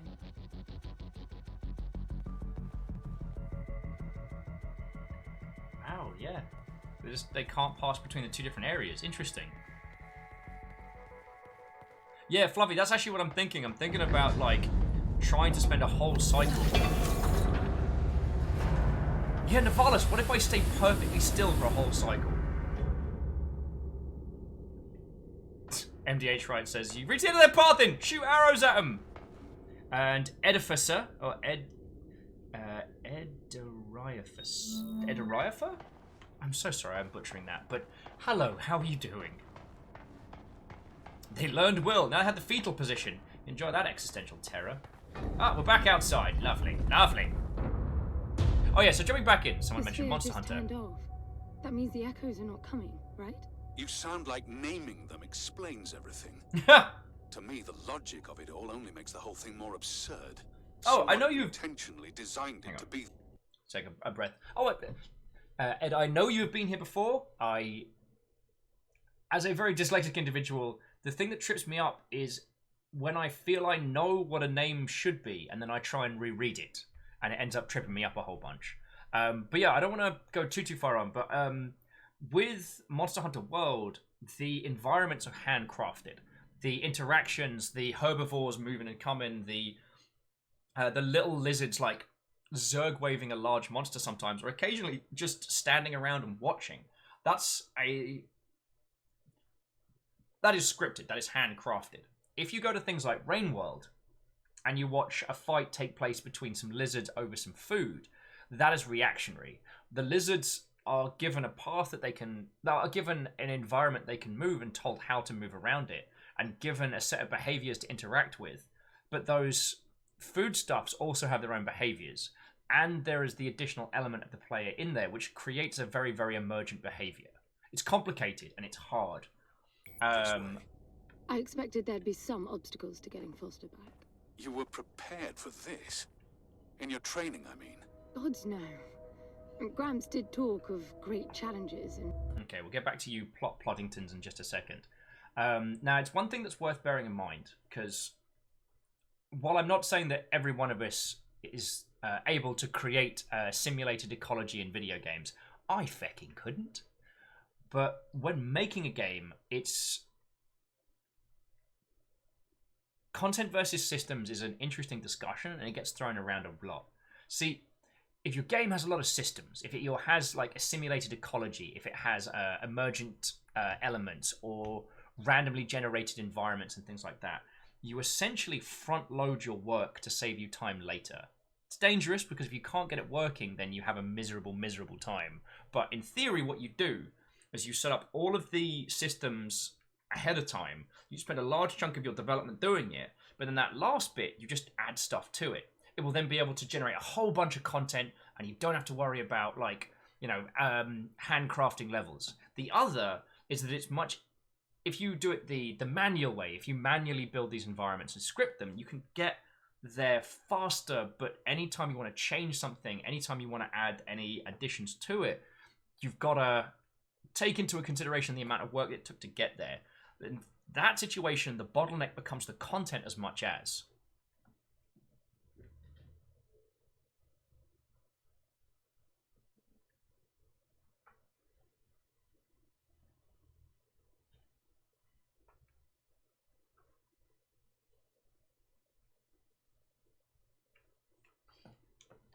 equally great rewards, but I doubt he knew this is what it meant.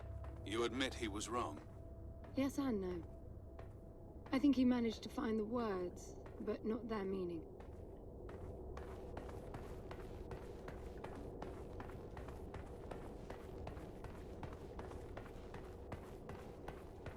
Where's this game drag us to? Good old follow the light.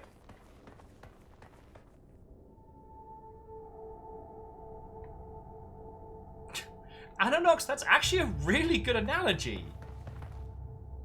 It's like buying a lizard versus buying a lizard hand puppet. The hand puppet is cheaper and easier, but if you want to make it do anything, you've got to put in the work.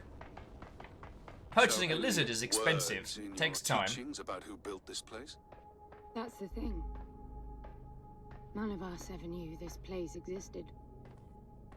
He always gestured at a walled enclosure in the uppermost garden when he talked about the palace. I think we all imagined splendid halls filled with the chosen ones who mastered a self-control so deep it could overcome even death. So he lied to you? He just didn't get into the specifics. If we passed the trials all the way to the upper terrace, we would be granted access to the passage. The ones who entered never returned to tell. The translation? I know that now. Back then, we all thought the passage meant the final test. The big one this time. The flesh and the soul shall enter the palace through separate doors. Only the strong of mind and body will again reunite as whole. We'd seen resourcefuls break during training. Minds or bodies hurt beyond repair. I can see why you would all strive for that. That wasn't the selling point. The challenge and reward stuff was. Being a resourceful is constant competition, always performing to the best of your ability. But for one to win, others must lose. And losing often meant a life ending. Competition breeds envy. Fair. It must have been dangerous for you if you really were as good as you say. Cool! That's a backhanded compliment. The more formidable your competition, the more fruitful the exercise. In the end, everybody won. That's quite the social construct, considering the consequences of losing. That was Gramps' way. He didn't preach. It was pure reasoning. The program made sure all resourcefuls were logically disposed to follow his line of argument to its conclusion. How can you deny perfection? How could you? Spontaneity. Jägermeister. Life. That's how you prove yourself. Why spend eternity to make the best possible you? Potential without release. Sorry, so jumping back in. Kestrel, how are you doing, friend? So you haven't missed too much. No big narrative drops or big changes, but the one thing that this is hitting upon is that basically the environment that we're in is learning. Each cycle, the clones learn from my movements and behaviors, and will then use it against me in the future, which is very, very, very worrying, but they can also unlearn. If there's things that we don't do for a cycle, they will forget how to do it in the next. So it's very interesting. We're talking a little bit about, games, ecology, simulated learning, all that kind of good fun stuff. The difference between making a video game... Inside, I guess. Anne, be careful. You're not beginning to like me, are you? The difference between making making a video game by setting it up like a diorama, putting all the pieces in place and letting it go, or between, I guess, like hand acting it. Also, I need to make sure credit where credit is due. Yeah, Anna Knox put up a great analogy for that one, which I will try and remember. Like, the difference between buying a lizard or buying a lizard hand puppet. Gotta remember that one. Yeah, Kestrel, so we can... I do like that everyone suggested just forget how to move for a cycle. And yeah, the organic nature of these external environments is very weird.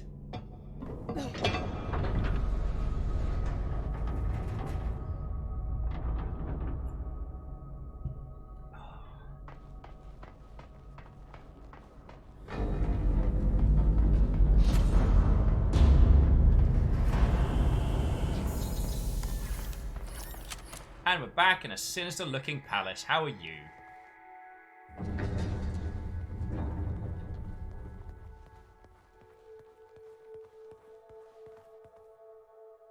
Oh, excuse me. Where are these feckin' yawns coming from today?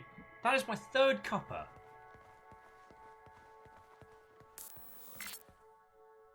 Alright. The next spot is found. Hey! Rilu, that answer is always spot on. How are you doing, friend? How are you doing, friend? What? Oh, and welcome! What's that strange archway?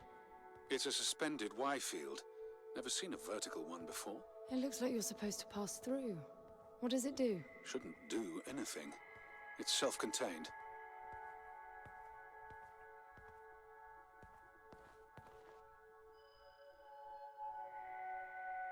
Oh, yes. Stepping through a powerful way archive will create a Maxwell freeze, a stored map of data. Oh. Cool. So we leveled up and we can use this as kind of like as a quick save gateway. Right. So Arrow Griffin, what ho, hello, how are you going? Rilu made lasagna, now I am jelly.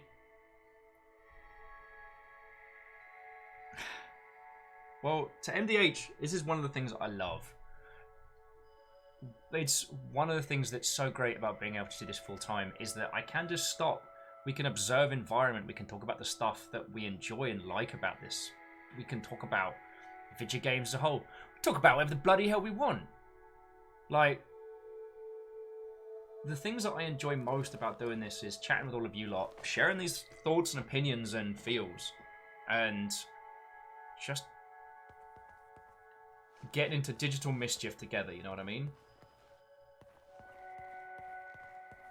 Although I do not know where these yawns are coming from, and that is annoying.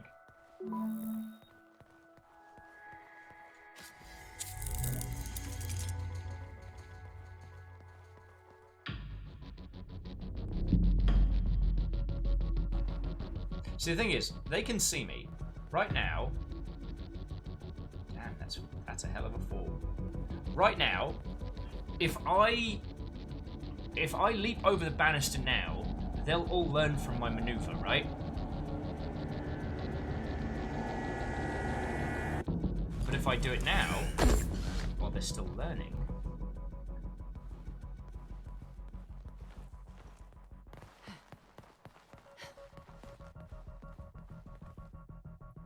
that's the thing. It's a puzzle game. For all intents and purposes, we're playing a puzzle game.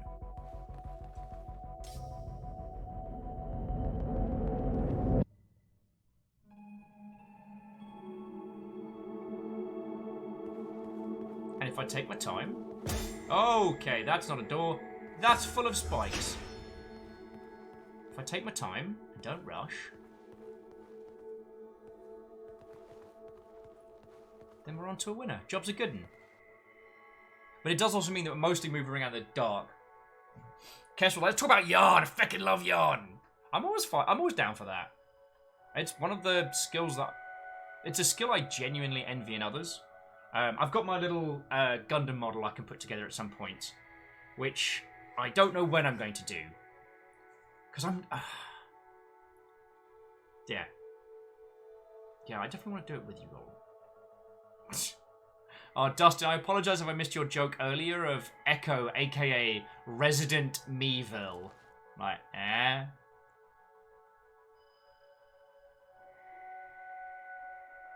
Yeah.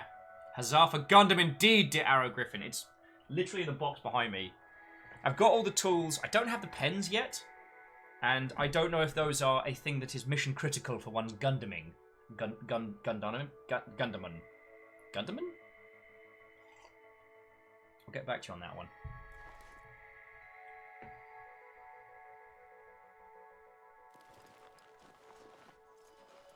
Ah, it's not going to kick off a cycle.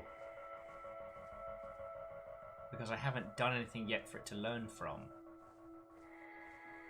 As soon as I use this... yeah, they learn how to use it. Places.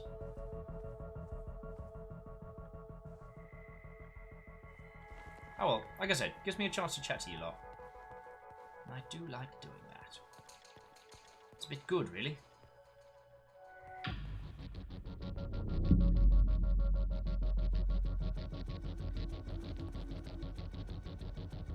Yeah, Yuri. I kind of wish I could do the sideways wiggly back and forth.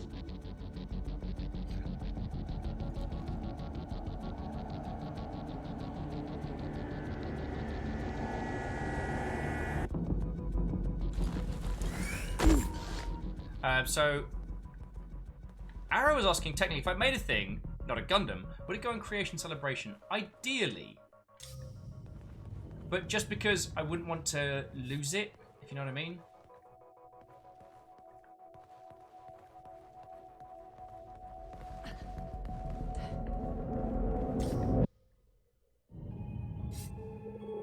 Yeah, you're right. They just want to give hugs.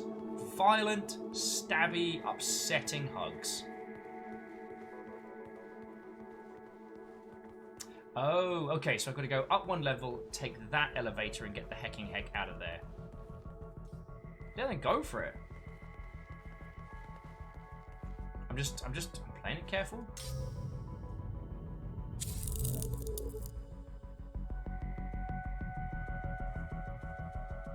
Hadouken!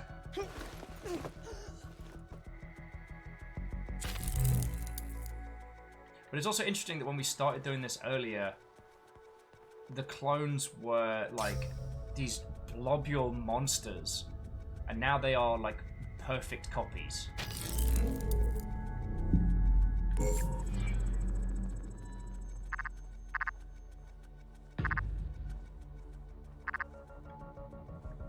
Oh, you didn't see shit.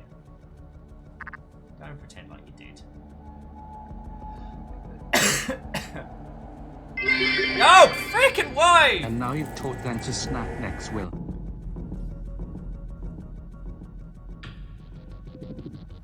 Oh, freaking what?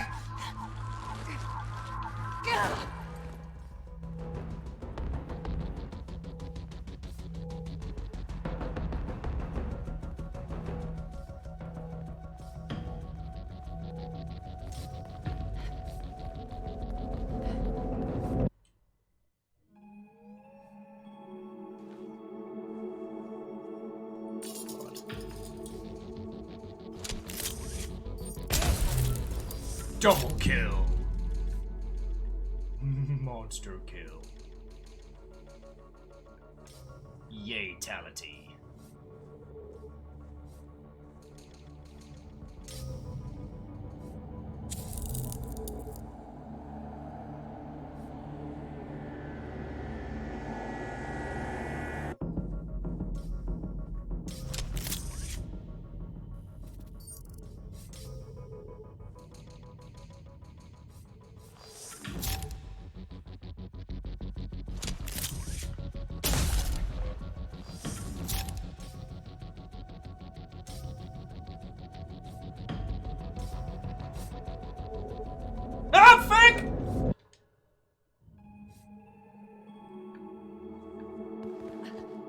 How about no? Whoa!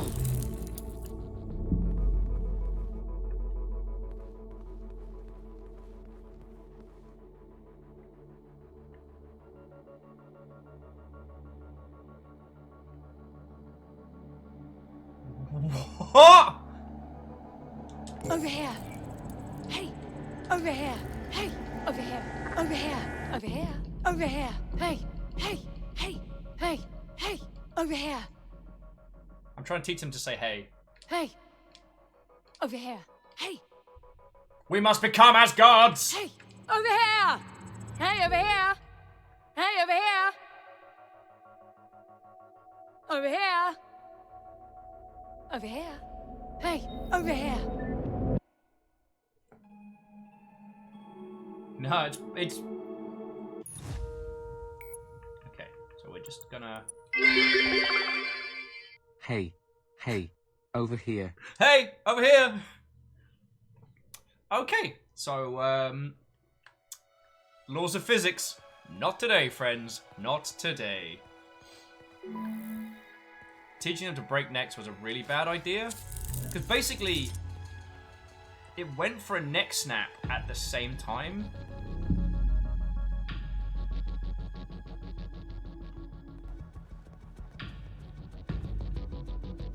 So, yeah, we have to go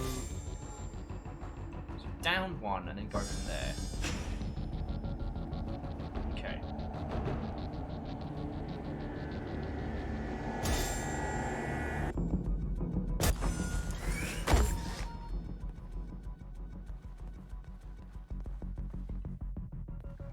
Then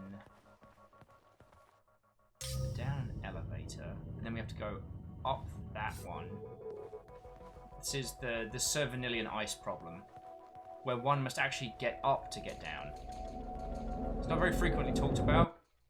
Like in philosophy circles, it's quite distressing for a lot of the clones you see. Hey, hey, hey, hey, hey, hey, hey. I'm gonna see if I can teach him to say hey. Hey, over here, over here, hey, hey, over here, hey, hey, over here, hey, hey, over here, hey. And if you hold it down, she shouts more. Over here, hey, over here, over here, over here.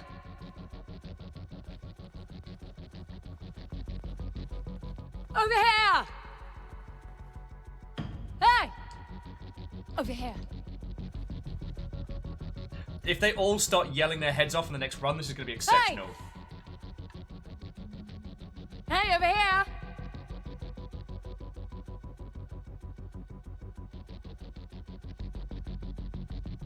Alice, okay, that's a good point. Yes, there aren't many mathematicians that have really tackled the Vanillian ice issue. You know, the Vanillian ice theorem still stands. Hey, over here!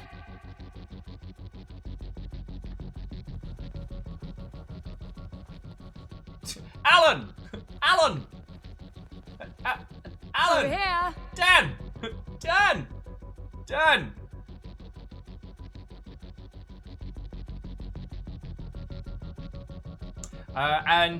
Edda, I would love it if by not attacking them, they didn't attack me back. Lamentably. Hey, over here! Lamentably, they will still walk up to me and do this like weird face grabby thing. It gets really weird. And everyone's like, Sean! That bug from Heavy Rain might be one of the best things in gaming. In Heavy Rain, there's a section where you have to call for your son Sean. But if you can bug it out, you can then keep pushing the button even through the cutscenes, and it's incredibly funny. As you can hear the character running on screen, just going, and black. Hey, over here! Can't see me. What you gonna do? Can't see me. Can't see me. Can't see me. Can't see me. I haven't done enough for them to observe.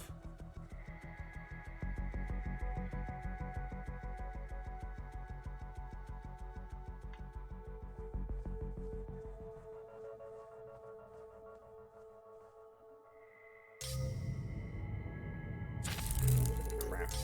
Wrong elevator.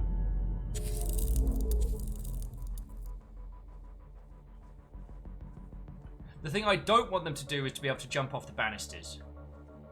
So, like, they've got to learn how to do the... They've got to learn how to do the elevator bit, as annoying as it is. And that's okay, but it also means that I can now do them a murder.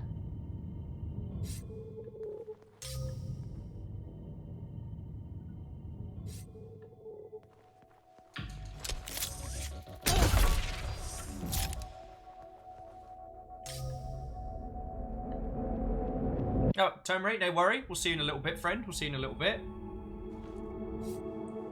Take your time, friend. Take your time. Oh, Six was saying, did nobody clap the outer body? I guess not.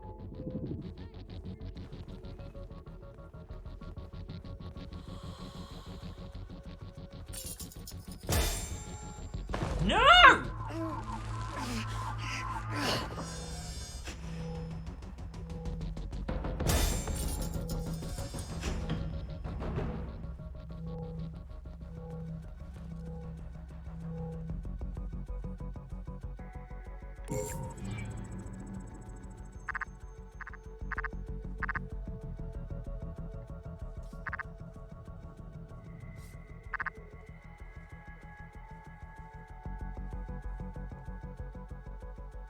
Oh, Walrus, thank you for sharing the video of the Sean glitch, because it is still one of my favourite things.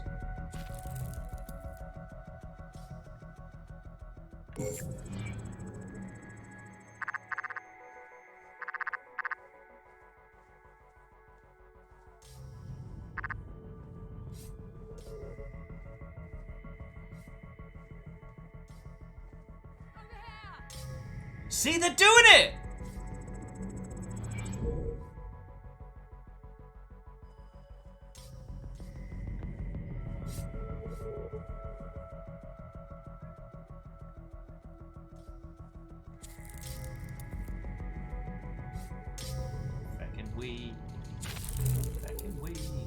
No! No! My elevator, not yours. No sharing.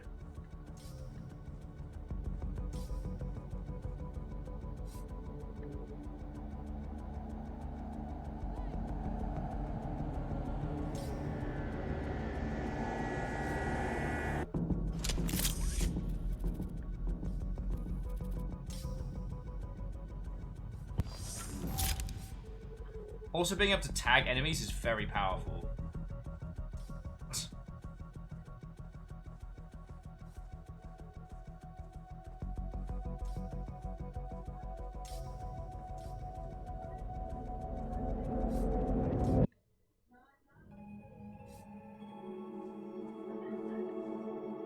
Okay, we're doing good, we're doing good.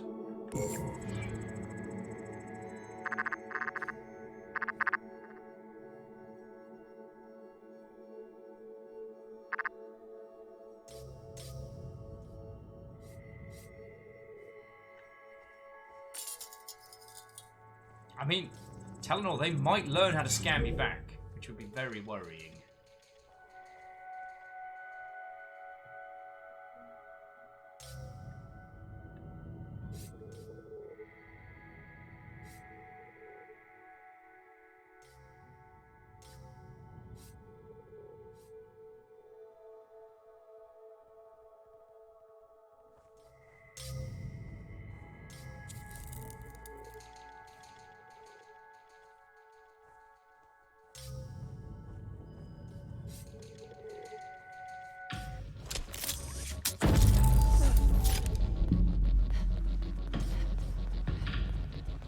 Parkour, parkour!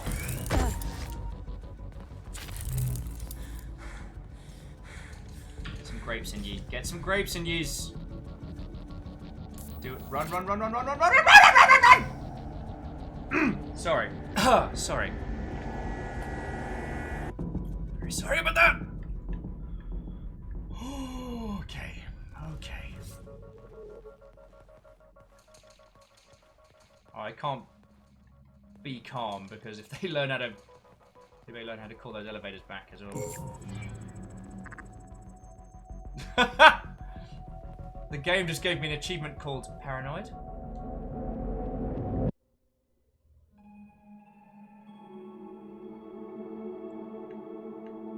I fucking believe I'm paranoid.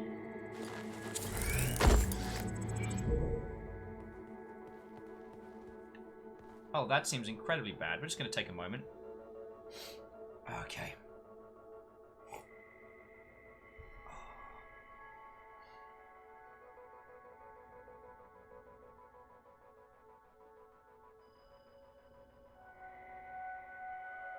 Way cool!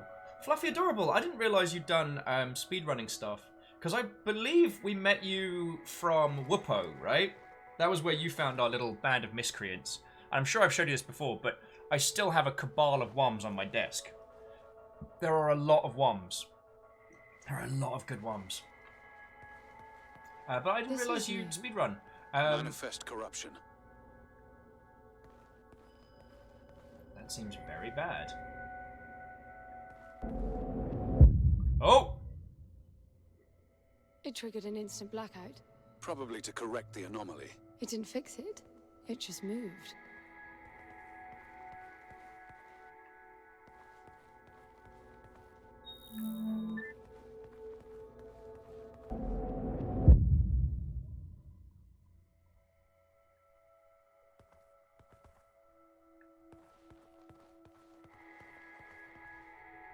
Interesting.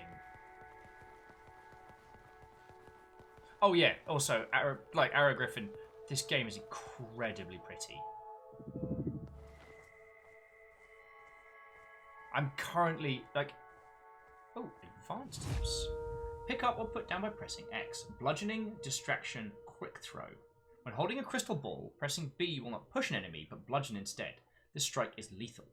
Distraction, aim left trigger and throw. Enemies will investigate the sound of the crystal ball shattering. Arrow says, I will take places I wish I could look at in real life for 100, please. You may. Alright. But the problem is, we're now teaching them.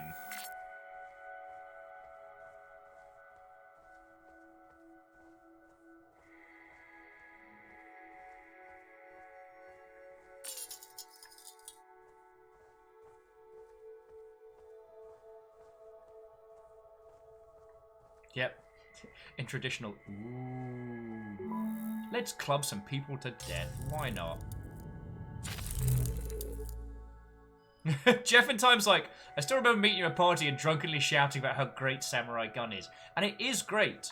Oh, actually, though, Jeff in Time, if you'll forgive me a moment, some very good friends of mine released a very interesting game that, while it has a very, very different art style, is a very similar kind of title. Instead of playing a bunch of samurai, you play cats. But each fish that you fish up has a different moveset. Let me just throw this one. I recommend this as someone else who thoroughly enjoyed Samurai Gun. And I've gotten lucky to meet some of the devs working on this one. I very recommend it.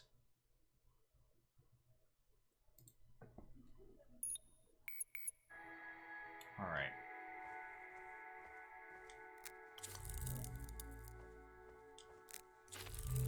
There we go. Eat every grape. Teach these robots how to scarf down. But it's the idea. The idea that I can use that to train their behaviors for distractions makes me very happy.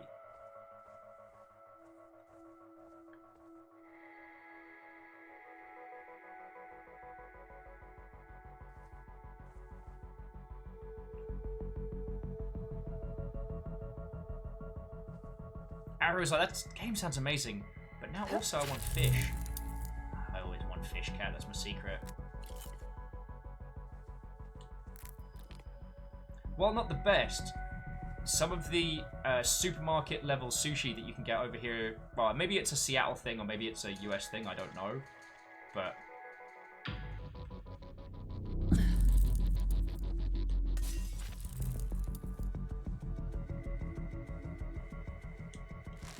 oh, well, I dropped the orb. But I ate a lot more grapes.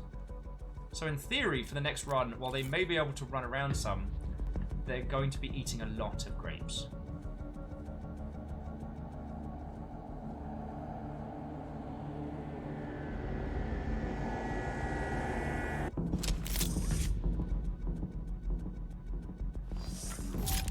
Don't even know how to find me.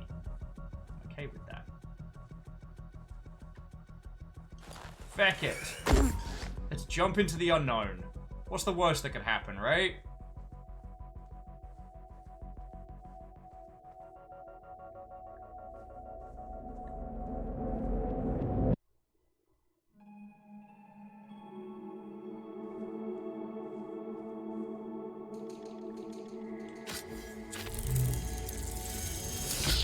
No, feckin' hell. Alright, Jeff in Time, thank you kindly for gifting a sub to Telanator. That is very kind of you. And Fluffy, I do apologise if I missed your response to earlier questions.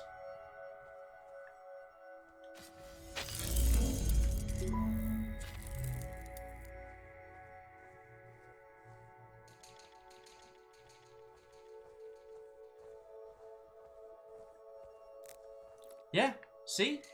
They'll fucking eat the grapes!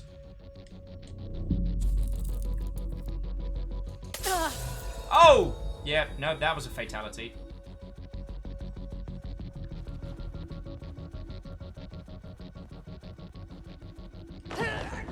Yeah!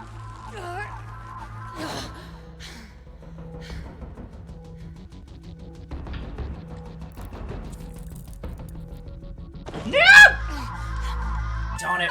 I'm sorry, I thought I had time. XD Johnny XP said scary alerts on. No, it's just a scary game. That was a brutal smash.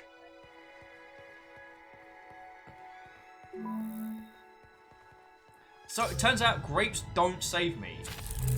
And also, teaching them to eat grapes didn't make my life any better. Actually made it more difficult. So, yeah. That eyeball death cam. Oh! If you would like to turn on scary alerts, friends, it should be okay now. The reason why we didn't have scary alerts for the Blackout Club last week was Streamlabs was just having an absolute conniption fit. I'm still a little bit mad. But yeah, so Fluffy was saying that, well, they don't normally speedrun, but they just do it for Metroid Prime and Prime 2 Echoes. I mean, both stonkingly good games.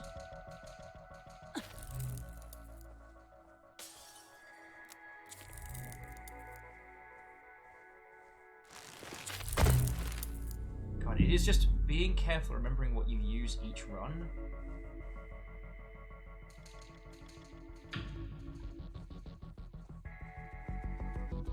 Oh, you didn't see squat. You don't see me. Do do do do.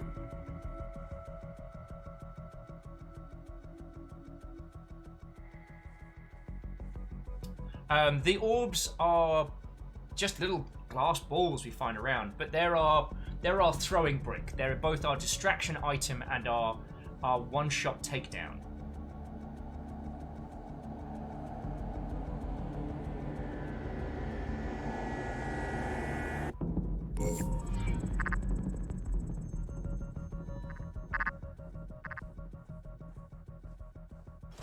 This is more just for the sake of it, really.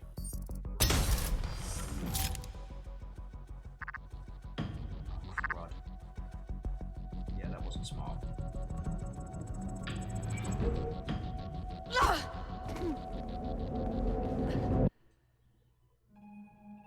Yeah, lights out, do crimes.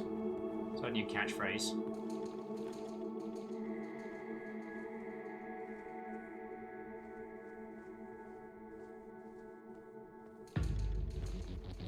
Scheiße. Alright, well, this rotation, they can't crush the water. They will be able to in the next one, so just remember that. Actually, so if I just do a mad dead sprint.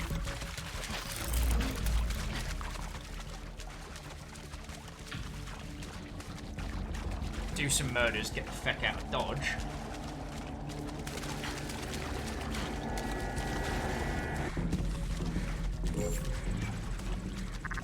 Not as good as a wink, you know what I'm saying?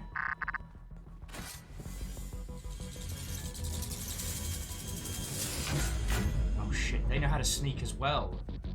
What the hell?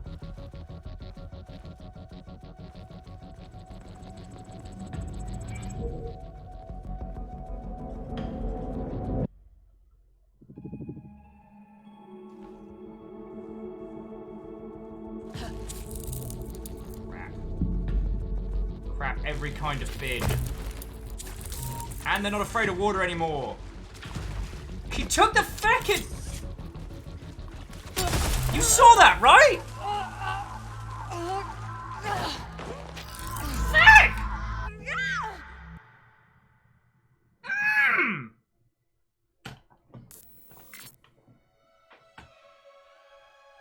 I'm not frustrated with this game. I'm impressed. I need to take a breath.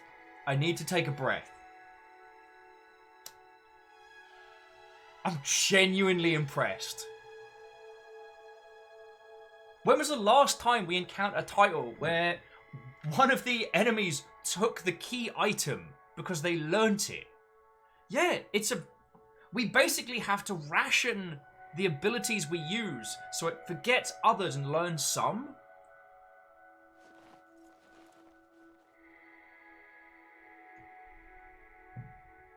To get either of those keys, we have to cross water and pick up an item, which means we can't just dead sprint between them.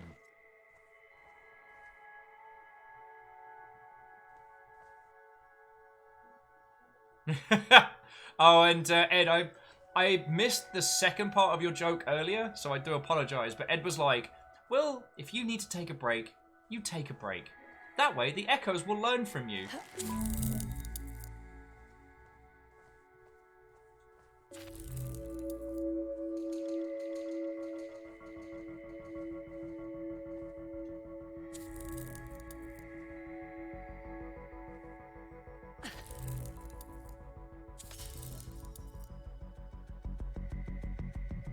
Okay, so the noise the crystal ball makes is not very loud. That's okay. But I don't know if the crystal ball is more useful as a do murder tool. Yeah, rationing the abilities we use between each rotation. Saving the ones, so when we come back, we can't just blind sprint for it because they'll run us down. Johnny, what happens when we throw ones? It should create a smashing sound to distract a handful of the bad words, but yeah. Eddie says the tuning forks are for lore, but you can also use them as distraction. We can? I didn't know that! Dustin's like, insert echolocation joke here. So I wonder how many crimes we have to commit in order to get it to proc a reset, you know what I mean?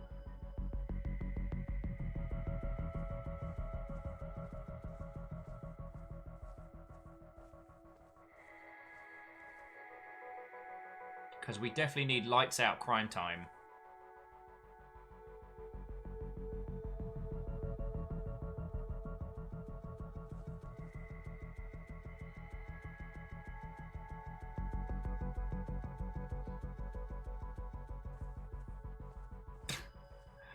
Ah yes, I see. The return of the old memes, Prolo. Saying, if we're training the AI, are those cybercrimes? Do you know what's fun? Do you know what's fun? We've been doing this now for so long that there are people here that don't know about BloodNet. There are people we are rolling with today that have no idea.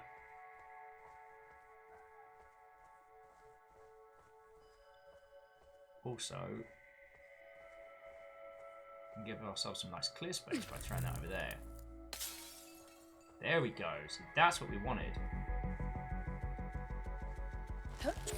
Which should mean that in the next run, all those cool kids start lobbing spheres and being stealthy.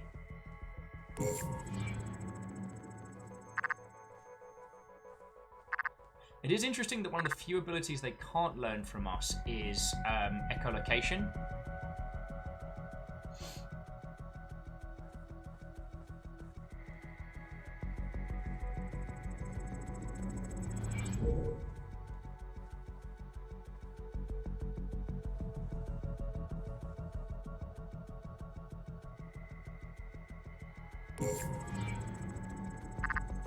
Don't see me, don't see me, don't see me, don't see me, don't see me. Do not observe my perky behind. Yes!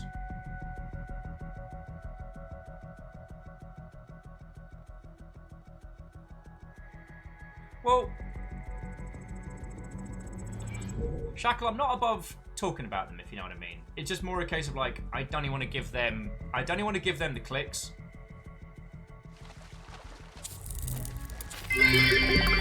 Yo! I'll refrain from the clip, but I will remind you have no one to blame but yourself. Yeah. Okay, so to give you context, friends, in the before times, I put forward a stream of a game called BloodNet. Now, the thing about BloodNet is it is a travesty of a point-and-click adventure.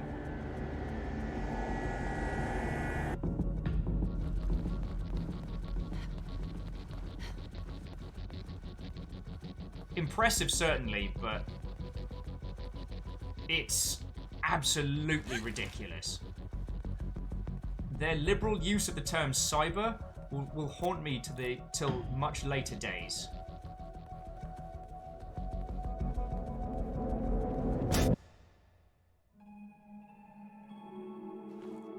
Yeah, they definitely know about vaulting now.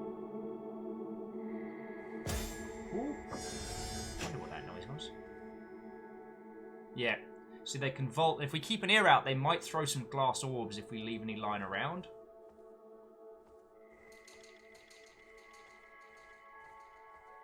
Okay, okay. Don't see me, don't see me.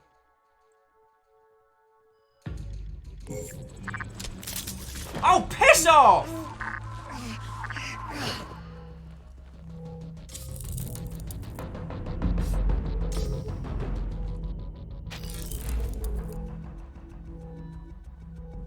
Alright, so now we're going to play it real quiet for this run. Real quiet.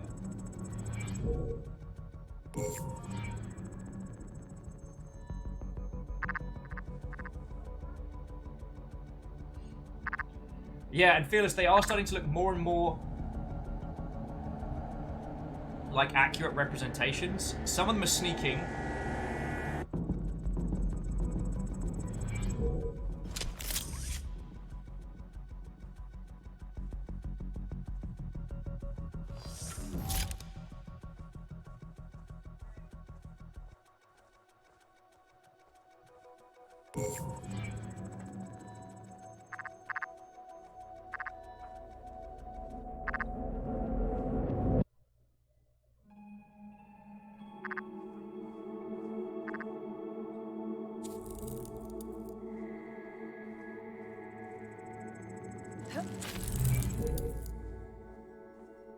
But right now, they can't climb, they can't jump down, and they can't cross water.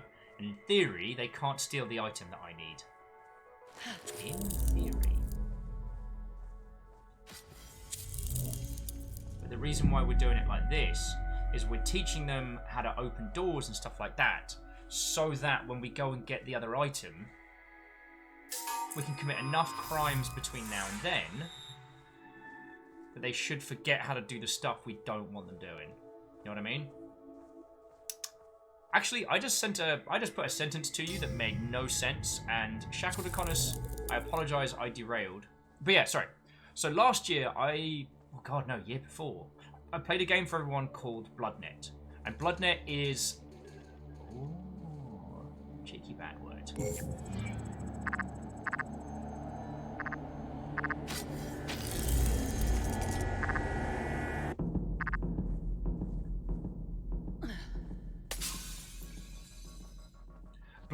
Bloodnet is a game where you play a literal cyber detective who gets bitten by a vampire and turns into a, I shit you not, cyber vampire. Thanks to the super implant he has, he is able to avoid completely turning into a monster. But if he wants to escape his vampiric fate, he's going to have to learn how to avoid the cyber curse. Oh, you're fucking kidding me, right? Actually got to do a murder.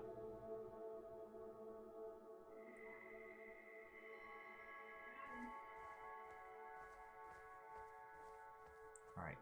It's one of those good news.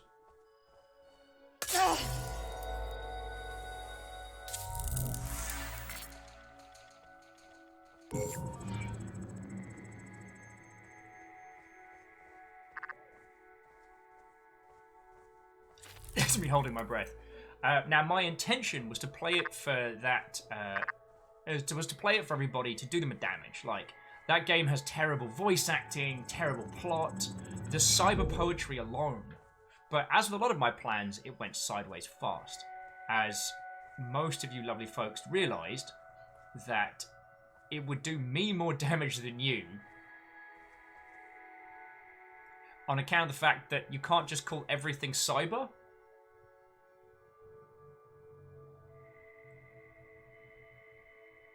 Astral Moon, what, ho friend?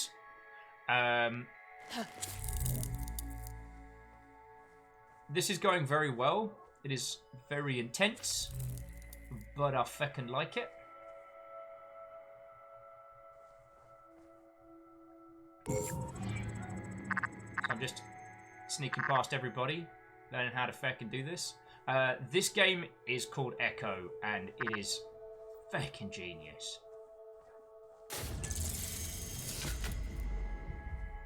Basically, alongside this being a stealth 'em up, all of the AI are learning from our actions.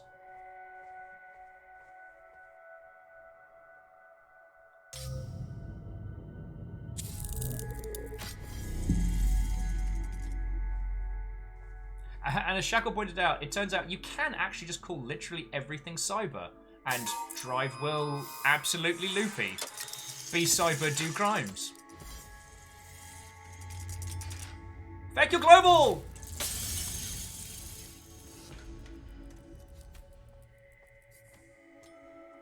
Oh, do not make me do all that again.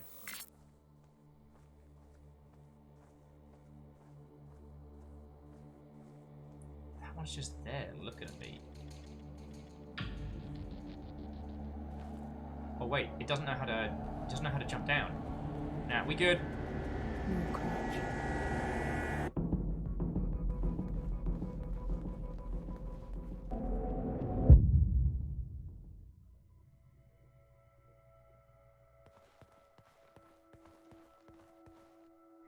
Doesn't know how to jump down. See, if we'd done that whole section with using the parkour moves, it would have been able to leap off there and mess up our day. Good times. Sorry. Bloodnet is such an unapologetic piece of cheese. It's, oh, what's the term? I believe I learnt it from Every Frame of Painting, but nanar? A French term meaning something that's so bad it's good.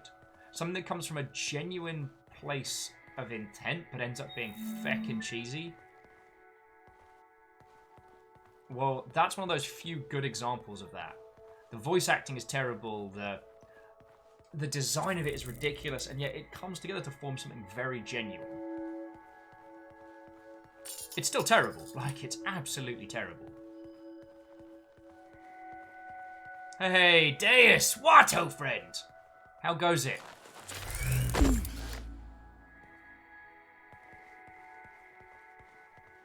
We are playing Echo, and it is a feckin' good game.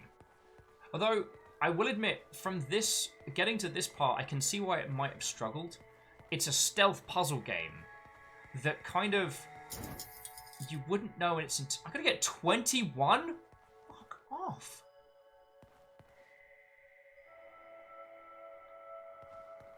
Fuck.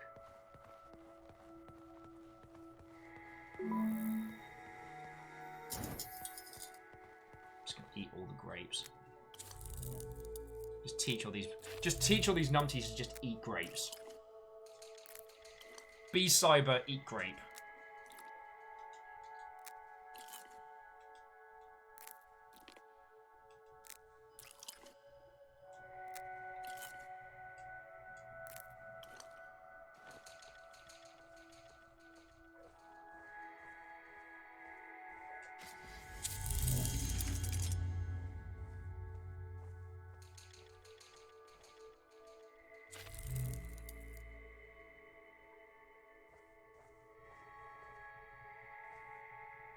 Fucking wee! Oh, piss. Cool, now they know how to use guns. Great. Hi, my name's Will, and this plan's going to hell already. How are you? Cool. Next run, they're just gonna be packing all guns.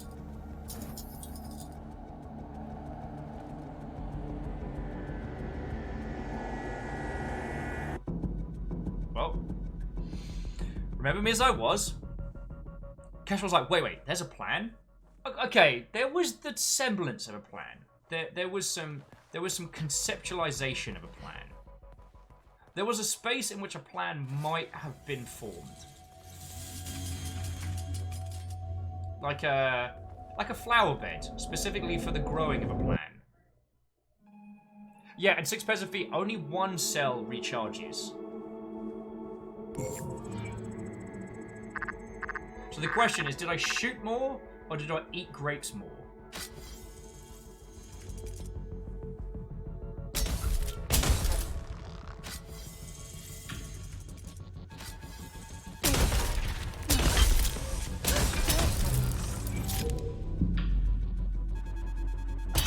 Oh!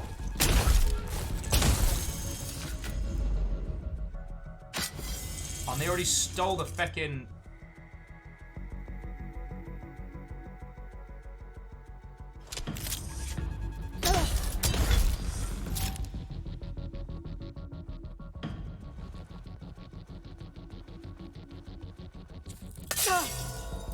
Oh, cool. I'm just teaching them how to murder.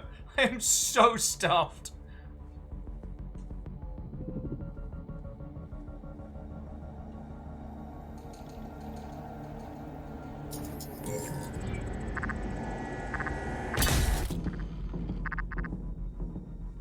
Ooh, grapes.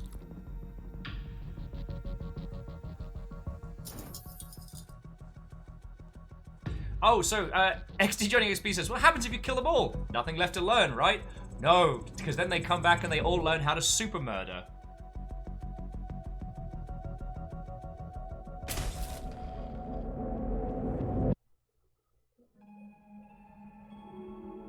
Yeah, now their arms are just going to be made of guns. On the plus side, I didn't do any parkour.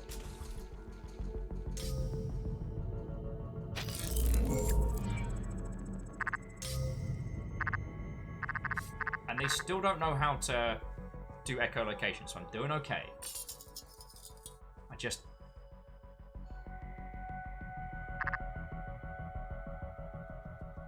Yeah, Miyaki Sakura, at least they don't sneak attack, but when I blinked through the universe was the one time that they did.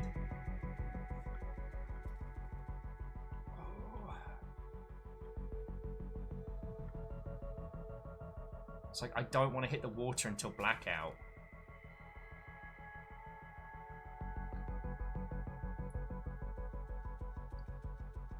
Oni, ah! Thing is, they weren't even shooting at something. They were just shooting. Oh. This game is nerve-wracking.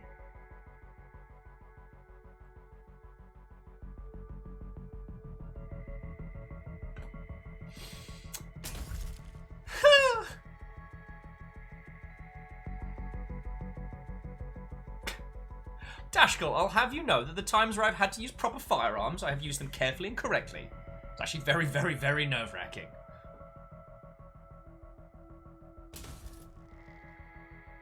But then it wasn't a rechargeable clone murderer, so you know how it is. That was a warning shot, and so was that one, and the following 37 shots. All warnings.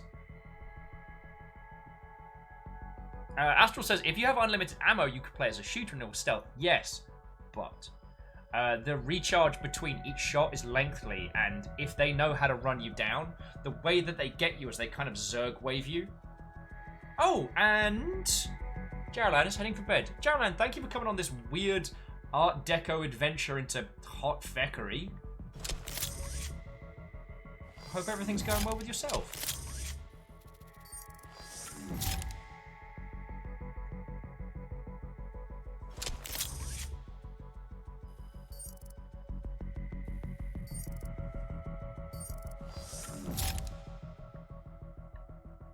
I also think this tagging system's pretty cool.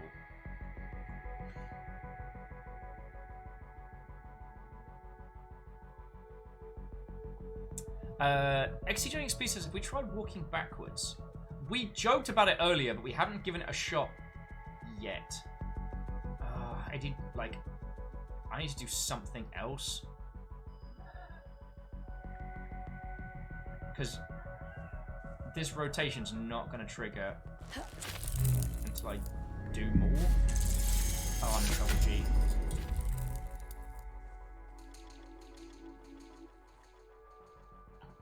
Have you got any grapes? Bom bom bom. Bom bom bom bom bom bom.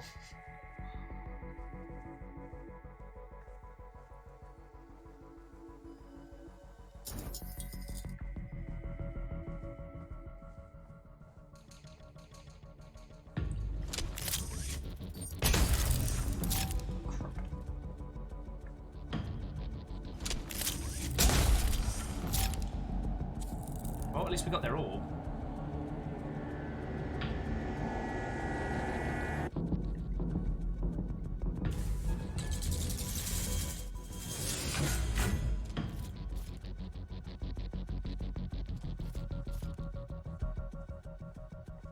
I mean, one of the advantages is they don't know how to open doors right now. So that's good.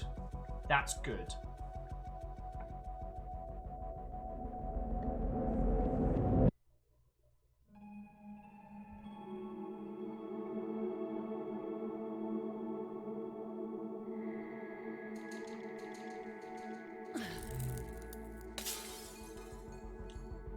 I'm just going to teach them all to throw orbs.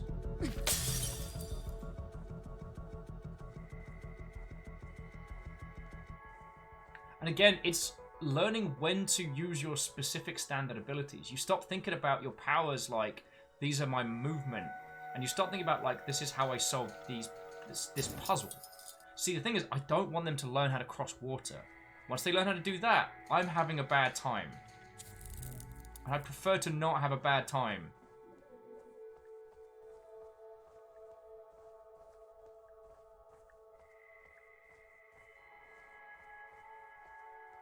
I also get the feeling that if I fail this, I am going to have to start again. And I've still got 14 orbs to find out of like 20. I've got 28 total. I've gotten to 14.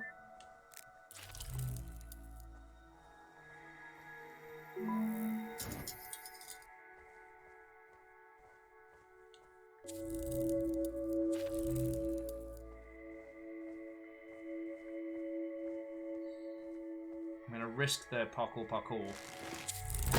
Hopefully I can find like a save gate or something. But the idea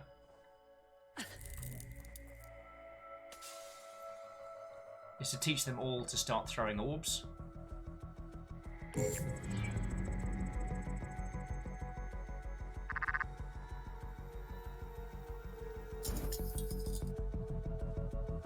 Don't perceive me, don't perceive me. don't perceive me. There's a lot of you, don't perceive me.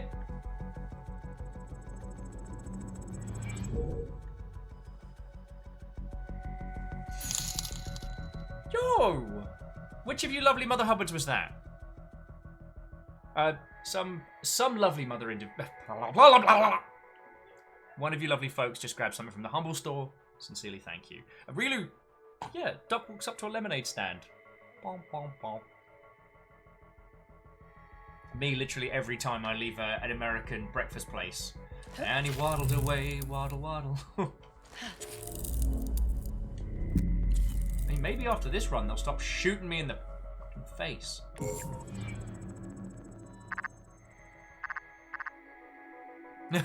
She's like, no! Not the dog song! Bom, bom, bom. And he waddled away, waddle. Teach these clones how to eat some grapes!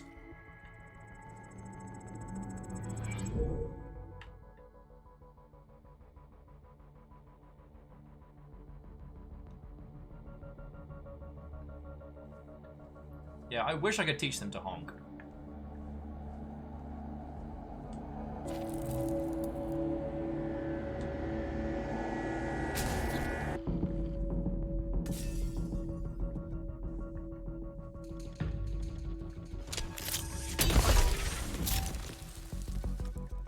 Yeah, you chuckle nuggets no longer have a monopoly on gunfire. Very happy about this. Halfway there. Living on a prayer.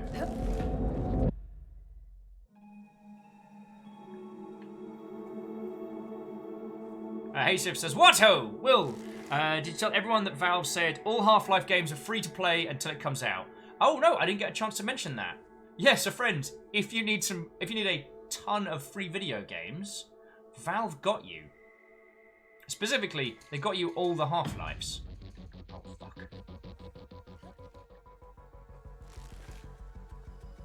Oh, this is bad.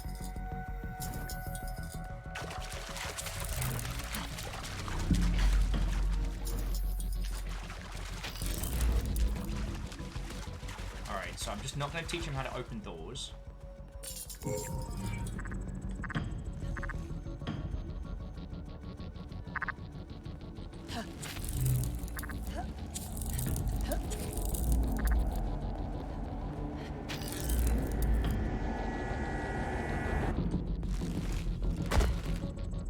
can't remember if they've learned how to do that yet.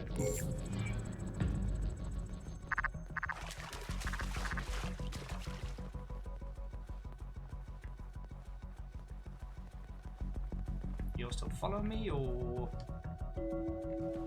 take that as a yes?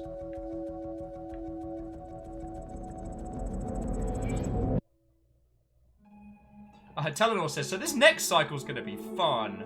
Yeah. Wait, no, what's that other thing, Telenor? Terrible and bad and horrible.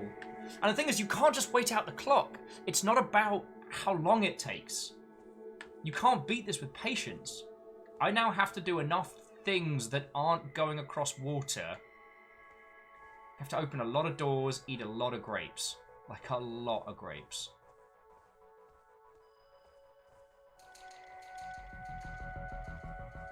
Oh yeah, because they can now sprint and cross water and do the little slidey move. There's that as well. Let's not forget it. I could shoot a lot of guns. I'm not down for them learning how to use firearms again, though. That wasn't fun.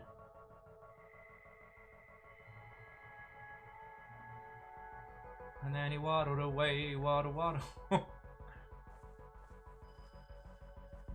yeah. The water's no longer safe, so that's good.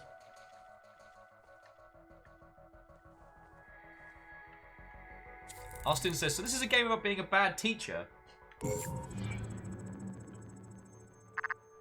There are enough bad teacher games. I get the feeling there are a lot of teachers in the world who would thoroughly enjoy the catharsis of being able to be a bad teacher.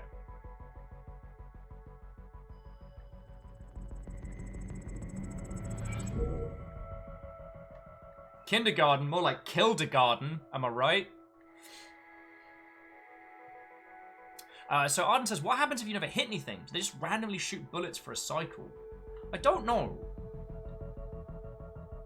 Because the last time we did it, we were using the riot weapon, which does like a stealth attack. Sorry, like a stun attack, like a close range blast.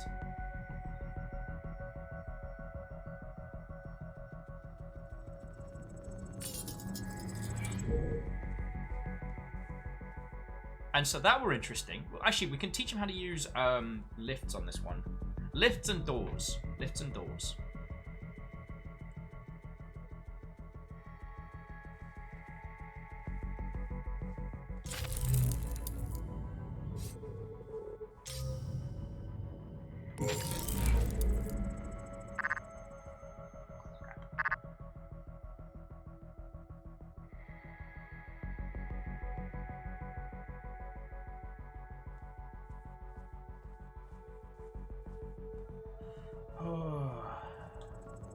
Alright, let's teach him how to lob stuff.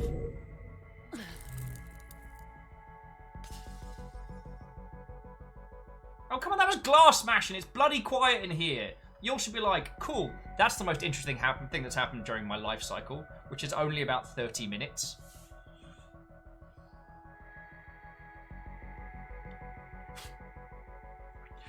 You know what? I am thankful to have all of you lot for this one, because your jovial banters heal me. Walrus with lifts and doors is the new boots and cats. Lifts and doors and lifts and doors and lifts and doors and boots and cats and boots and cats. Yeah, it works. It works. Certified.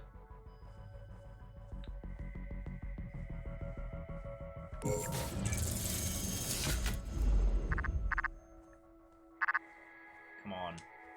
Eating grapes. That's got to be a new thing for you. Delicious grapes. Get them while they're still grapes. Vaults and drops. Cool. Yo! Once again, I don't know who it is that's picking up stuff from the Humble Store, but Berry, thank you. Friends, we are a Humble partner set up here. If you use it, we do get a little bit of like a partner link referral bonus, and if you're thinking of picking up games already and don't mind, I know it's an extra faff hassle, but it does all add up, so sincerely, thank you.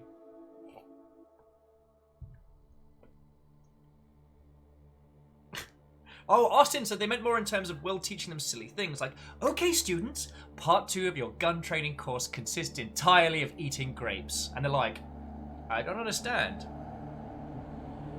But I don't know.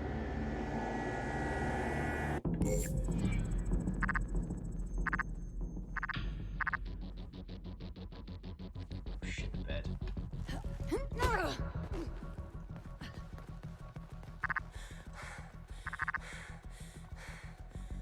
This better not be the end.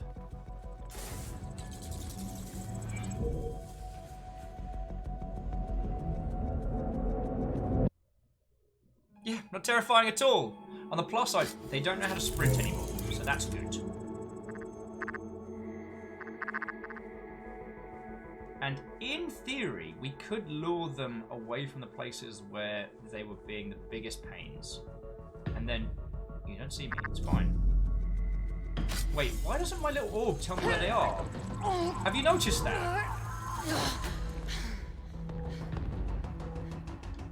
Oh, I ain't dying like this.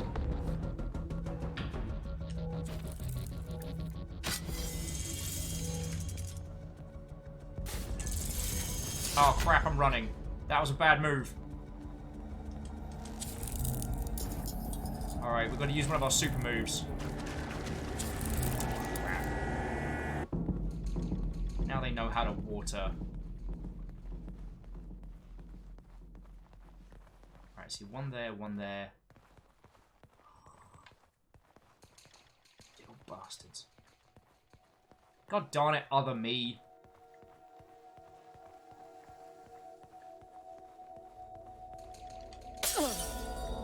I didn't need to do that, that was therapeutic.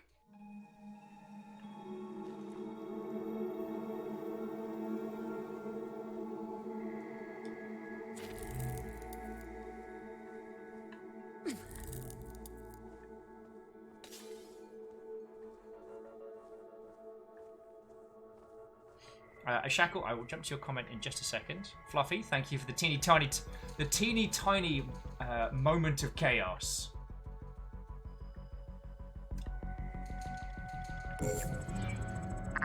Fluffy, adorable kitten and the world's smallest chaos rebellion. Oh no!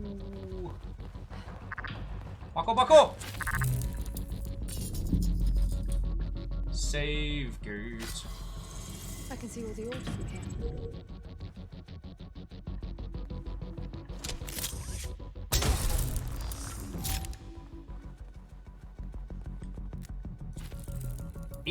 Eat grapes, do crime.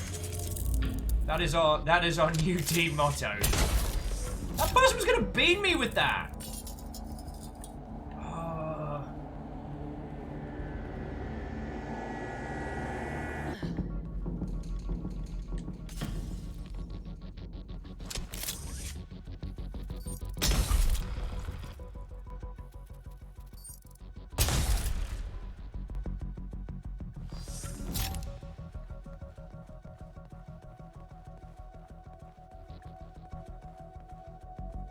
This is a real good place to hide.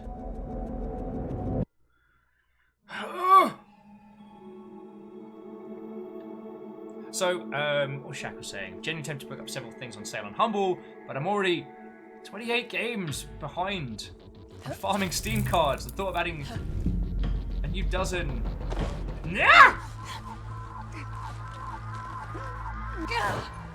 When it's no! Darn it! When they say you wouldn't download a car, I would.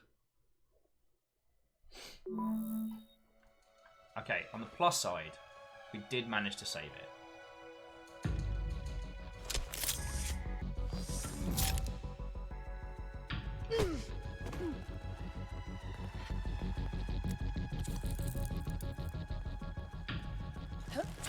Wow, so it really does just pick it up from the immediate.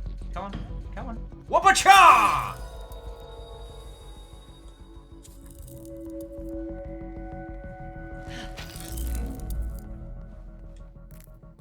Yeah, I'll teach them all how to eat grapes! Wait, that sounded vaguely threatening. I don't think I had a... Okie dokie, so there's a couple over there. There's a lot over that way. We've still got 6 to get, my friends. 6, for feck's sake. Oh, no, that's not a door. That's covered in daggers.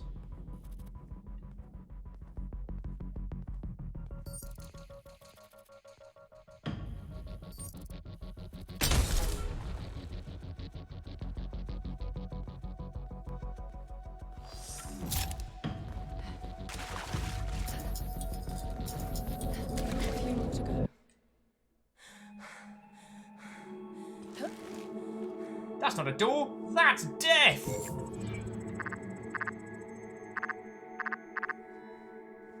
Ooh, that's a save point as well. Lovely. Oh. Daya says, I mean, a father and son downloaded a Lamborghini and printed one and got rewarded with an actual one. Feckin' wit. Feckin' wit!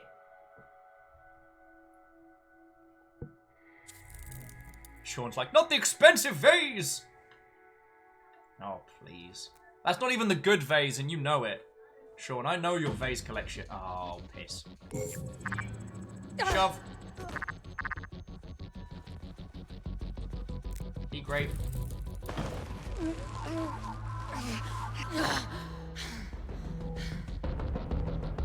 Fuck off.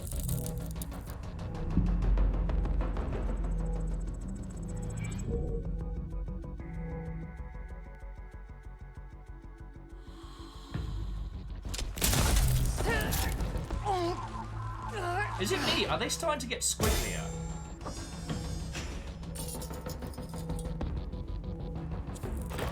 No!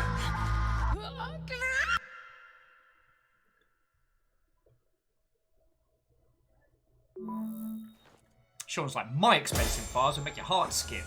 I'm not dissing your good expensive vase. I'm just saying, we both know that's not one of your top tier maneuvers.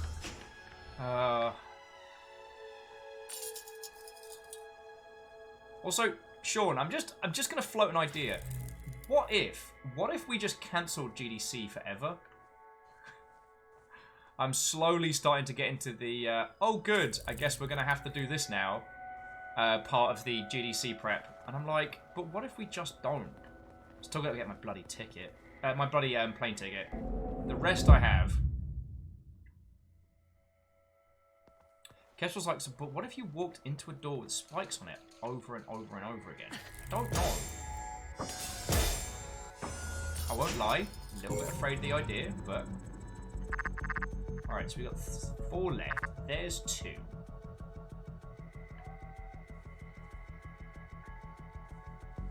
Let's see what happens.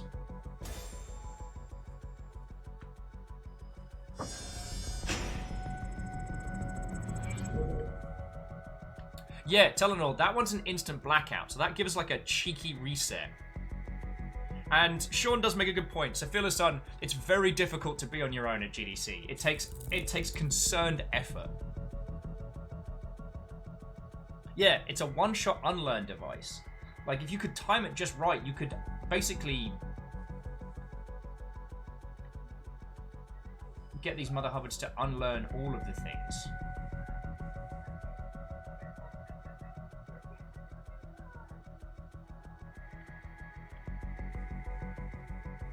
But I need to do those 2 while it's dark.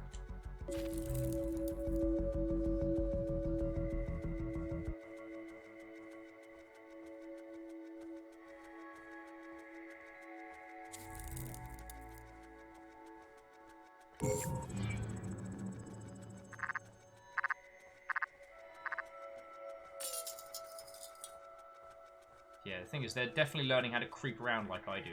Which is mildly upsetting.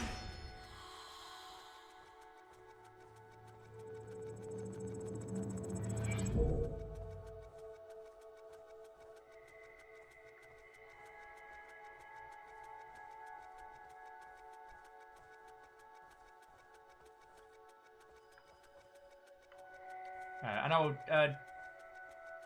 return to the good banter in just a moment, dear friends.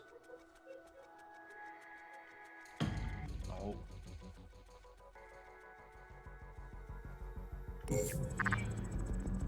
Go on, be confused. Be confused.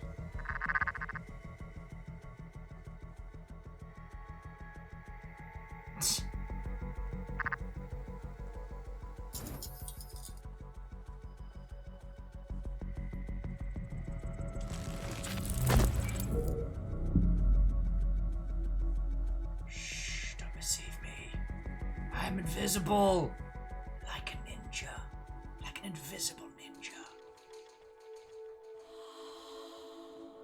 All right, so now let's see if we can sneak on round, because is it 2 more down here, but they're by the water.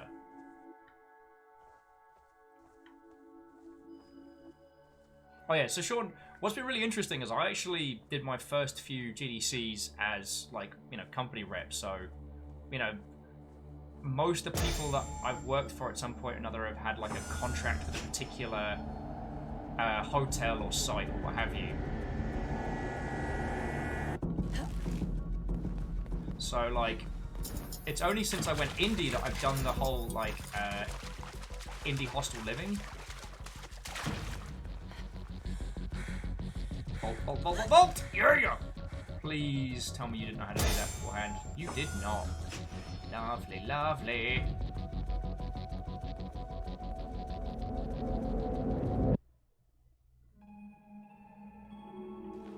Alright, so now we'll do a cheeky save. We just need 1 more to continue. But yeah, so I've only started doing the shared hostel thing since, and it's, I guess I'm lucky because I've been doing it with a group of people that I already knew in the. Huh.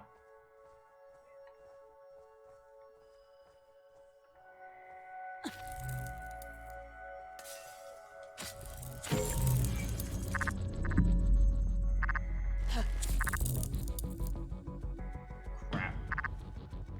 I done goofed!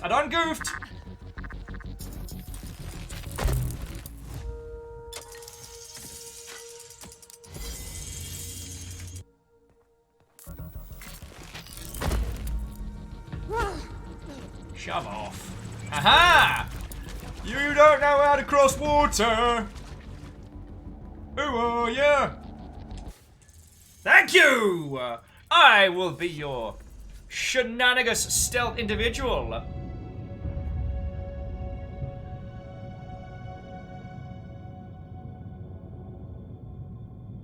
God, has it been 2 years? Freaking time travel was weird.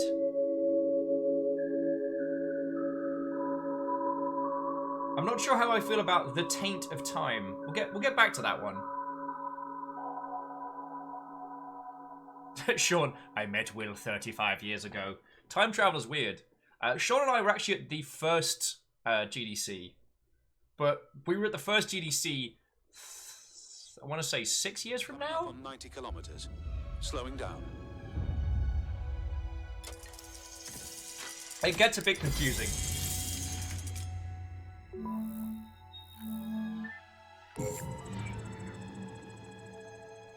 Oh. Okay.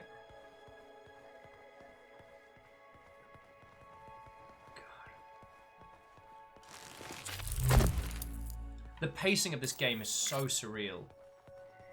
See, on the one hand, I do want to applaud how, even as complex as this game is, and I don't mean complex in terms of amount of controls, I mean complex in the sense that it asks you to learn things in a manner you hadn't had before. Shackle, the Cuban are... Yo!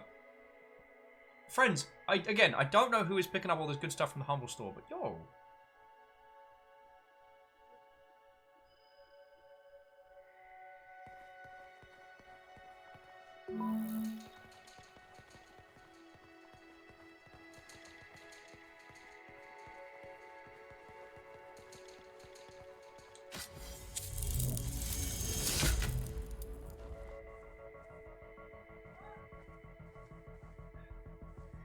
Is it weird to say I'm getting flashbacks from, like, the... Oh, crud. Shove! Oh, this is going poorly already. I'm a bad teacher!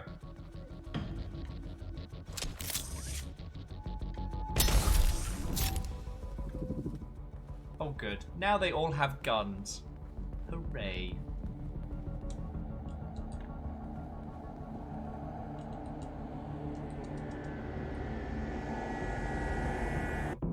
Buckle. What is this?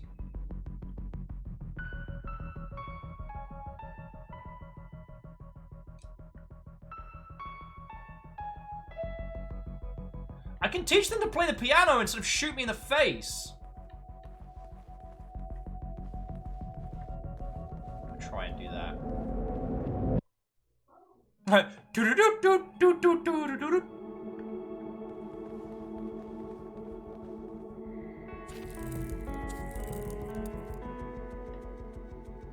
Hopefully they don't know how to jump down.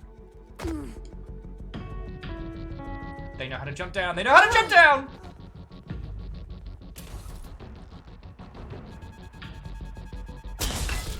It's fine!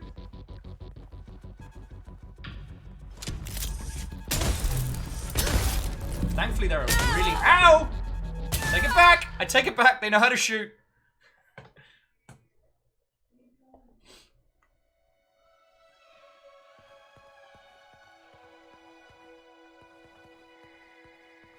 You'll notice there's no way to get to the next area without leaping down.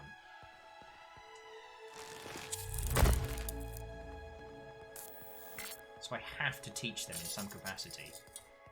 Very clever, very clever. Thankfully, they're a really bad block. What was that? Machines. Well, Austin, I won't put the opus on your good selves, but if you don't mind grabbing that as a clip, I think that would be very entertaining of the... Hopefully, they don't know how to jump down. Thud. Oh, good. Hey, Kandaran. What, old friend? The game's continuing to be excellent.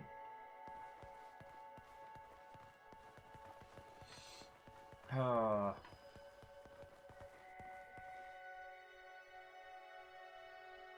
But yeah, I'm not going to think about the stress of GDC, but I am going to say that I'm looking forward to seeing a lot of people.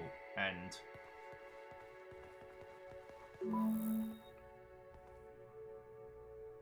there's going to be a lot of peeps that I guess I haven't seen in a really good long while. It's going to be nice to catch up with them, you know? Alright. So the clones don't know how to open stuff yet.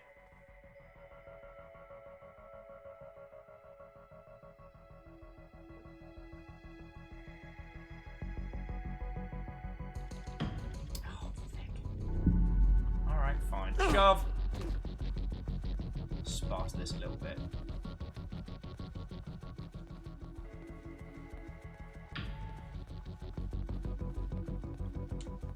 Wait. Shove! Fuck off. And as much as I want to stick around here and teach them how to play the piano and sing the song of their people, we're going to file that under a big old bag of maybe later.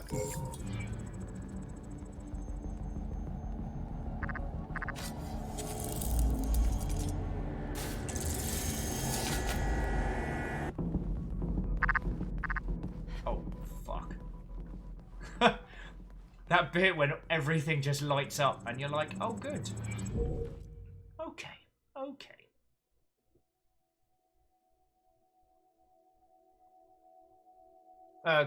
Kandaran, I wouldn't even know. There's so much to this game. Its core premise is no gimmick. It is one of the most clever puzzle-solving styly setups that I've encountered in a good while. Yeah, I'll teach you how to use a fucking elevator. It's the kind of teacher I am. This is stealth mechanic problem solving, and it is exceptional.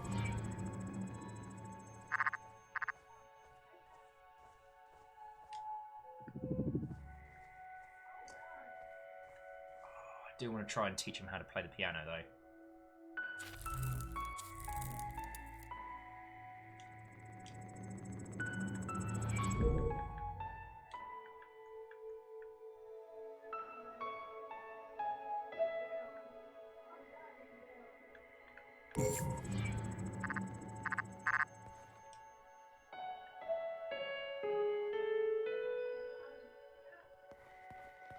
Okay.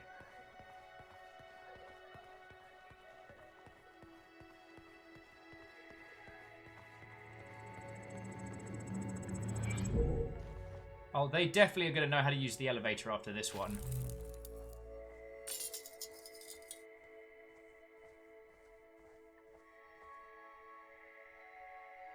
Hopefully, taught enough of them how to be... Oh, crap, they learned how to do that from me as well. That's not good. That's not good at all. Hooray! If we could have another time cycle, that'd be great, please!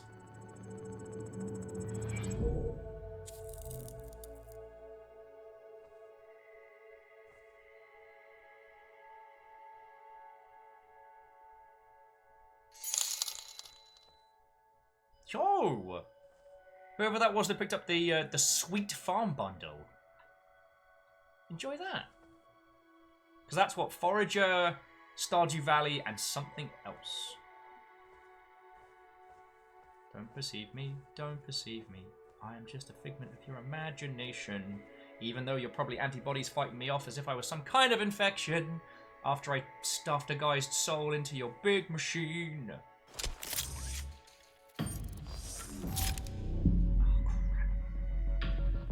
Shove! Do you know how to use doors today? Let's find out. Well, you already know how to do this, so...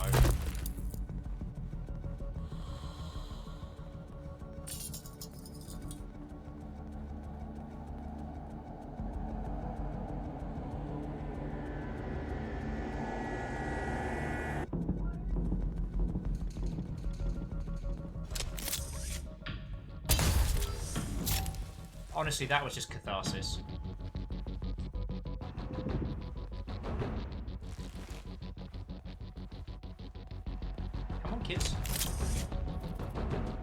crap!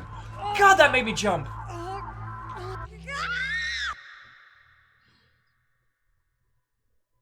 That made me jump a lot.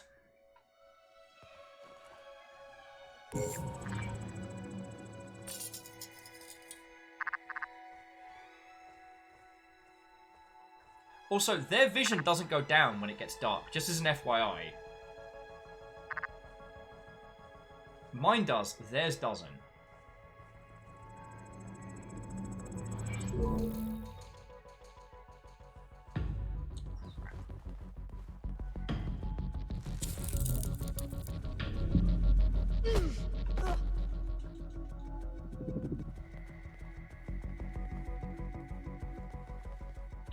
Don't sprint. Don't need to sprint. Just hide. Display round the rosies. Jobs are good. Can't shoot, we can't see. Ah, crap! Fucking whip! Oh, this is not going good.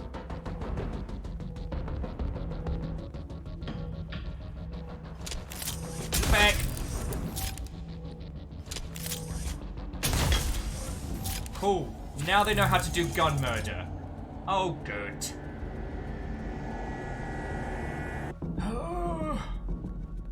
I do like the idea that they slowly learn terrible Glaswegian as this run progresses.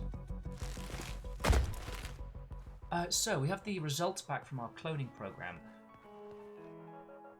They're playing the piano! I won't lie, it's actually creepy in the dark, and I regret teaching them. I regret teaching them or not.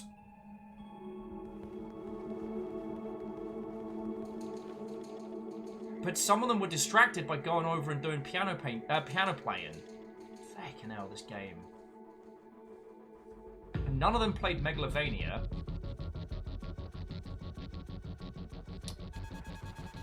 Oh, right. I taught them how to use guns. That was a bad move. That was not smart on my part.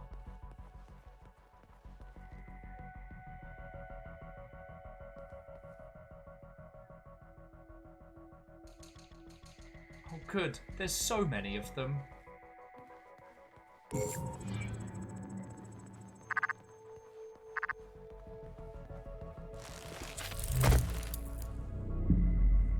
Oh yeah, just as an FYI, for those of you just joining us, it's not what they observe they learn, it's what I do that they learn. So it doesn't matter if I do it within sight, out of sight. Their whole learning pattern is based on what my dumbass busts out. So they're now going to learn how to do the whole parkour thing. Which will make my life a lot more difficult. That's a man cage. Do tell. You don't want to know. It's horrible. What's a what now?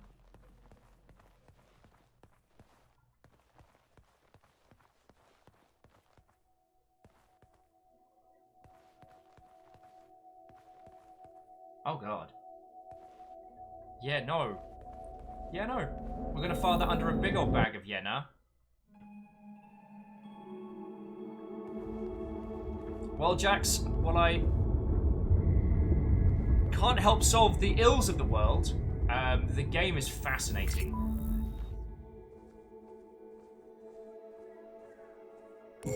Telling us that it was... This game told us it was a stealth game. That is a hot lie. This is a puzzle game with stealth mechanics. This is a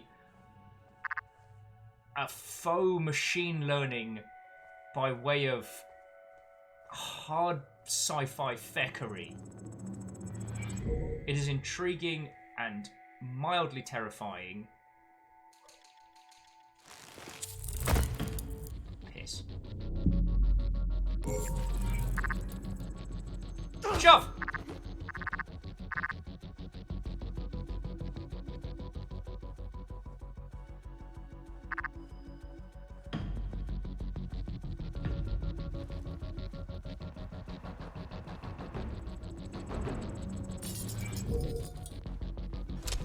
Off! Parkour, parkour. Parkour. Alright, one of you is getting an orb. Who's it gonna be? Whoop-a-cha! Yeah, no shite, Sherlock.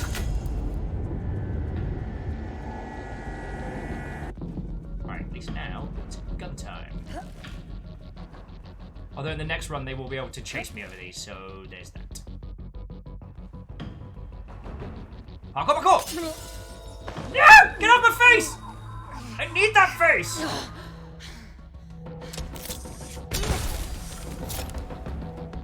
This fucking game. Jack says. So it's basically Dark Souls. Friend, I couldn't tell you.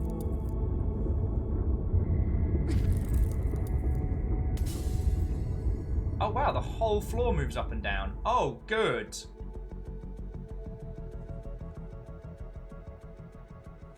Also, some of the clones do appear to be, like, corrupted as feck.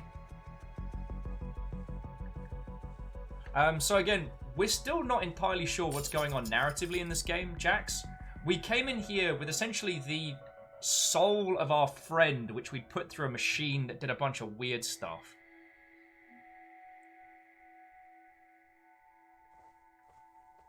Ooh, I got myself in a lot of trouble there.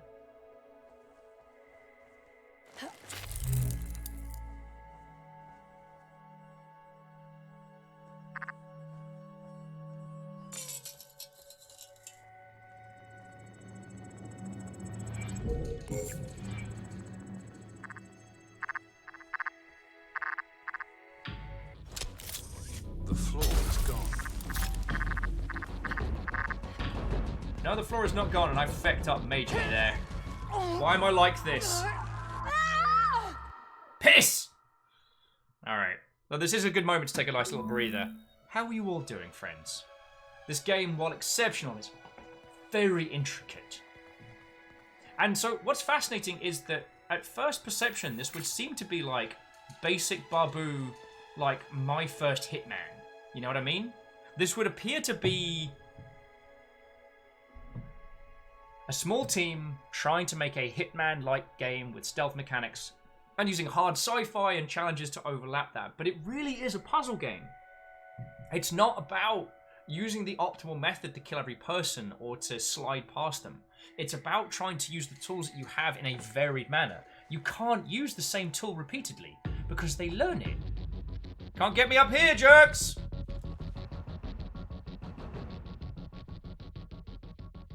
Telenor's says I need to head out for a bit. Can someone take over the death count? Do we have any death count volunteers? What am I up to? God, what am I up to?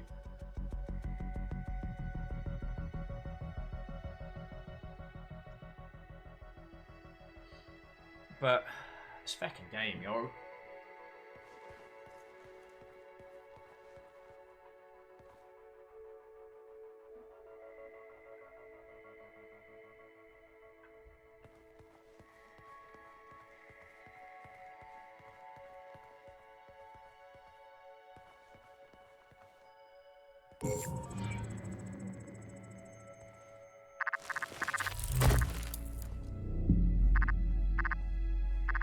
Okay, so we're going to go the other way, and you've seen me, haven't you? Oh, you can't climb, can you?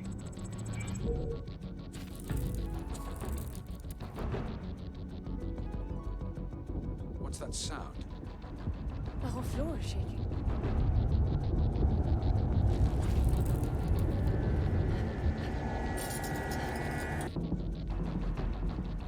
See, now, because they can't vault... Oh, feck me! Where did you come from? Fucking hell.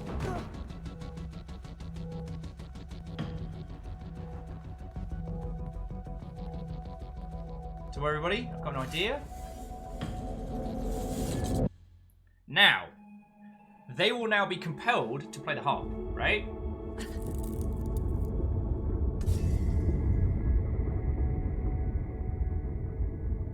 In theory, one of them's going to go up there, play the harp, open the floor up, and that's how we're going to get below. Like, for this particular puzzle, we actually have to teach our clone opponents what to do. Or our clonants, if you will.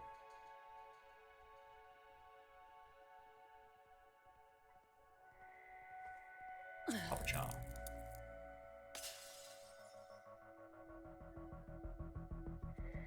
Oh, do not pretend like you saw that, lady.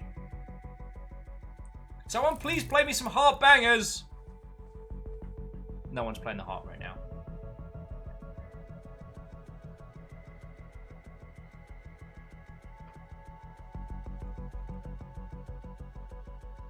I thought I had this down. They're not doing it. Graphite with... wow. This adaptation of the Clone Wars is really weird.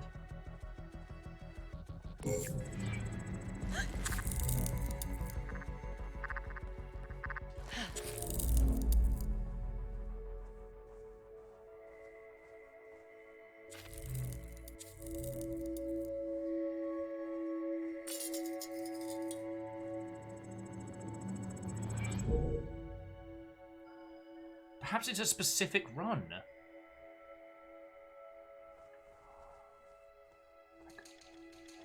What is it that inspires them to open the floor up? This game is very good at making me think weird.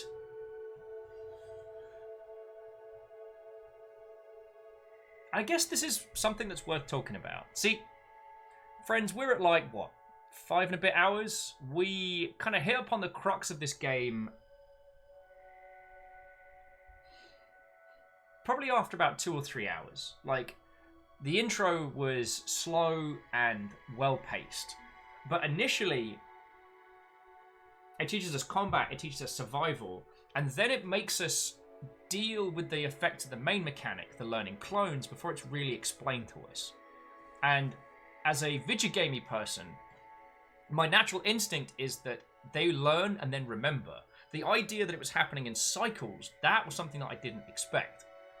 So I can understand why people ricochet off this initially, because you need that grounding to understand why it's happening to you. You know?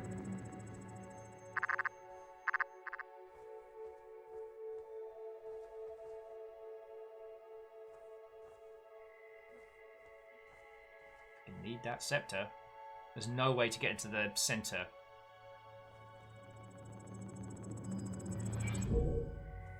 No one's playing the harp. Alright, so I've got to stealth it back, get some more harp-on-harp action. The floor is gone. No, it's not. It's still there. That's the problem.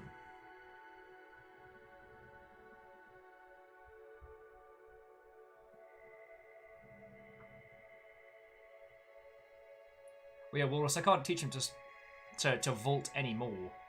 Huh?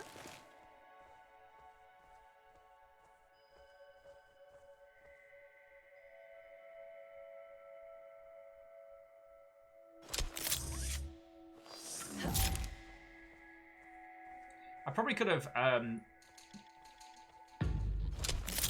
waited a beat while I was up the top.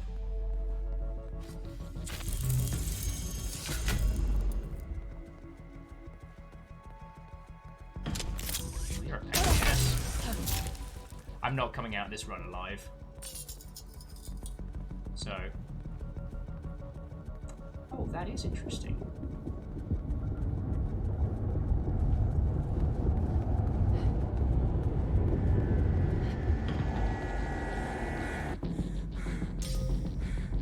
Peace out!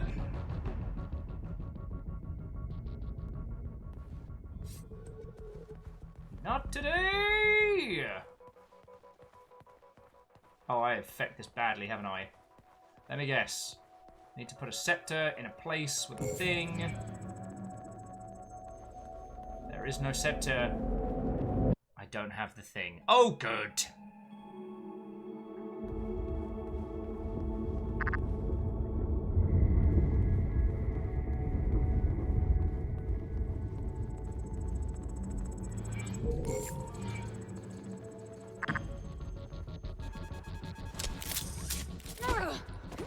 Ha! Thought I was going to shoot you. Just kick in the belly. Arrow.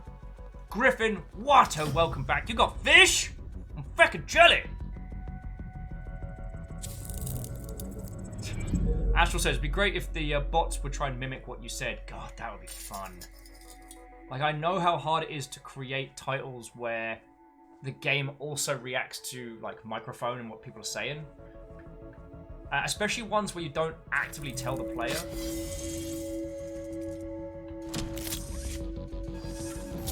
Fuck off! Ah, so it turns out you can't actually kill them with a door. That would be very useful if you could, though.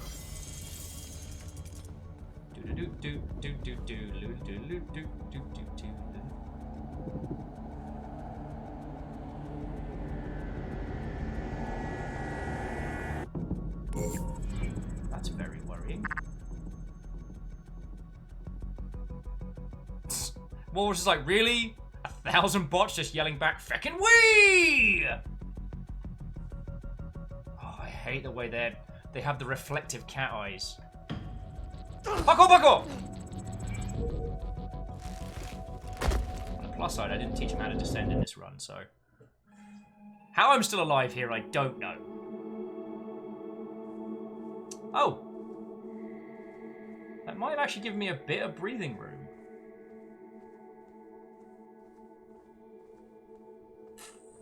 So somehow...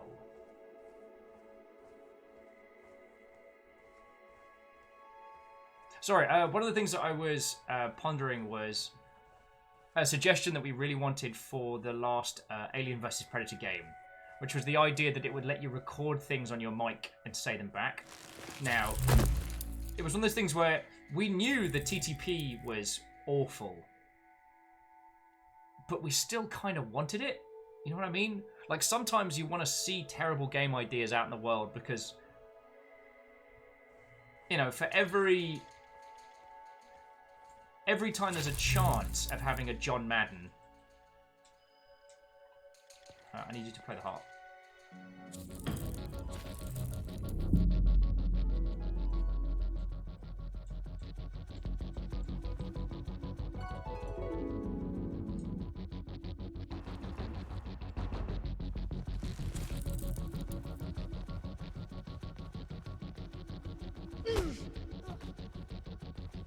Yeah, you kids are getting a music lesson whether you like it or not.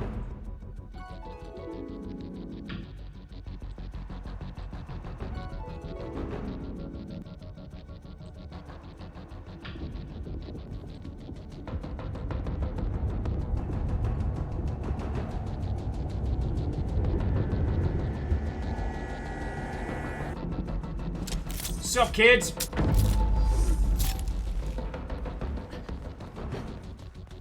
Paco, Paco, Paco.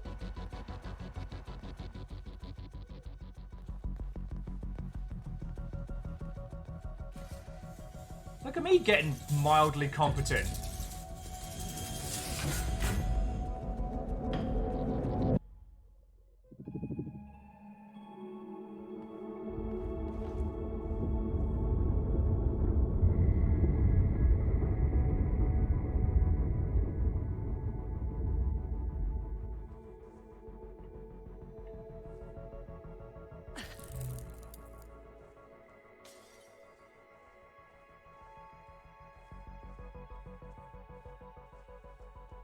Yeah, hooray for mild competence! It's actually what my autobiography is going to say, friends. Once in future Egypt.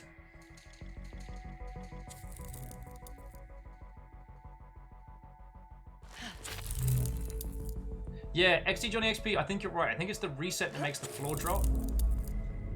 At least I hope it is.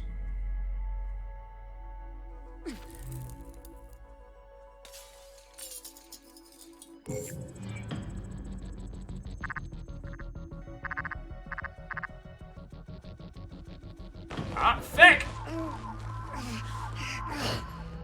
That's not good. Alright. Welcome to Indiana Jones and the Temple of Poor Life Choices. No, don't crouch. Buckle, buckle, no! No! Not today, Satan! Oh, no, that's a lot of Satan. Okay. Okay, friends. Perhaps this is a good time to admit defeat. Perhaps this is a good time to look across a puzzle room and be like, maybe this is too much for me. At least with my current level of competency. How does that? This has been a wonderful little day. Chats have been good. Conversations have been excellent. Friends have been here. Yeah. Yeah. And tomorrow you get my full feckin' attentions. Though I still haven't decided... Oh no, tomorrow's Mutazone. Or Mutazione? The game we're playing tomorrow is from the same people that made Desert Child. And is currently the most nominated IGF game of the year. Which is interesting. Now, I've not had a chance to play it. But I'm curious as to see what this game has that's gotten it, like, absolutely top of the shortlists for the IGF awards. So, it doesn't mean it's necessarily good or great, but there is something to it. There is something to it. I just...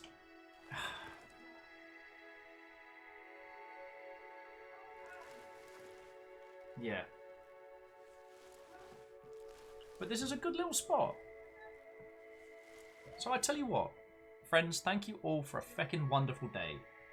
Alright? Tomorrow's game is going to be feckin' fascinating, and I am looking forward to going through it with you all. I don't know too much about it ahead of time, but it'll be an experience. It'll be an adventure for us all. So yeah. Plus, by the sounds of things, Fiona's going hard in the other room, so I'll be able to pass you over. But, yeah. I'm glad we experienced this game. I'd be curious to find out more about it, but I definitely don't have the capacities to progress here. And, you know, I don't want to do this game a disservice by throwing myself at it dumb. Like, you've seen me play Sekiro and games like that. There are games where I know that through perseverance and skill I'm going to get it. With this one, I'm just being stupid. That's definitely on me.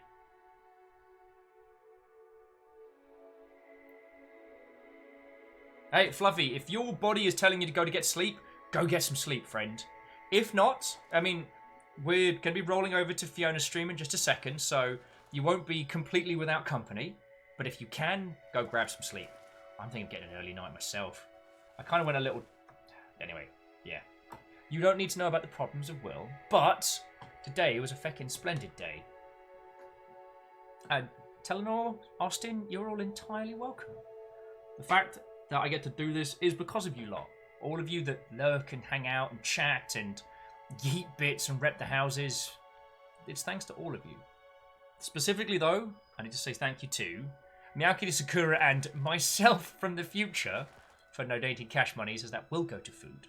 I want to say a thank you to Kandaran, to Shackle Draconis, to Sindrin, to Fistmaster, a very doubtful guest, to Lucifer of the Cult, Vanderbeast, Fluffy Adorable Kitten, and the Anonymous Cheerers for bits, as they do keep my sorry ass alive. I want to say thank you to Caffeine, Lizzie, Tarlicus for being our mods of the day, but also Rhymes and Moose, because it's a good squad. To Yinza, thank you kindly for the follow. It's lovely to have you with us, and thank you for talking about disability in video games earlier. But those that subbed, resubbed, and were the recipients of Housecarl's Hunt, I must thank Wheeler Dealer, Doom Ninja, Chrono Fire, Martin, Fluffy Adorable Kitten, and Telenor. Telenor? I like Telenor. Thank you all for a cracking day, alright? This has been feckin' good. I'm sorry it's not been, No, you know what? Actually, I'm not apologising. Today has been cracking. Today has been genuinely cracking. So yeah. Right, where's Fiona's? Where's Fiona's stream? It's all feckin' red over there.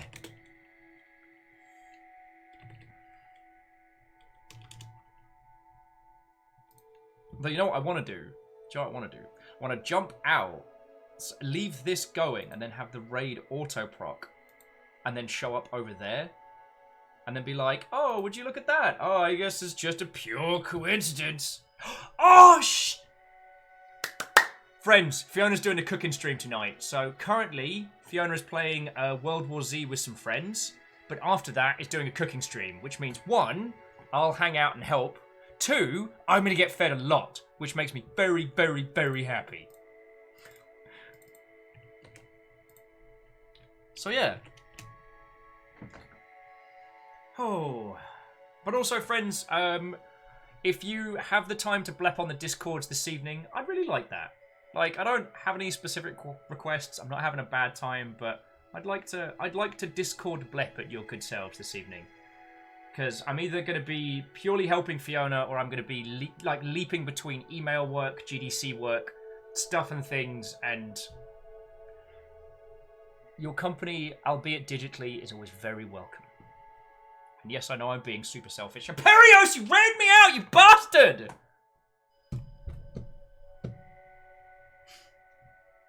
Oh, at Jeventime, you're under no obligation. Like, I understand that you're, like, up against it at the moment, and I'm happy that I can just be your second screen, like, while you're working on stuff, alright? So, yeah. Thank you all for a great day. I'm so glad I got to share this game with you. And once again, thank you to Baron Sheep for gifting that game. Like, it was one that I wanted to show you, and yeah, and Baron made it happen. So, yo. Right. I love you all. I'll see you over in Fiona's stream in a bit. Talk to you on the Discords. Have a wonderful rest of your evening. Good night, friends.